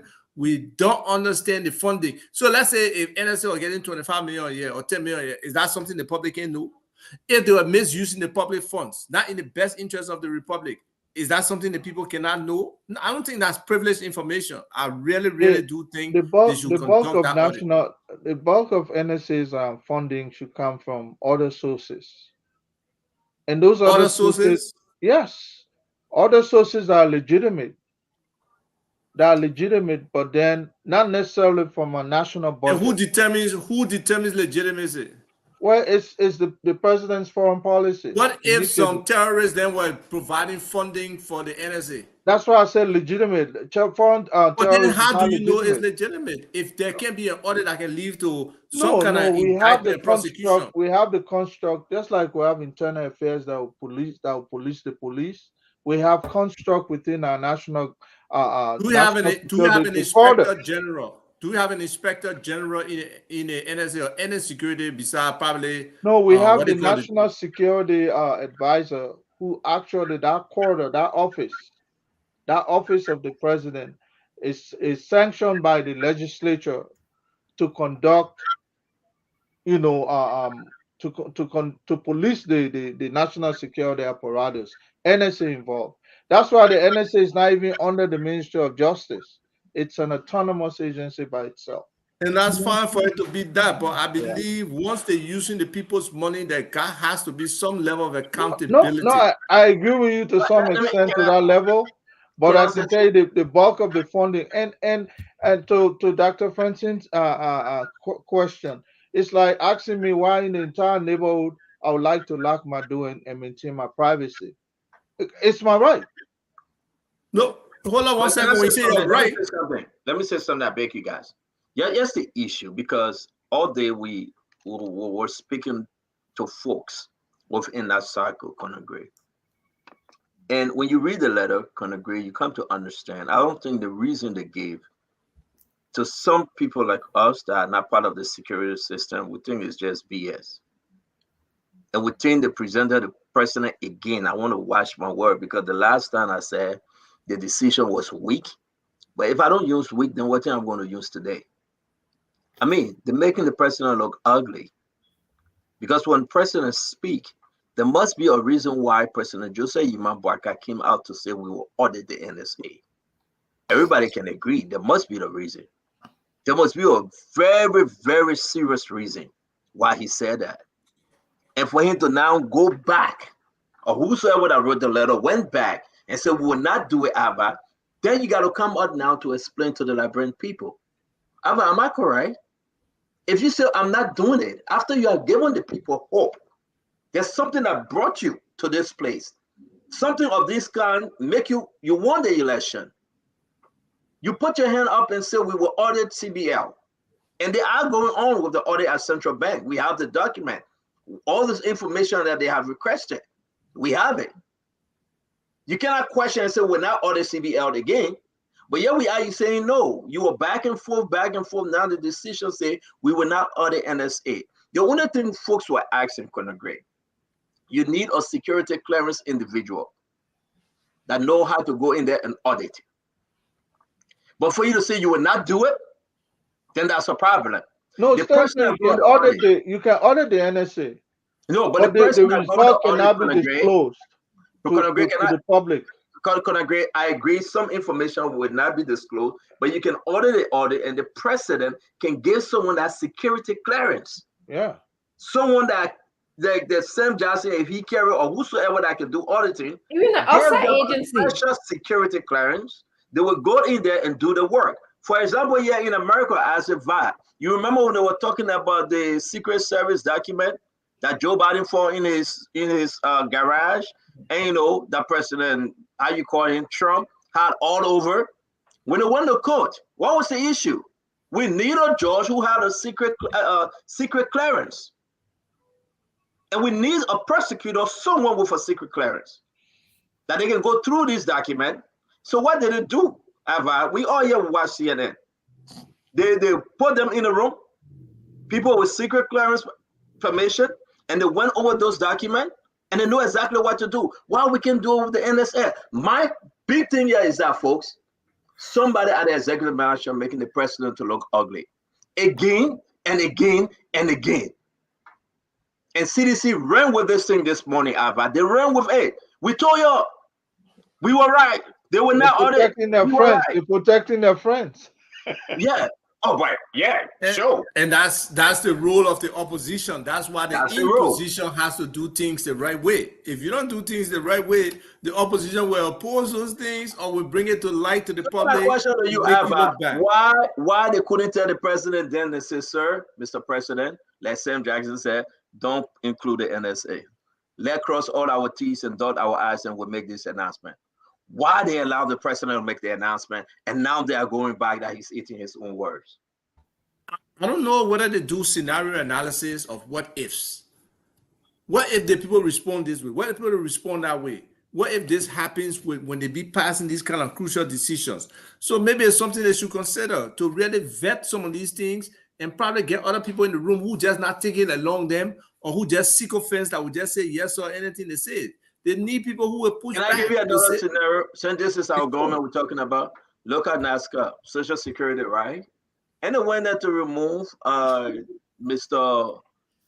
DeWitt, that's his name, right? DeWitt from Bamus, yeah. DeWitt from Bamus. What happened? What happened? And they all the president went there, and all the party chairman went there. Guess what happened to a few days ago? And he's now the secretary on the board. That's right. And they are confirming him. Guess who on the line to be fired? Percy Yeke-Webb. Information reaching that she's gone. Wow. Okay, so yes, my thing. You saw the picture with her outfit, right? Yeah, but yes, my thing though, the answer who advised the president? Who told Joseph Yima Bwaka that this guy is sick, he's not coming back? In charge? Who did that? Okay, and after it was done, who take the blame? How many times an advisor to the president will take blame and make the president ugly? I will give you another scenario. That's the point. You can get 5 more scenario. I will listen. I'll give you two because we gotta go home. I will give you two. The Rabat International Airport. The officer in charge, Mr. Masakwa Kamara. When they send the MD, Mr. Kamara said no. Recently, what they did, Mr. Kamara is on the board. They had to flip. Can I take you down to the road front? Josita Winter? She said she's on a contract. Don't send your person here. Who was appointed as CEO to National Road Front? The old man Hassan Kazuru, former District 17 representative. The letter was sent. Guess what happened? They said, no, we'll not honor your appointment. She's not going anywhere. Who is advising Mr. President with this appointment? Who is making this constant mistake? Constant mistake. No. Knowing very well, Mr. Jackson, I beg you, let me end because I want to hear from you. Knowing very well that this thing will have a bad look on Mr. President. I can name so many. Most recent, I will end on this one. You say 5. I think I have named 4 and I will stop to 4. I don't like to give you everything you ask for, Ava. So I will stop to only 4. Labor Ministry. The person that's supposed to be going around doing investigation at Labor Ministry. Guess what happened? A gentleman sent me his appointment letter. He went there. He was appointed. Who did the president send there again? Again, they sent Charles Brown there. The same position. The same position. You are muted, Isaac. They sent Charles Brown there. The same position. Look at the Ministry of Health.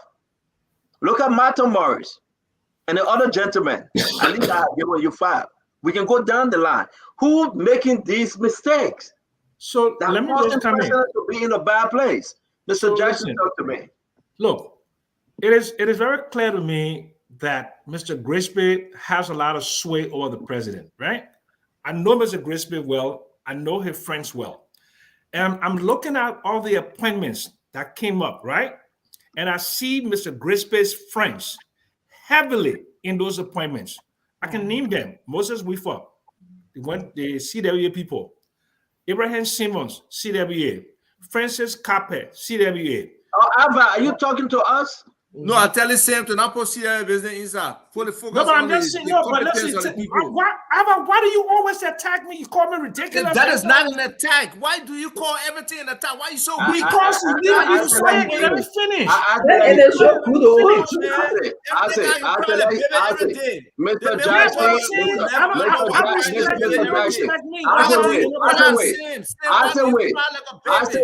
I said, wait. Mr. Jackson, he was just kidding with you when he said CWA.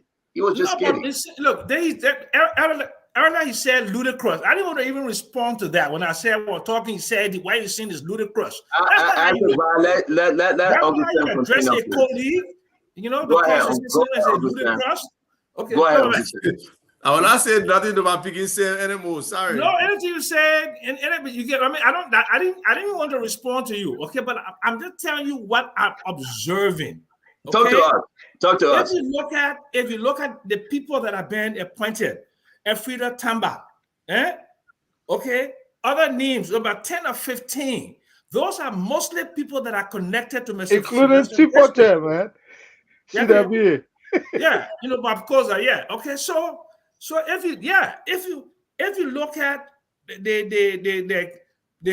names of the appointees, especially on the boards and the recent appointments, because, you know, basically there's a lot of appointments have to be made. So the people that have been appointed have some closeness or some relationship with Mr. Grisby. So Mr. Grisby has an unusual sway over the presidency because what I said earlier, and you and I agree with me, because of Mr. Barker's age, he may not have the energy and the adrenaline to do all of those kind of human resource thing, and he puts it in the lap of Mr. Grisby. And Mr. Grisby is making those appointments. And because of Mr. Grisby's own age, he's making those mistakes.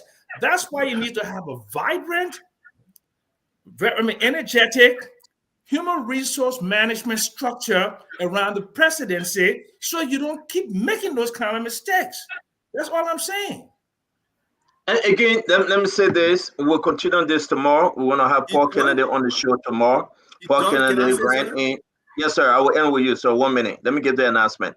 Paul Kennedy ran in Buffalo County against Amara Kone, and Amara Kone won. He came third. Paul Kennedy have developed this big project. He worked at Enfield. We're going to bring him on the show. There's something about Buffalo County. I believe he will be running against Botokane 2029. But far from that, he came over different Spain about LEC, MCC, and Amara Kone. Again, as I said, we hope to reach out. We're trying to reach out to Senator Conan to come on the show that we can talk. But it will be a very, very interesting conversation tomorrow with Paul Kennedy. Let me say this, Uncle Sam. People are saying they agree with you. I know as if I want to take us home on this one. It's troubling at the executive mansion. With everything that is happening, it's opening the eyes of folks. I want to say it because if you can write a letter and the same people come out and say, well, President didn't know that the letter was written, a letter of that nature, a letter of that magnitude, a letter big. Because when the president said this, he said it, that we'll audit the NSA. Now, the president didn't say we will not audit the NSA. Somebody sent the letter to GSA. GSA leaked the letter. They sent it to GSA. GSA leaked the letter to the GSC. GSC. Sorry, GSC. I'm saying GSA. I'm sorry. Who signed the letter? Who signed the letter? This letter was signed by Sylvester Grisby. Sylvester Grisby signed the letter. It was sent to GSC. Thank you very much, Uncle Sam. And GSC sent the letter. GSC sent the letter to whosoever they wanted to send the letter to, and the letter is a leak information now. Okay, for folks to say my president didn't know is troubling. It's seriously troubling, and I hope we can take this home tonight, because if it is true that he didn't know, then people are going to put this thing in a chronological order. Go back again. He didn't know about this one. Go back again. He didn't know about this one. Go back again. He didn't know about this appointment. Oh, he didn't know about that appointment. Oh, and then where are we? Let me be the one to say, Alva, please, you ran on CPP. Take yourself from all of this thing, Alva. You are not part of this presidential stuff. But alas, you supported Barker, alas. So let me say this. Let me say something. Look, the president holds ultimate responsibility. That stuff about president don't know, president when I hear, president on vacation, that's crap. Okay? Mr. Boyka is his office. Any edict coming out of the mansion, any letter coming out of the mansion is his ultimate responsibility. This is not about age. The whole Liberia New Burger was going to be an octogenarian. So there is no excuse for age in this situation.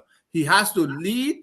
If Grace Bay or whoever else in that office is issuing letters and making decisions contrary to what the president position is. Why they can't get it right, Ava? Why they can't get it right?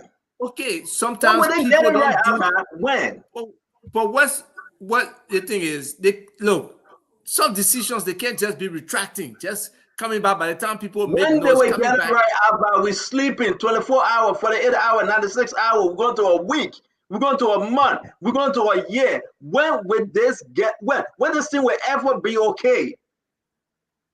Okay, let's put it like this. It can never be okay because there will always be issues, right? There will always be mistakes. But the value of mistakes in such a short time with a new administration, if they call it mistakes, they either stand by it or they look like they don't know what they are doing. And that's the scary part, that these experienced individuals, okay, Dana Grisper first rodeo as a minister of state, and he has had other significant, on government positions. I mean, listen, these little miscues, if he is the one, I'm sorry, I would say this because it's about time for us to start saying this thing. This is bad. This is not good. We need to protect Mr. President. He's doing extremely well to balance this thing out, but you cannot have folks doing these things and want us to come and say, "Oh no, it's not true." When we see this document, when soldiers are speaking, now some people are saying, as you go help, but from CWA, we're not responsible if we are the citadel of intellectual excellence in the country over time. You can't get upset at CWA is. CWA has really. I'm upset at CWA. I went St. Patrick's. I'm not saying you're upset, but if we really check the annals of government, more CWA people, more foxes have contributed to this country. And the Muslim party people, Muslim party people. What Truman party being gone? Other put a Truman party people. That's not Truman party people. You can't listen, though. Listen, Abba, what Uncle Sam is saying, people are saying exactly what Uncle Sam is saying. Okay, I'm not going to go down that road in history, but let me say this to you. Okay. People need to adjust. At the executive mansion, they need to go over and make some adjustment. Things that are coming out. But man, you got voice in the administration. You want to make specific recommendation, make it. Don't go around, don't beat around bush. Leave me alone. Make your recommendation. Leave me alone. But the issue here is that we need to publicly say this because it just doesn't look good. When we wake up in the morning, we need to hear from the president giving these, statement. People respecting them, honoring them. If Colonel Gray go ahead and the same to Minister of Defense, nobody should say no. How dare you that the president get a letter and say go to Minister of Defense? There's somebody that said no, we're not going to take you. Take it back. Does that make sense? No sense. Does that make sense? What kind of government we're running? Seriously. This is exactly what happening. National Road Fund, NASCAP Social Security, Rabat International Airport, Health Ministry, everybody saying take it back. Oh, but it came from the president. Take it back. I mean, it is concerning. And we need to do this. We need to say this because this too will make this government better. And that's it's not like these documents are hidden. Dylan came on the show and he was very fair. He said, you know what? Yes, indeed, we'll do better. He didn't hold back. Look, you know how many advisors the president got? You know how many deputy ministers he got in that master? On everything. You know what's happening? And this is bad for our country. It is. Seriously, the reflection doesn't look good if basically a lot of things coming out of that office are being returned. You know, return to sender, return to sender. You can't do that to the president. Things have to be better. And hopefully, how can a senator say the president say he didn't know about this? How can the president? Because by design, Sterling Ford remains FIA. No. So FIA issue you're talking about the standard for the investigation for LDCC will be done by next week. We are hearing that standard 4 will be suspended pending investigation. I can say now, standard 4 will be suspended pending investigation. The folks came out today. They are very angry. They wrote a letter to the chair, the board chair. The board chair is Mama Kamara, and they are in conversation. It was on Spoon. And this guy is saying, how will you be there and you corrupt the system and you want us to believe you will do a good job? So standing for umpire in just a couple of weeks, he'll be done. He will be done. You know, but I think as a vow, the executive mansion should have come up now to get some political gain from the standing for issue, right? Because knowing that the investigation is going on, tell the president, Mr. President, let's take advantage of this. Suspend him. Don't wait for LCC recommendation. You got everything. But now the LSCC has enough information to know what they will end up doing with the man. Yeah. So the president should be able to take action. Where's the proactiveness, Uncle Sam? You know that the man already dead. 500,000 gone. Another 3 million and 300,000 came along. My brother, you get all the documents. Listen, Bushiban, legal advisor, come on. Take the man out. Call the Justice Ministry. Yeah, you can do X, Y, and Z. You can suspend him with pay. Exactly. Either or.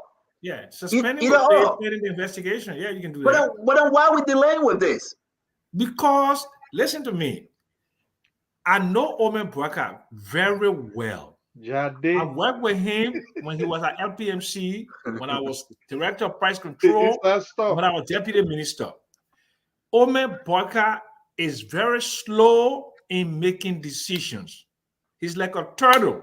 You have to put some heat on him. I've never known Omen Bwaka to be decisive, to be quick, he's not a type A personality. Okay. So therefore, he needed to build a team, to build a team that will use his personality there, the statesmanship, for political capital. But you need some efficiency in the running of the government, that you have to have some people that can kick some butt. Because if you want to be a rescue team, you got to be able to move hills and mountains and push people hard. What I'm not seeing is that people are not being pushed hard and fast enough to be able to meet some of the deadlines and benchmarks and things that Mr. Bwaka has promised to the Liberian people. Are you right? And listen, somebody said once a fox, always a fox. I know they are talking to you and Asif Bad. No, they're talking about CWA. They call it the fox.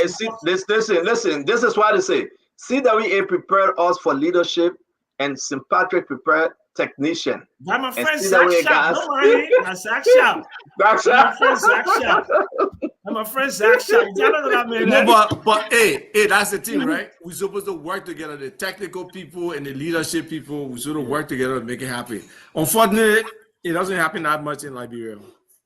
But this is concerning. But you know what, Sergeant Fund, I will tell you guys, I don't know how you're coming though. I would be actually digging into the executive mansion.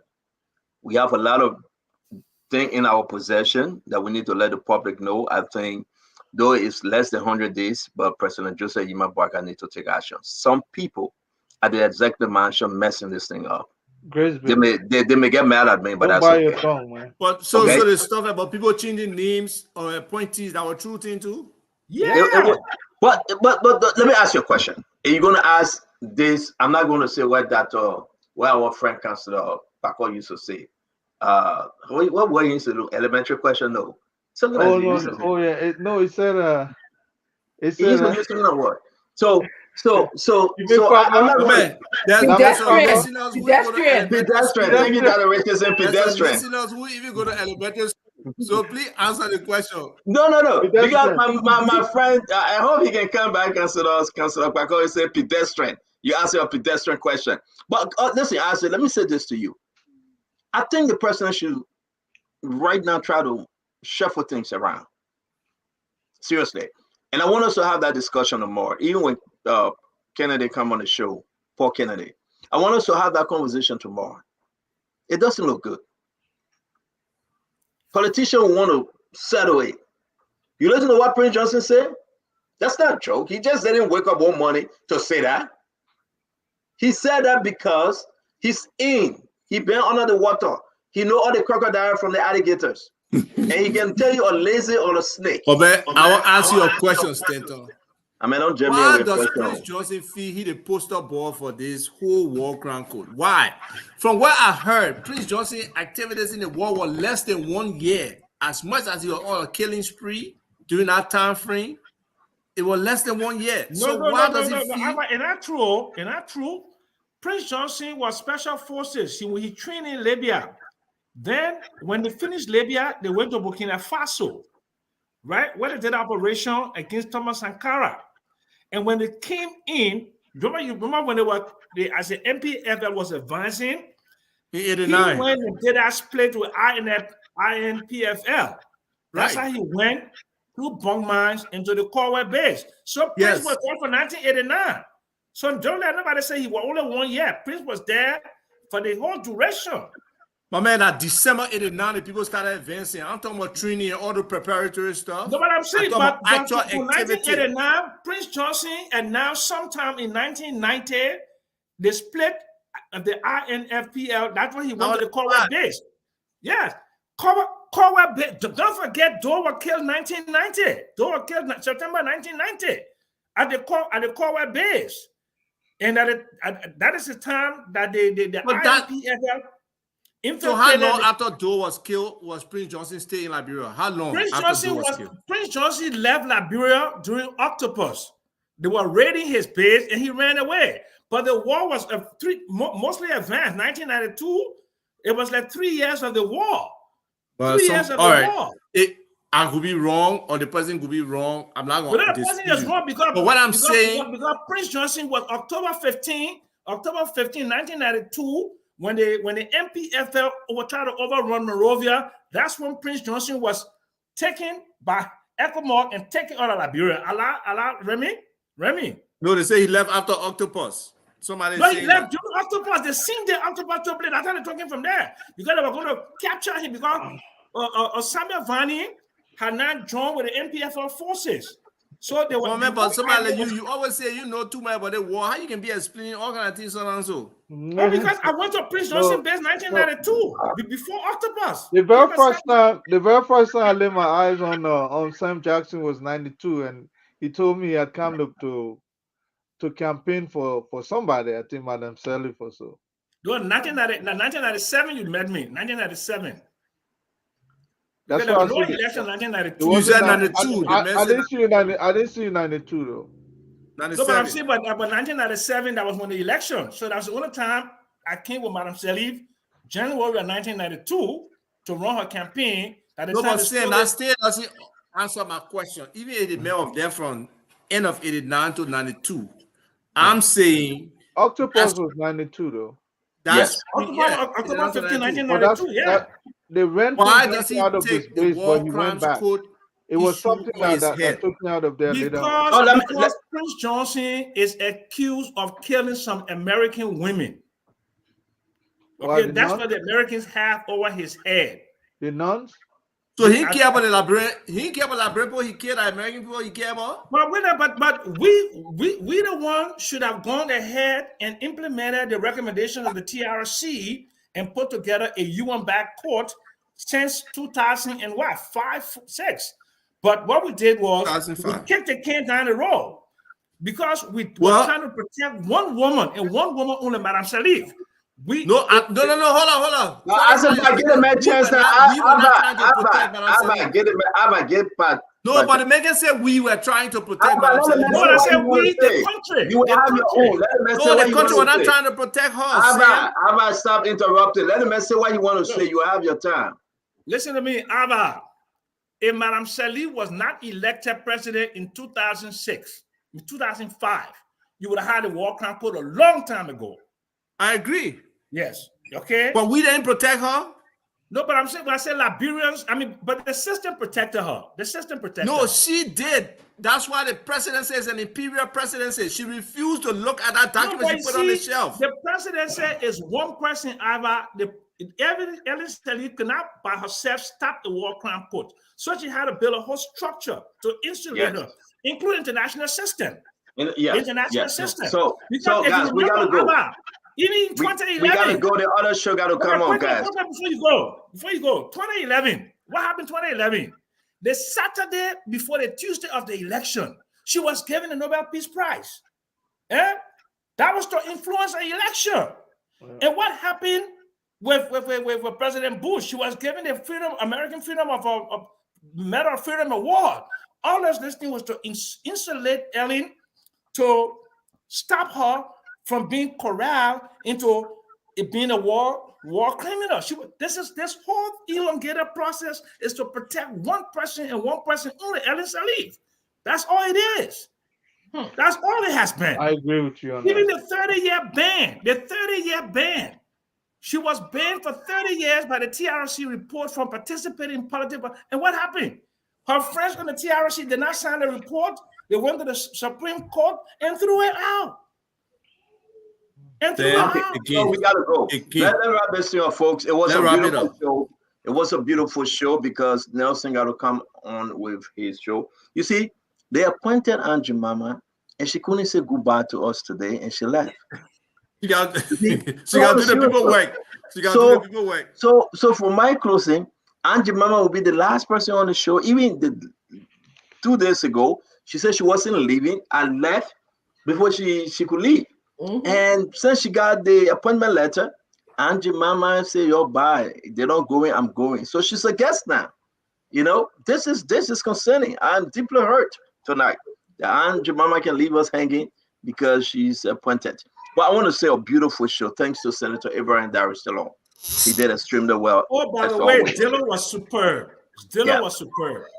Dillon is my man. We disagree, but I like what his heart is. Ambassador he now to say, you know. No, let me do my closing now. You'll be the judge. Let me do my closing, Augustin. Let me do my closing. Because everything Dillon told you in Basel, I heard it. Wait, after your closing, we'll do our closing? Yes, sir. Yes. They don't say, my man, don't talk. Hey, you know, we will do it. We'll do it later. We'll do it behind the don't talk. They don't want to tell Uncle Sam. So it's then Dillon will bring Uncle Sam. He will be a consultant in the office of the Musarado senator, and he will make some money. 70 years old, I won't get up so in the morning. I beg you. And you will make some money. You don't have to get up in the morning. You can do your job anytime. Thank you, Stanton. Thank you. You'll never be old to make money, man. But we don't do that thing with all man. We know what's up. You will sit down right in that place he's sitting now and write all the on paper and do research for him. And you live 2-3 G. I'm working on something very big. And you will be shocked. Sometimes you will see it. Dry dust, we will be eating before it turns dry. That beating will come later.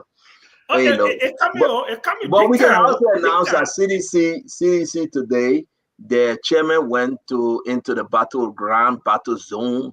You know, the chairman, Janga Ko. How you pronounce that name, Isaac? Janga Ko? Ko. K-O-W, Ko.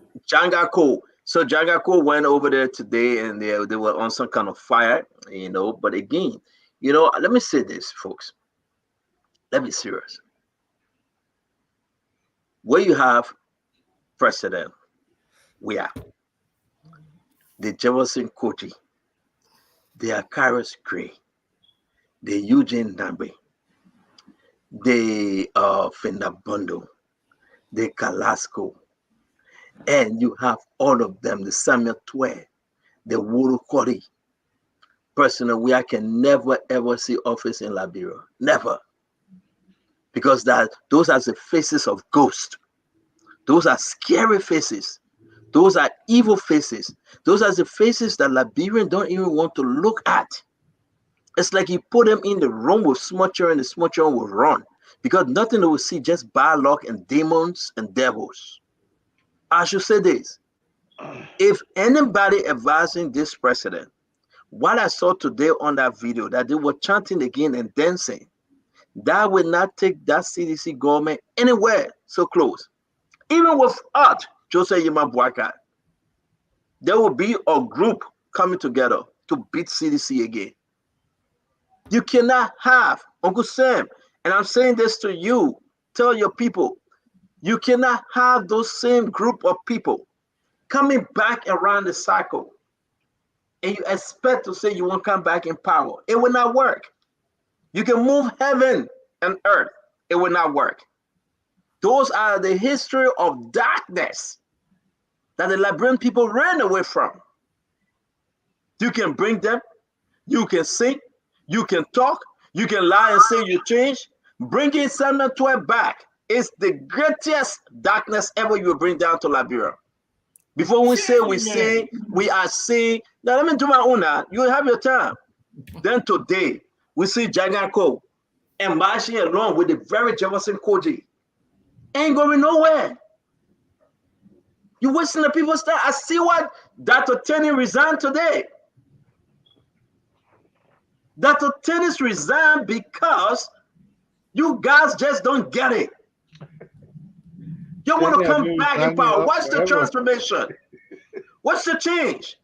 What are the brand new faces of hope?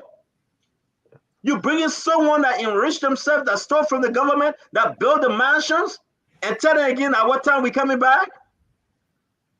I can understand the mindset of this. I see why we beat him.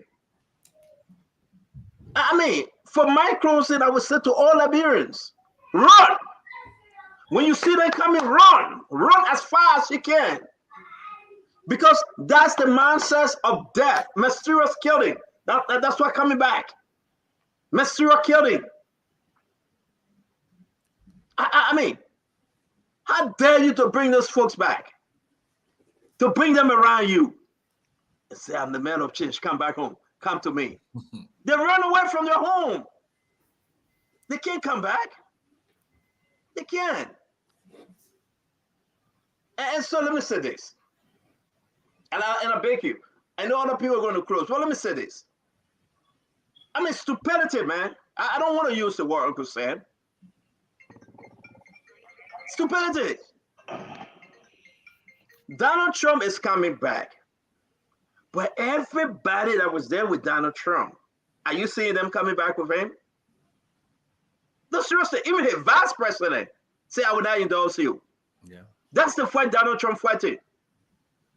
His AG say, I'm not going to support you. Can we name them down the line for you to see? His chief of staff. His chief of staff ran away from him. His secretary at the UN ran against him and said, I will not support you. Come on. I mean, are you cuckoo? This is madness. And we see the same people chanting. Yaga, yaga, yaga. Yeah, Joe, yaga, yaga, yaga. Man, what's the change? You're going to give another 6 years to Unity Party. Say what you want to say. If they can build a good alliance, if they can bring people together, if they can produce with this government, make the changes necessary, deliver for the Liberian people. I mean, this is complete stupidity. If I were George Manuel, we are Dr. Ferguson, Chinua Spectra, Richard say, I will bring new people with me and will tell those hustlers, those murderers, keep your distance. Congregate not 6 feet, but 12 feet. Show yourself that you're a new person and sing the song. I'm a new creation. I'm a brand new man. Old things have passed away. I've been born again. No more than conqueror. And sing the new song. If any man be in Christ, he's a new creature. All things have passed away. Behold, all things have become new. What's the new in you, former President George Weah? You hanging out with the same hooligans. You are hanging out with the same murderer. You are hanging out with the same accused. But these are the people you need to hang up with, Mr. President. Bring back Bati Yanswa. Bring back Thomas Donald. Bring back Gifty Peters. Gifty Lama and Abba Peters. Bring them back. Let us speak. And let the children and the family enjoy them. That's a disgrace. You can bring Janga Cole. You can bring anybody. Once they were there before, my friend, you're fighting a losing battle. And we will stand tall to beat you again and again and again. Even if Joseph Barker say, I'm not running, we got somebody for you. And the person willing to beat you to the letters. This is my closing. I know this government will do better. I say have faith in DeLon and in Yomli Kanga Lawrence. I can beat them. They can come on the show and talk to us. I can beat people in this government. They will still come and talk to us because they want to do it right. They will accept the constructive criticism because they want to do it right. Let God bless us, man. We'll hope for some for tomorrow. Have a good night. Thank you. Dr. Richard, here, you want to close? That's it. Yeah, quickly. I just good night, good night, good night. Attire. Yeah, I just want to say quickly, it was a great show, very quiet, informative show. I saw that the senator was a bit subdued. It's just my observation. He was speaking as a senator. And in fact, my husband joked me and said, wow, I can't believe you and Senator Dillon are agreeing on many things, because I was emphasizing gangsterism as he was speaking. And, we laugh and say, campaign's over now. But I get some concerns about him being the only person who's advocating. And I wanted to know if he's, aligning with other people, having an allyship in the legislature, because it's like he's the only person who's there sometimes. And he always say, well, at least I made my point, and my colleagues dominated me. I like the fact that he said that they're going to check the executive branch, because at first they let them go through with their appointments, but now they're going to start checking to make sure. I just hope that they spend a lot of time on the performance review, make sure that they're holding their feet to the fire when it comes to the performance review, making sure that they're doing that regularly. Part of that, I'm still concerned about the death of Madame Bella, I believe is her name, the woman who was accused of being a witchcraft. I'm really concerned about that. That traumatized me a little bit. My wish is that the police could get involved and arrest all of those people. The criminal justice system should get involved, and let us stop, all the perpetrators of these violence. Let's stop that. Let's start with ourselves, and if we see these bad things, stop it, or even make noise about it, and don't harm your brother or sister. That, like we said, that lady could have been somebody's grandmother. So shut up that. The CDC people, the only thing I can say to them, please do not use our young people for your own gains. Leave the young people alone. Let them go to school. Do not indoctrinate them. You young people, think about your future. Don't go chanting or singing for anybody. Okay? Think about your future. No muya muya for nobody, because in the end, you might be the loser. These people get the positions, they get jobs, but you will still be out there suffering. So that's all I have to say for tonight. Thank you, everybody. It was a good show. I'll stay and listen to you guys. Azeva and Conor Gray. I mean, you're mutual. How'd you go? Azeva, turn that person off. We're hearing your conversation. It's good. No, Isaac, can you turn it off, or we can come back to you later? We're hearing your conversation. Okay. All right, Conor Gray. Yeah, I think Senator Dillon said some staggering things here tonight, but sometimes it's a matter of being in the zone, and I hope he musters the courage to be able to, go after some of these promises he made there about certain personalities that were nominated for roles in spite of their own shady past. And I hope because he's going to meet some some stumble blocks, and he's going to meet a dead end. So he's going to have to peer his way through. Hopefully, he finds the courage to do so.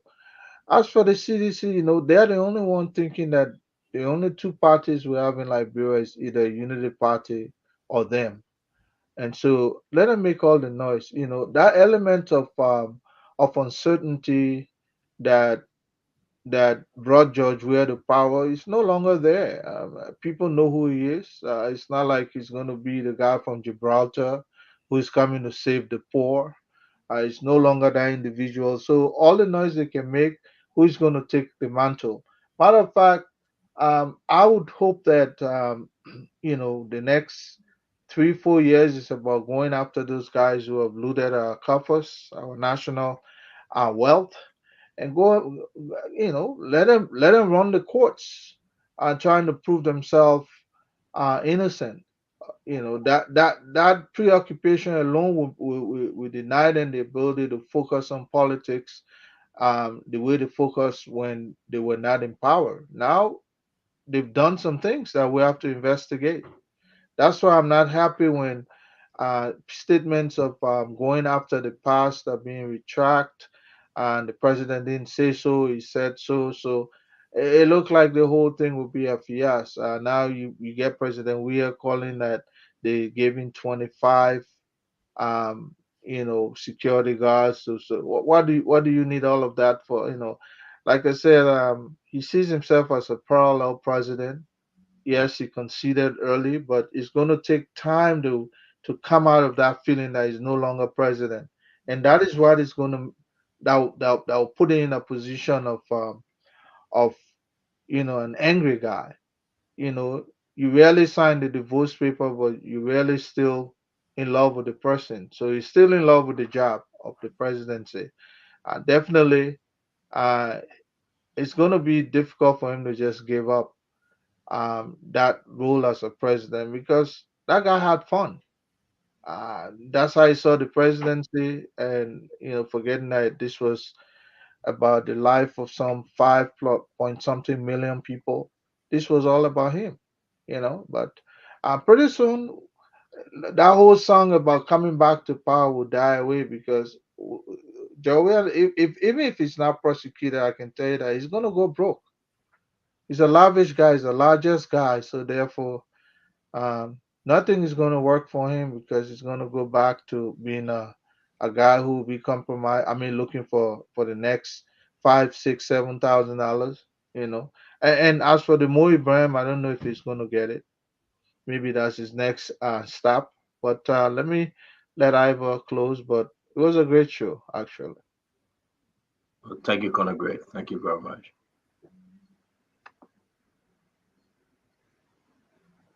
Ava? Yes, thank you. It was a good show. We thank Senator Dillon for his appearance. And it seems like we're really on the same side with just about all the different issues that are raised, the key issues, and that's great. With regards to this whole electricity thing, I really believe as Liberians we can bring solution to this thing. We know our season, we know dry season, we know rainy season. We know what happens during that time. So for us to consistently make the same error in terms of,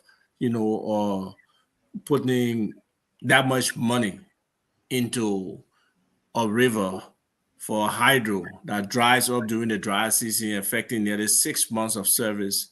It's just crazy. And let me use my word, ludicrous. That's the they want to hear. So hopefully we can look at it and introduce other Liberians who have the competence, because it's clear that the management of LEC has failed like several other managements before them. And we can't continue to just, condone that kind of failure and make it acceptable. LEC is a monopoly to a large extent. That it can't be profitable is just so questionable. I mean, what's the business sense in it? And then they're paying people exorbitant salaries who are not producing and no accountability. That needs to change. With regards to the bogus contracts, it will be great for us to look at them. Look, the reports are clear, the violations are clear. I was just looking at the illegal permits. The entity commission committee was not appointed. That should be appointed for every concession.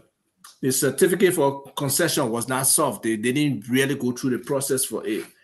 There was a lack of concession procurement plan. So how local content involved in all those things, right? There was a lack of stakeholder forums. They didn't consult the people in the communities or anybody, other stakeholders with regards to that on concession. Then the invitation to bid, that same talking about, and bid documents not being approved by the Interministerial Concessions Committee. All those things just went by free. You can have concession, and that's for only, El Inito. That's what I'm talking about right now. So we need to look at those things. I'm glad Dylan is open with finding information. Somebody even called me yesterday. I just sent a message. They want me to assist with them trying to review these 66 or 68 concessions. And those are things that we do just to see how we can make an impact on our people. So yes, we are excited about it. Again, it was good that Dylan was on. He was able to give his insight into the whole immunity versus non-immunity for presidents, ex-presidents. So I hope people come away from that and understand and know a president cannot just go and shoot people and then walk away and say he commit crime, or if he commit a crime during his presidency, after the presidency, they can't go after him. That's wrong. A president is not above the law of our nation. So nobody should allow that level or that mindset of impunity to be pervasive. I really appreciate the postings from people, the commentary and stuff. Sometimes I don't get to it, but it's good that we have an engaged audience, and we should, also hopefully some of the time that we can respond and put in comments, even though we do respond in terms of how we answer the question. And CEO, you do a great job of bringing up the key comments from different people that we can highlight, even talk about further. This show is serving its purpose to a large extent. We're really touching on the issues. It doesn't seem like this government is being babied on this show. The issues that happen in this government are being raised. I think we really want Joseph Boyka to succeed. So we got to hold people feet to the fire. President Boyka. Baby. But no, you are right. Sometimes we disagree on the show. We go hard on each other, but we cannot lose our taste because it is important. There are a lot of folks. It is scary. Whenever I go out, somebody will say, "You spoon? You spoon?" I try to get used to it, Conagray. Getting coffee, I will get 2-3 individuals just all over. I walk into Dylan, they don't get his auntie or his sister. I want to visit somebody, my wife, my son, and myself yesterday. So we're looking for the apartment where the person lived, right? Where we went, that Dylan family people. I didn't know that, I couldn't agree. And I'm going to send a shout out to them. The Omani, Ma Annie. Couldn't agree. I parked the car. We're looking for parking space. So my wife said, "Don't park here, don't park." I said, I'm going to park here. Sometimes I got to be stubborn. I said, "I'll park here." And the person just looking at me. And then I kept on moving, because I don't know you, you don't know me. I went out knocking on the door, but it was the wrong address. And the guy came, went in the house. He called his brother, he called his sister, they came outside. They said that you can be on spoon. All of them came around. So as I said, yes, But what's up? He said, oh, they called their name. I said, you really know Delon, Oliver, da. He said, yes. And I said, oh, yes, that's me. Could agree. I Delon from the people. Right there, I called Delon. Delon's son is here. I'm telling you, Delon, brother, you know, we grew up together on my friend, best friend, growing up together. But when I saw them, we are family. I said, but where you live? We're living by my man. I went picking out, I went visiting on the mall. Seriously. This is how, and I missed the address to where I was going. Yeah. And I just walked right into that. It was like the miracle of God. I walked right into them. Nelson Collar is not laughing because he wants to do a show. That man, wait, man. That man want to do a show. But on a serious note, I was like, wow, this is great. And you know, we're gonna sit there and then, you know, I want to visit them, take them to the church. You know, has his family here, man. Yeah, but it's a great thing. You know, I'm saying this because of what Abba said. So I know you made your day about the LEC issue. Yeah, I made it fair, right? But I love what he said, though. He said that if the president asked me today, would change the entire management. Yeah. And that was a very strong statement. You know, the LDC thing, I take it too personal. If I were money captain, I would resign. Because he's a failure. You know, he can take a ride with the president of Ivory Coast. So what? They went to Ivory Coast, you know what happened? The Ivorian government said, no, we're not giving it for free. They said we want our money. Why did they never put out a statement? They went to Ivory Coast. The Ivorian government said, no, we want our money. They went to beg. You know, it's bad that they took the old men of Ivory Coast to negotiate on their amount, and the people said no. That's a shame.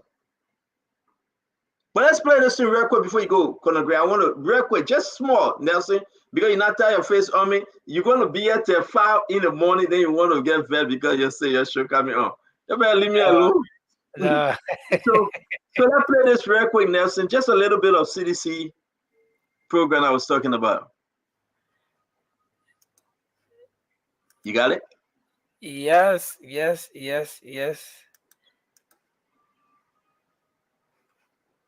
Now you holding us up now. You say yeah, but we're not seeing it. Take it back, Nelson. I want them when they were singing. Take it back. Take it back. Please.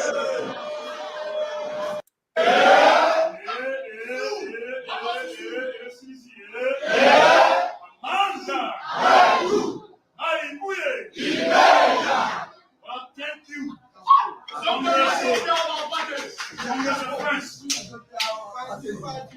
Distinguished members of the National Assembly Committee. Nelson, move that thing to the singing. Leave it together. Let him try plenty talk. Nelson, move it to the singing.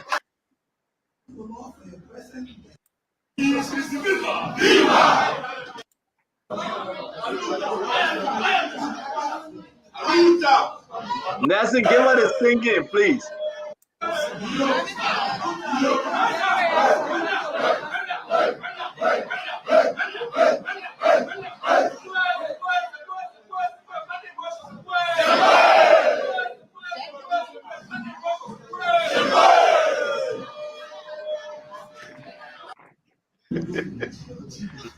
Hey, then Nelson, begin on get her the singing. Thank you, Neil. It's from the beginning, Nelson. All the way back. Go all the way back. All the way back. Yeah.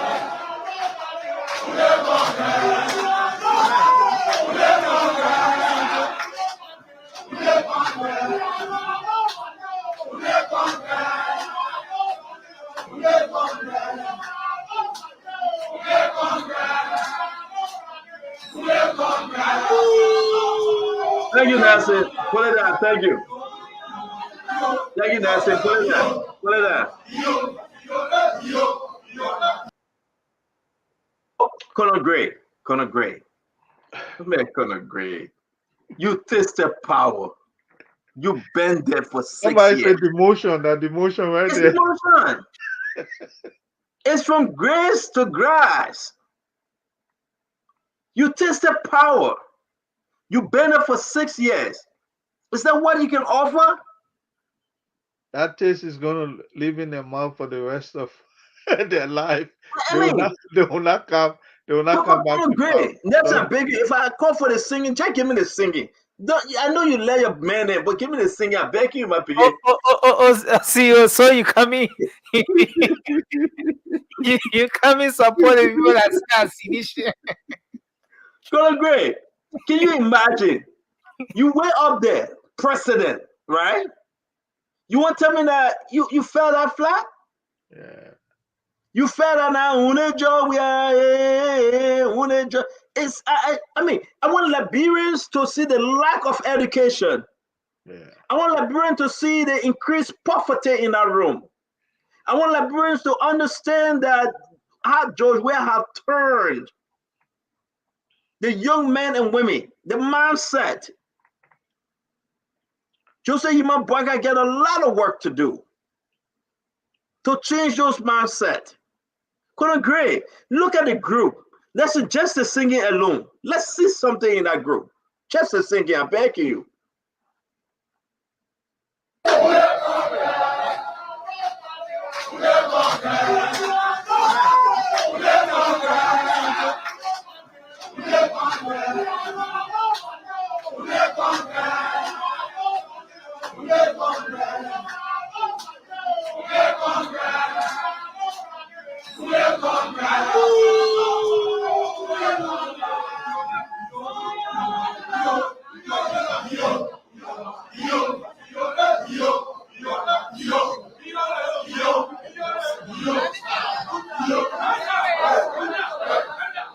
Thank you, Nelson. Brother, you see the reason why Dr. Lester Tenney resigned? You cannot bring yourself to that level.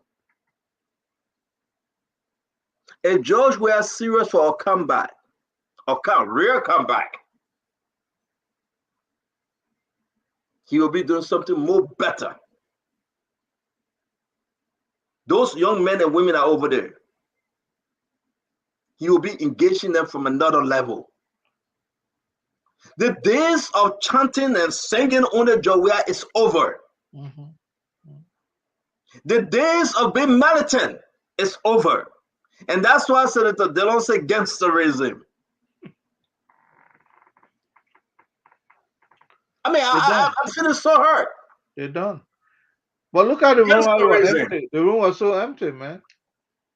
Back in the days, man. Back in the days. And maybe that's why Asado refused to come on the show today. Back in the days, man. I call Asado. I say, is this what you have to offer for 2029, Isaac?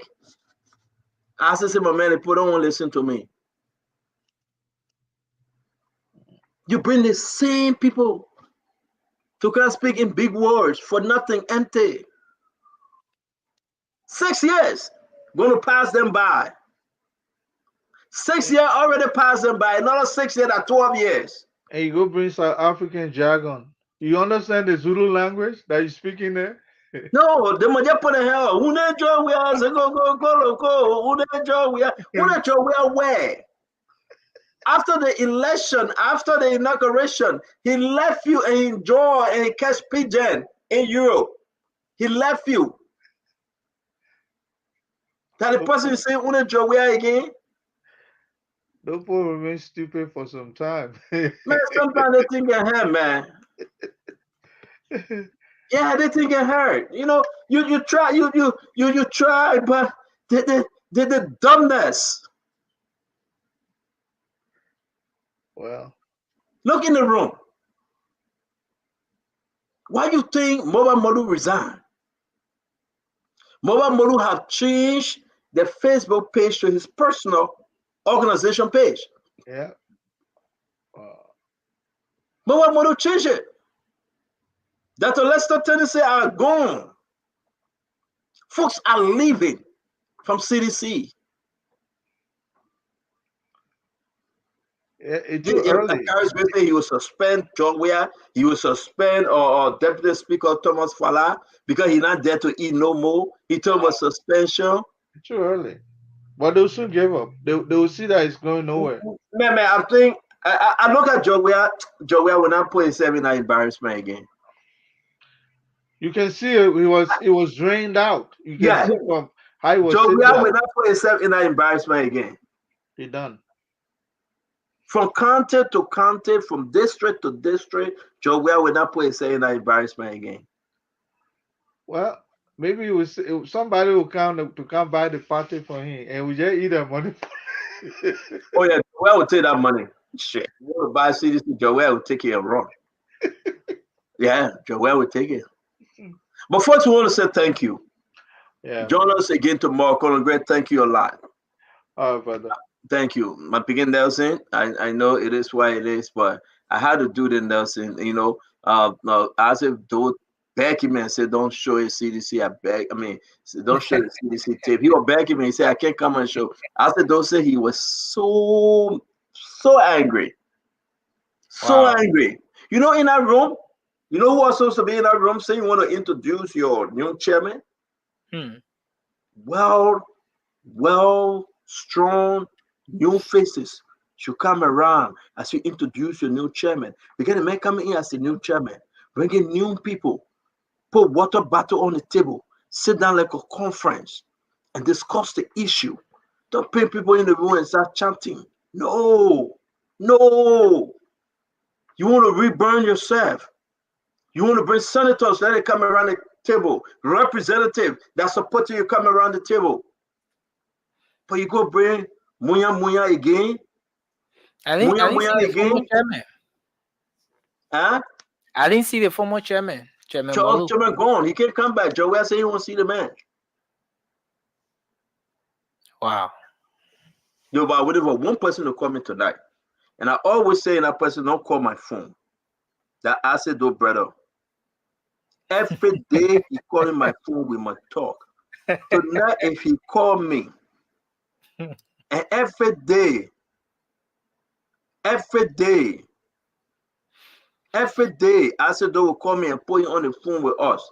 If I said, though, do it tonight, I will call that person you on the show tomorrow. I'm thank you, my Barbara Zina White. It's good to have you. Thank you. I noted Jenkins. Thank you. As always, anything you say, again, we say thank you. I noted. You are noted, man. I noted you're not just saying something about me, but you know, the name Another Jenkins is good. Good to see you, Another. Jerry Mens, I say thank you to you too. All right. We want to say thanks to Dr. Ishman Kevin Jensen. Want to say thank you to you. Or Wanda Kotu, thank you. Felix Che, Gino Jennings.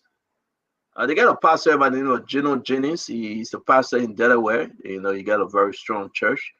Want to say thanks to every one of you for joining Spoon Talk as always. Ruth Padder says sedition are dead and gone. Again, I believe that also. A great show. Good night. Till we meet again. Same station, same place. You mentioned the pastor. I thought of Pastor Raymond. How is Pastor Raymond? We haven't heard from him. Wow. Pastor Raymond went to Liberia and he got mad. He stopped calling me. Went to Liberia and he got mad. He stopped calling me. And, you know, because I told the woman, say, but go and leave Pastor Raymond back. So he got mad with me because I said she must go. You know, I don't see a pastor that jealous like that. You know. And I always tell you, the woman want to travel, let the woman travel. You don't have to be jealous. The woman went to Liberia just for 2 weeks though. Pastor Roma got mad, he jealous, he stopped calling, he couldn't talk to anybody. I think he was a little bit depressed. But she came back now, and when she came back and he was in church singing yesterday, I said, hey, you know how some men can take the woman business, right? That when the woman I cook, they would die. That when the woman I around, they would die. It's not me. Seriously. It's not me. You know, I love my wife. And I love my children. My wife want to do anything. I said, leave it, baby. Let me do it for you. And you know, if she want to touch the one, I say, if she want to cook, I say I will cook. If she want to do laundry, I say I will do laundry. You know, and that's the fact. But you know, Pastor Raymond and the team, they get too sick. Everything the woman will do it. You know, to co-rest. Put rest in the pot again in the record call. You just put the rest, you put the water there, next year, we'll go by itself. Pastor Roman able to do it. Pastor Roman get free.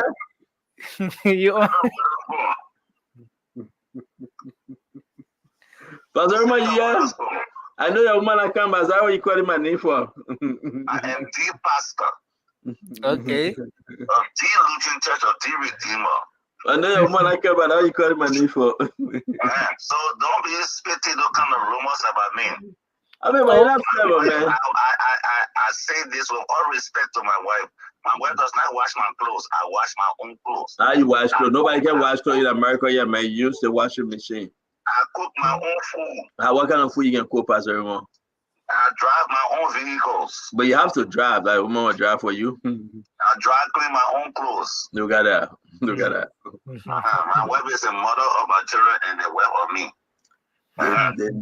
The man wife says she's the wife of 3 beautiful girls and 1 boy. And Pastor Raymond is the boy. Oh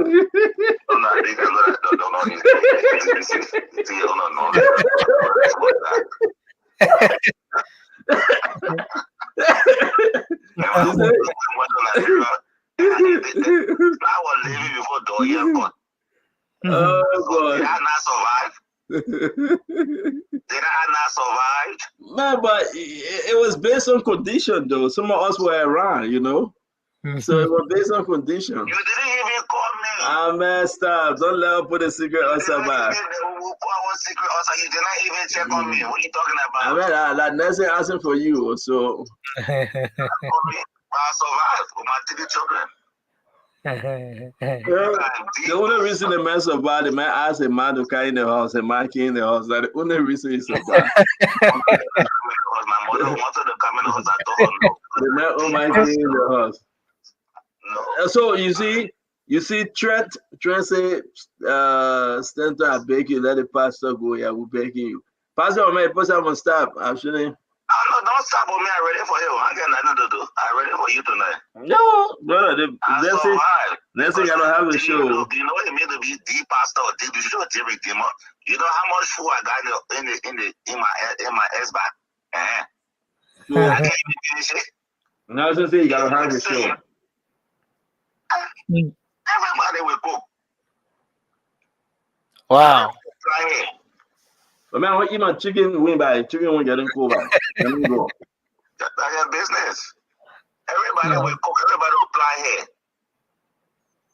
Everybody will press clothes. Pastor, everybody will drive me. The very weekend the woman left, you took the woman children. Okay, let me talk. You carried the woman children somewhere else and they were there for 3 days. Let me talk. And you went for a funeral in Philadelphia. Yeah. Don't let me talk. I'm begging you. Once my wife traveled to Liberia, my children never left this house. Look about it. But don't let me talk about it. I get evidence. Please, let's go. No evidence. Pastor Raymond Carlson, as always, greetings to your mom, greetings to the children, greetings to the church. Yes, the pastor, the Lutheran Church, South Broad Street. Yes, you can find Pastor Raymond Carlson, the only youngest, energetic, strong, powerful man of God in Trenton, Ewing, Avers, Lawrenceville, Princeton. If you're anywhere close, please go and visit Pastor Raymond. You enjoy the African singing. You enjoy the preaching. The brother know the words. You will receive something every Sunday.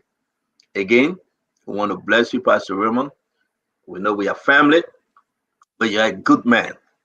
And our regards to you and the family, my brother. Baby, I want to do a shout out if you permit me, please. Go ahead, sir. I want to do a shout out to Aliyah,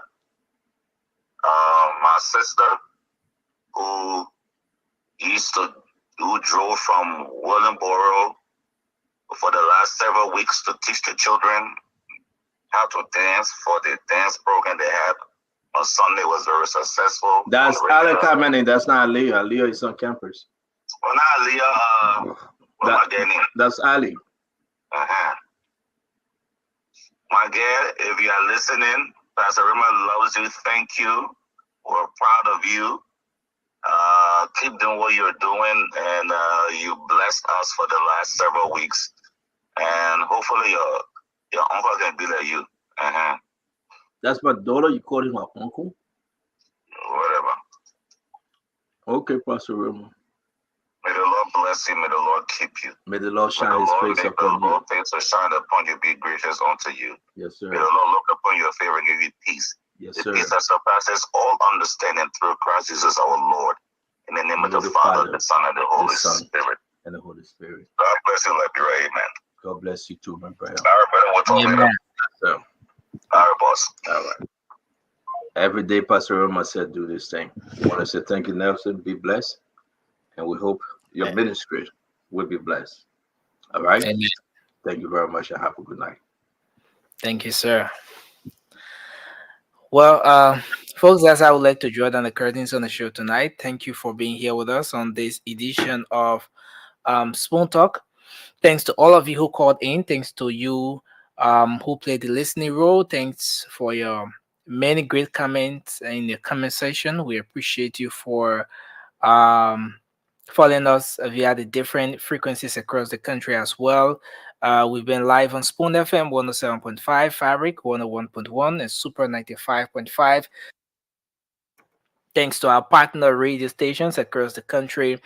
Punch 106.7 FM, Gibi FM 90.9 in Kakatama, Gibi County, Trust FM in Bomi County, thanks to Trend Radio in Grand Crew, and Premier FM in Bon County. And the other radio stations that are always relaying this program, sometimes without telling us. We appreciate you.